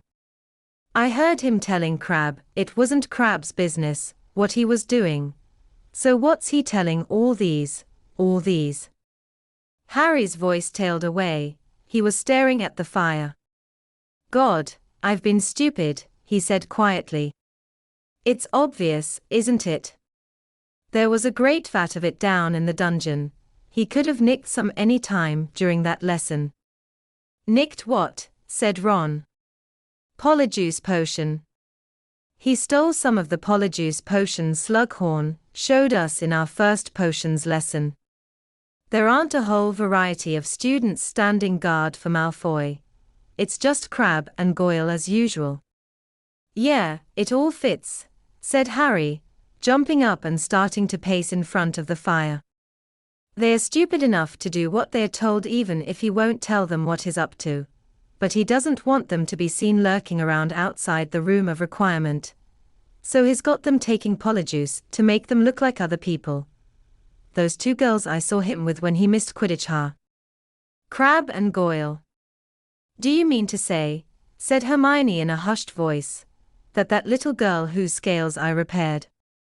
Yeah, of course, said Harry loudly, staring at her. Of course. Malfoy must have been inside the room at the time. So what am I talking about? He dropped the scales to tell Malfoy not to come out, because there was someone there. And there was that girl who dropped the toad spawn too.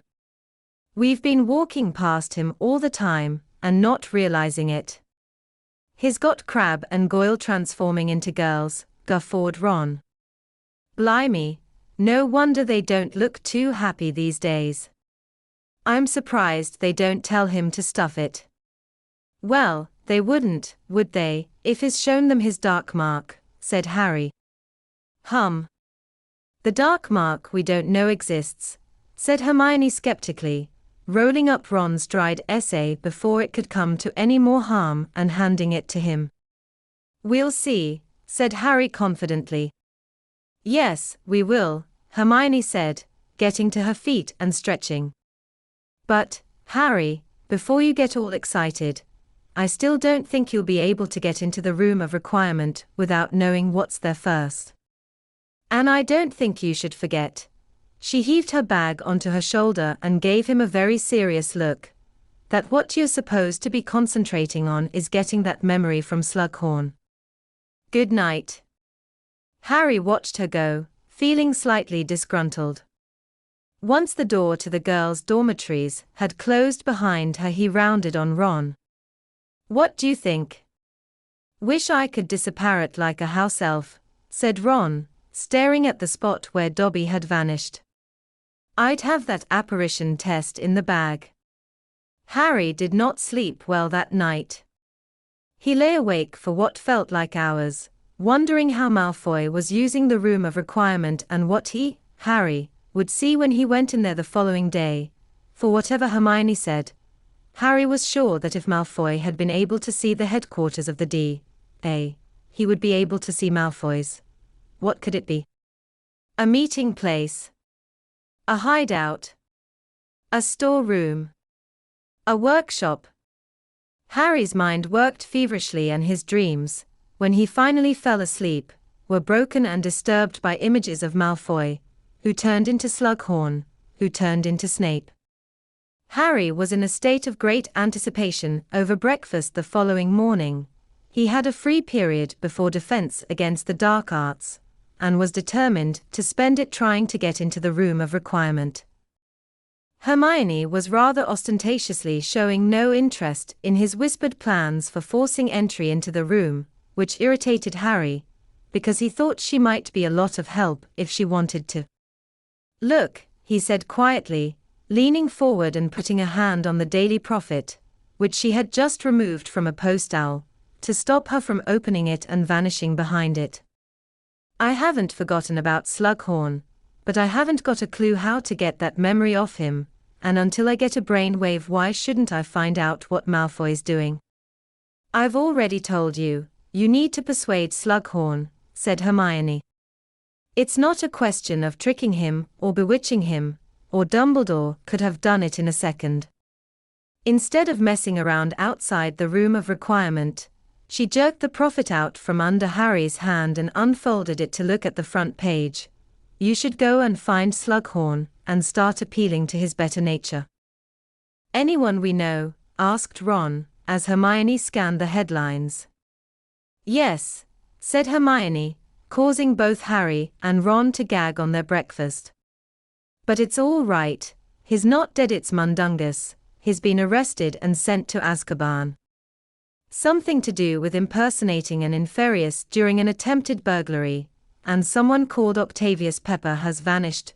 Oh, and how horrible, a 9-year-old boy has been arrested for trying to kill his grandparents.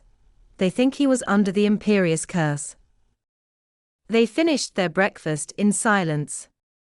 Hermione set off immediately for Ancient Runes, Ron for the common room, where he still had to finish his conclusion on Snape's Dementor essay, and Harry for the corridor, on the 7th floor, and the stretch of wall opposite the tapestry of Barnabas the Barmy teaching trolls to do ballet. Harry slipped on his invisibility cloak once he had found an empty passage, but he need not have bothered. When he reached his destination, he found it deserted. Harry was not sure whether his chances of getting inside the room were better with Malfoy inside it or out, but at least his first attempt was not going to be complicated by the presence of Crabbe or Goyle pretending to be an 11-year-old girl. He closed his eyes as he approached the place where the room of requirement's door was concealed. He knew what he had to do. He had become most accomplished at it last year. Concentrating with all his might, he thought, "I need to see what Malfoy's doing in here. I need to see what Malfoy's doing in here. I need to see what Malfoy's doing in here." 3 times he walked past the door. Then, his heart pounding with excitement, he opened his eyes and faced it, but he was still looking at a stretch of mundanely blank wall. He moved forward and gave it an experimental push. The stone remained solid and unyielding. "Okay," said Harry aloud. "Okay. I thought the wrong thing." He pondered for a moment, then set off again, eyes closed, concentrating as hard as he could. "I need to see the place where Malfoy keeps coming secretly. I need to see the place where Malfoy keeps coming secretly." After 3 walks past, he opened his eyes expectantly. There was no door. "Oh, come off it," he told the wall irritably. That was a clear instruction. "Fine." He thought hard for several minutes before striding off once more. "I need you to become the place you become for Draco Malfoy." He did not immediately open his eyes when he had finished his patrolling. He was listening hard, as though he might hear the door pop into existence. He heard nothing, however, except the distant twittering of birds outside. He opened his eyes. There was still no door. Harry swore. Someone screamed. He looked around to see a gaggle of first years running back around the corner, apparently under the impression that they had just encountered a particularly foul-mouthed ghost. Harry tried every variation of, "I need to see what Draco Malfoy is doing inside you," that he could think of for a whole hour, at the end of which he was forced to concede that Hermione might have had a point. The room simply did not want to open for him. Frustrated and annoyed, he set off for defense against the dark arts, pulling off his invisibility cloak and stuffing it into his bag as he went. "Late again, Potter," said Snape coldly, as Harry hurried into the candlelit classroom.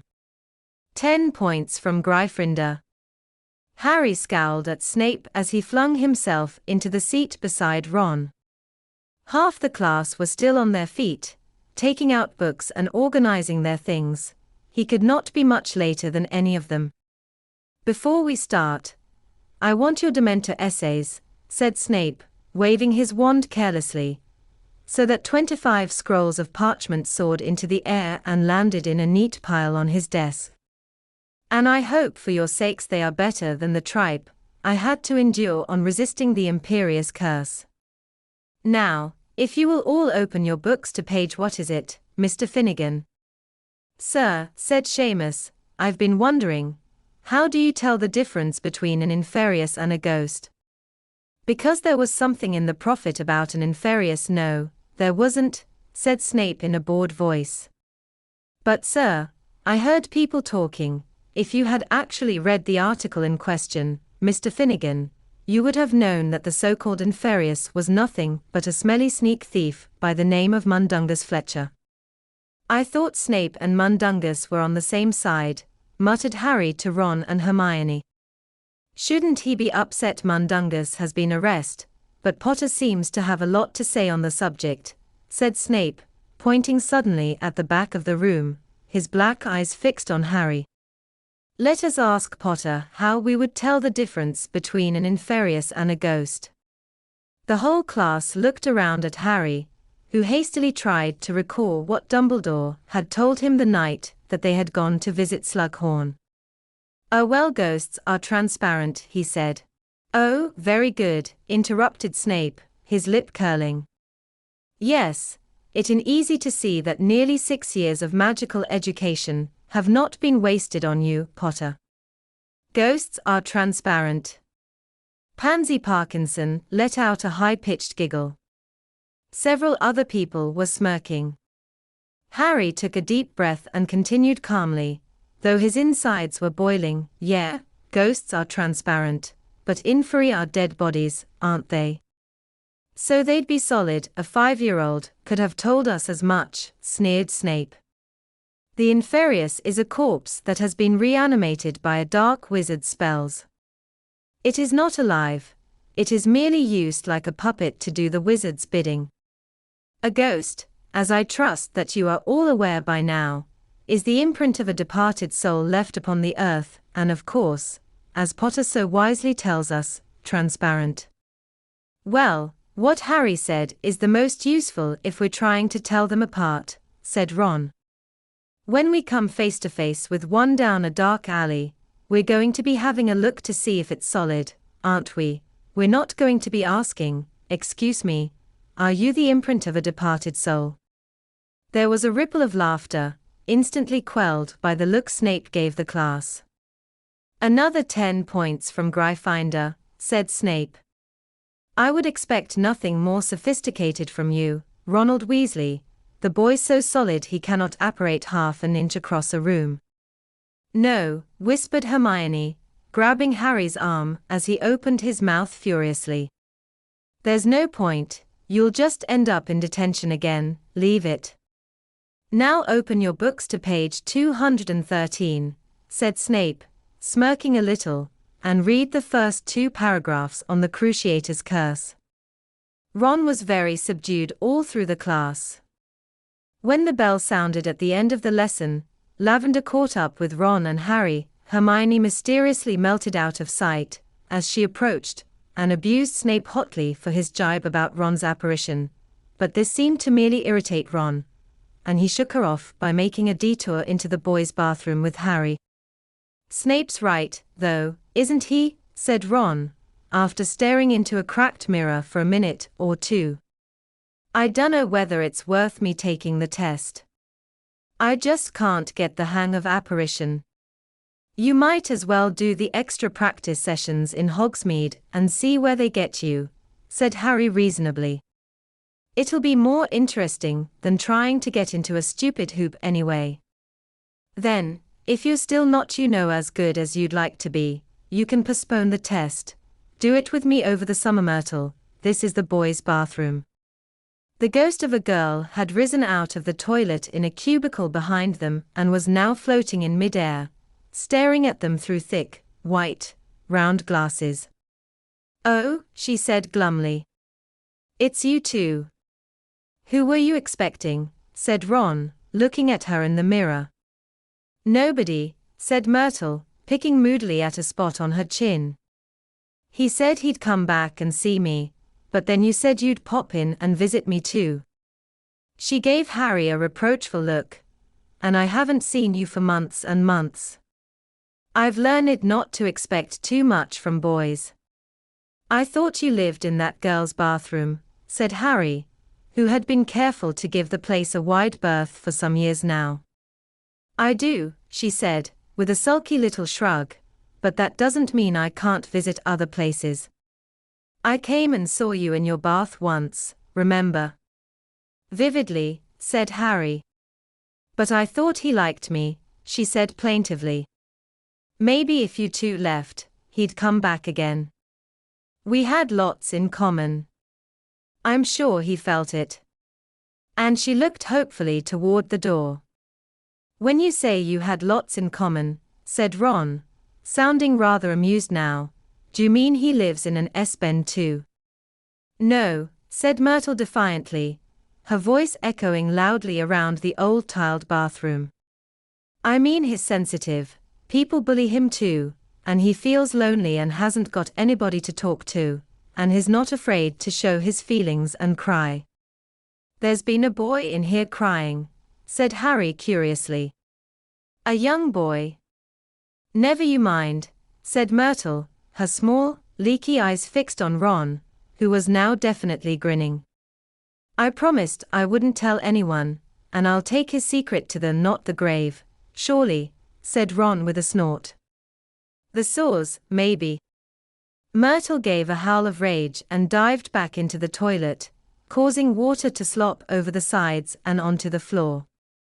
Goading Myrtle seemed to have put fresh heart into Ron. "You're right," he said, swinging his school bag back over his shoulder. "I'll do the practice sessions in Hogsmeade before I decide about taking the test." And so the following weekend, Ron joined Hermione and the rest of the sixth years, who would turn 17 in time to take the test in a fortnight. Harry felt rather jealous watching them all get ready to go into the village. He missed making trips there, and it was a particularly fine spring day, one of the first clear skies they had seen in a long time. However, he had decided to use the time to attempt another assault on the room of requirement. "You'd do better," said Hermione, when he confided this plan to Ron and her in the entrance hall, "to go straight to Slughorn's office and try and get that memory from him." "I've been trying," said Harry crossly, which was perfectly true. He had lagged behind after every potions lesson that week in an attempt to corner Slughorn, but the potions master always left the dungeon so fast that Harry had not been able to catch him.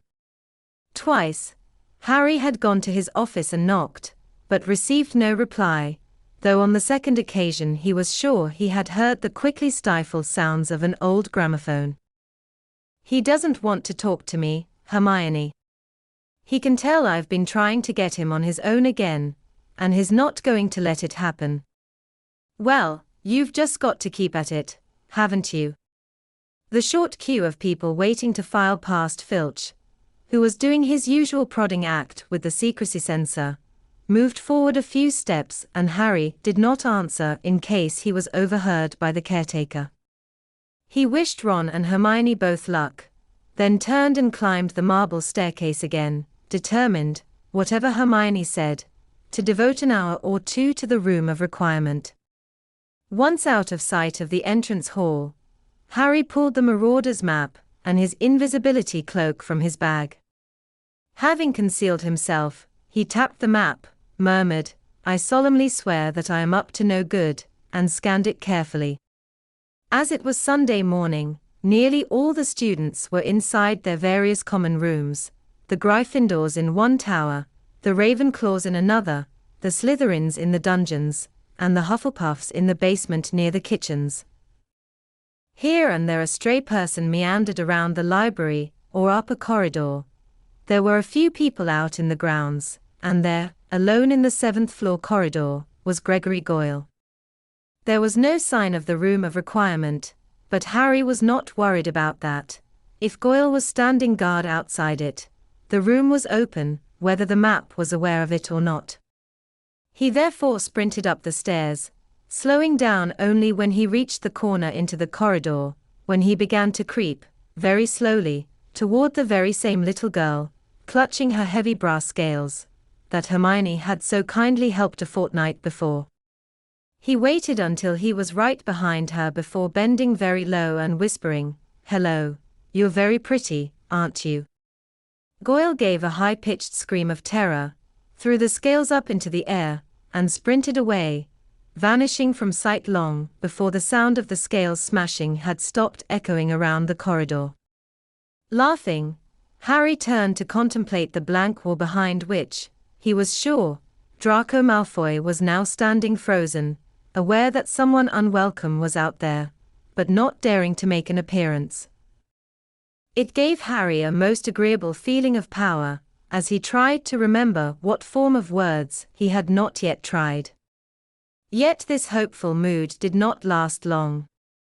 Half an hour later, having tried many more variations of his request to see what Malfoy was up to, the wall was just as doorless as ever.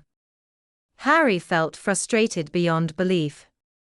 Malfoy might be just feet away from him, and there was still not the tiniest shred of evidence as to what he was doing in there. Losing his patience completely, Harry ran at the wall and kicked it. Ouch! He thought he might have broken his toe.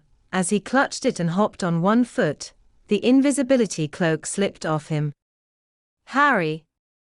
He spun around, one-legged, and toppled over. There, to his utter astonishment, was Tonks, walking toward him as though she frequently strolled up this corridor. "What are you doing here?" he said, scrambling to his feet again. Why did she always have to find him lying on the floor? "I came to see Dumbledore," said Tonks. Harry thought she looked terrible, thinner than usual, her mouse-colored hair lank. "His office isn't here," said Harry, "it's round the other side of the castle, behind the gargoyle." "I know," said Tonks. "He's not there. Apparently he's gone away again." "Has he?" said Harry, putting his bruised foot gingerly back on the floor. "Hey, you don't know where he goes, I suppose?" "No," said Tonks. "What did you want to see him about?" "Nothing in particular," said Tonks, picking, apparently unconsciously, at the sleeve of her robe. "I just thought he might know what's going on. I've heard rumors, people getting hurt." "Yeah, I know, it's all been in the papers," said Harry. "That little kid trying to kill the prophet's often behind the times," said Tonks, who didn't seem to be listening to him.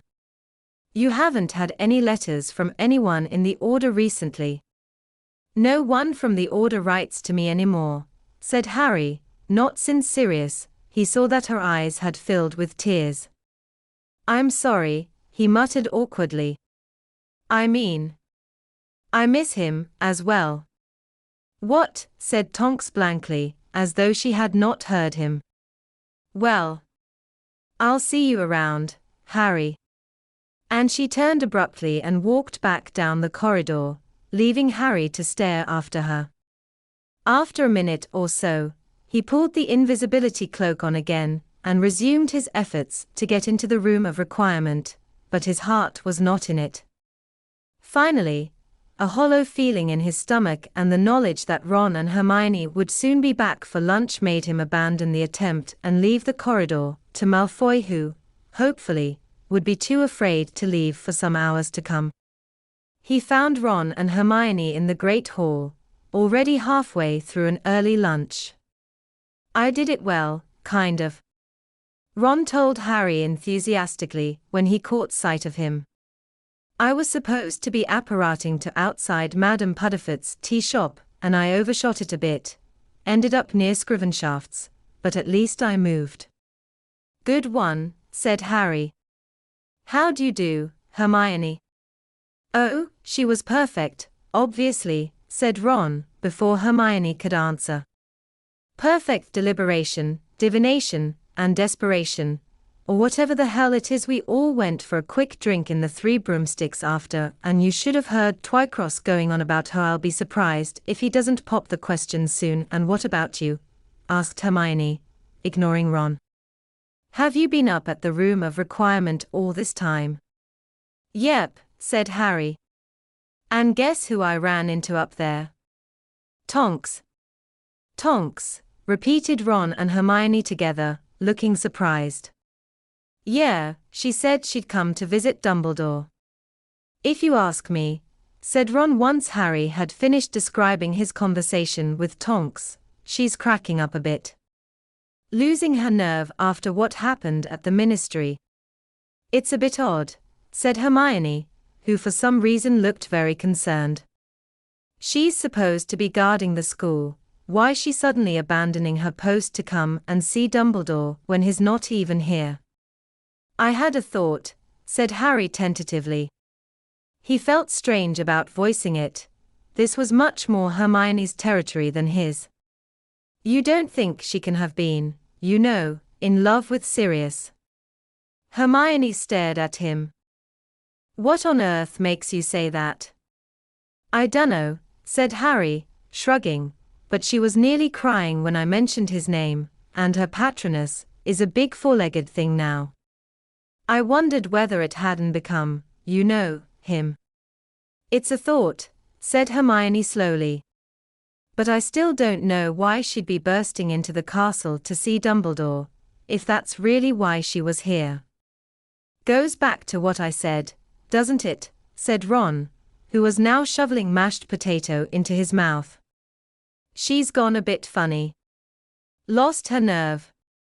Women," he said wisely to Harry, "they're easily upset." "And yet," said Hermione, coming out of her reverie, "I doubt you'd find a woman who sulked for half an hour because Madame Rosmerta didn't laugh at their joke about the hag, the healer, and the Mimbulus Mimbletonia." Ron scowled.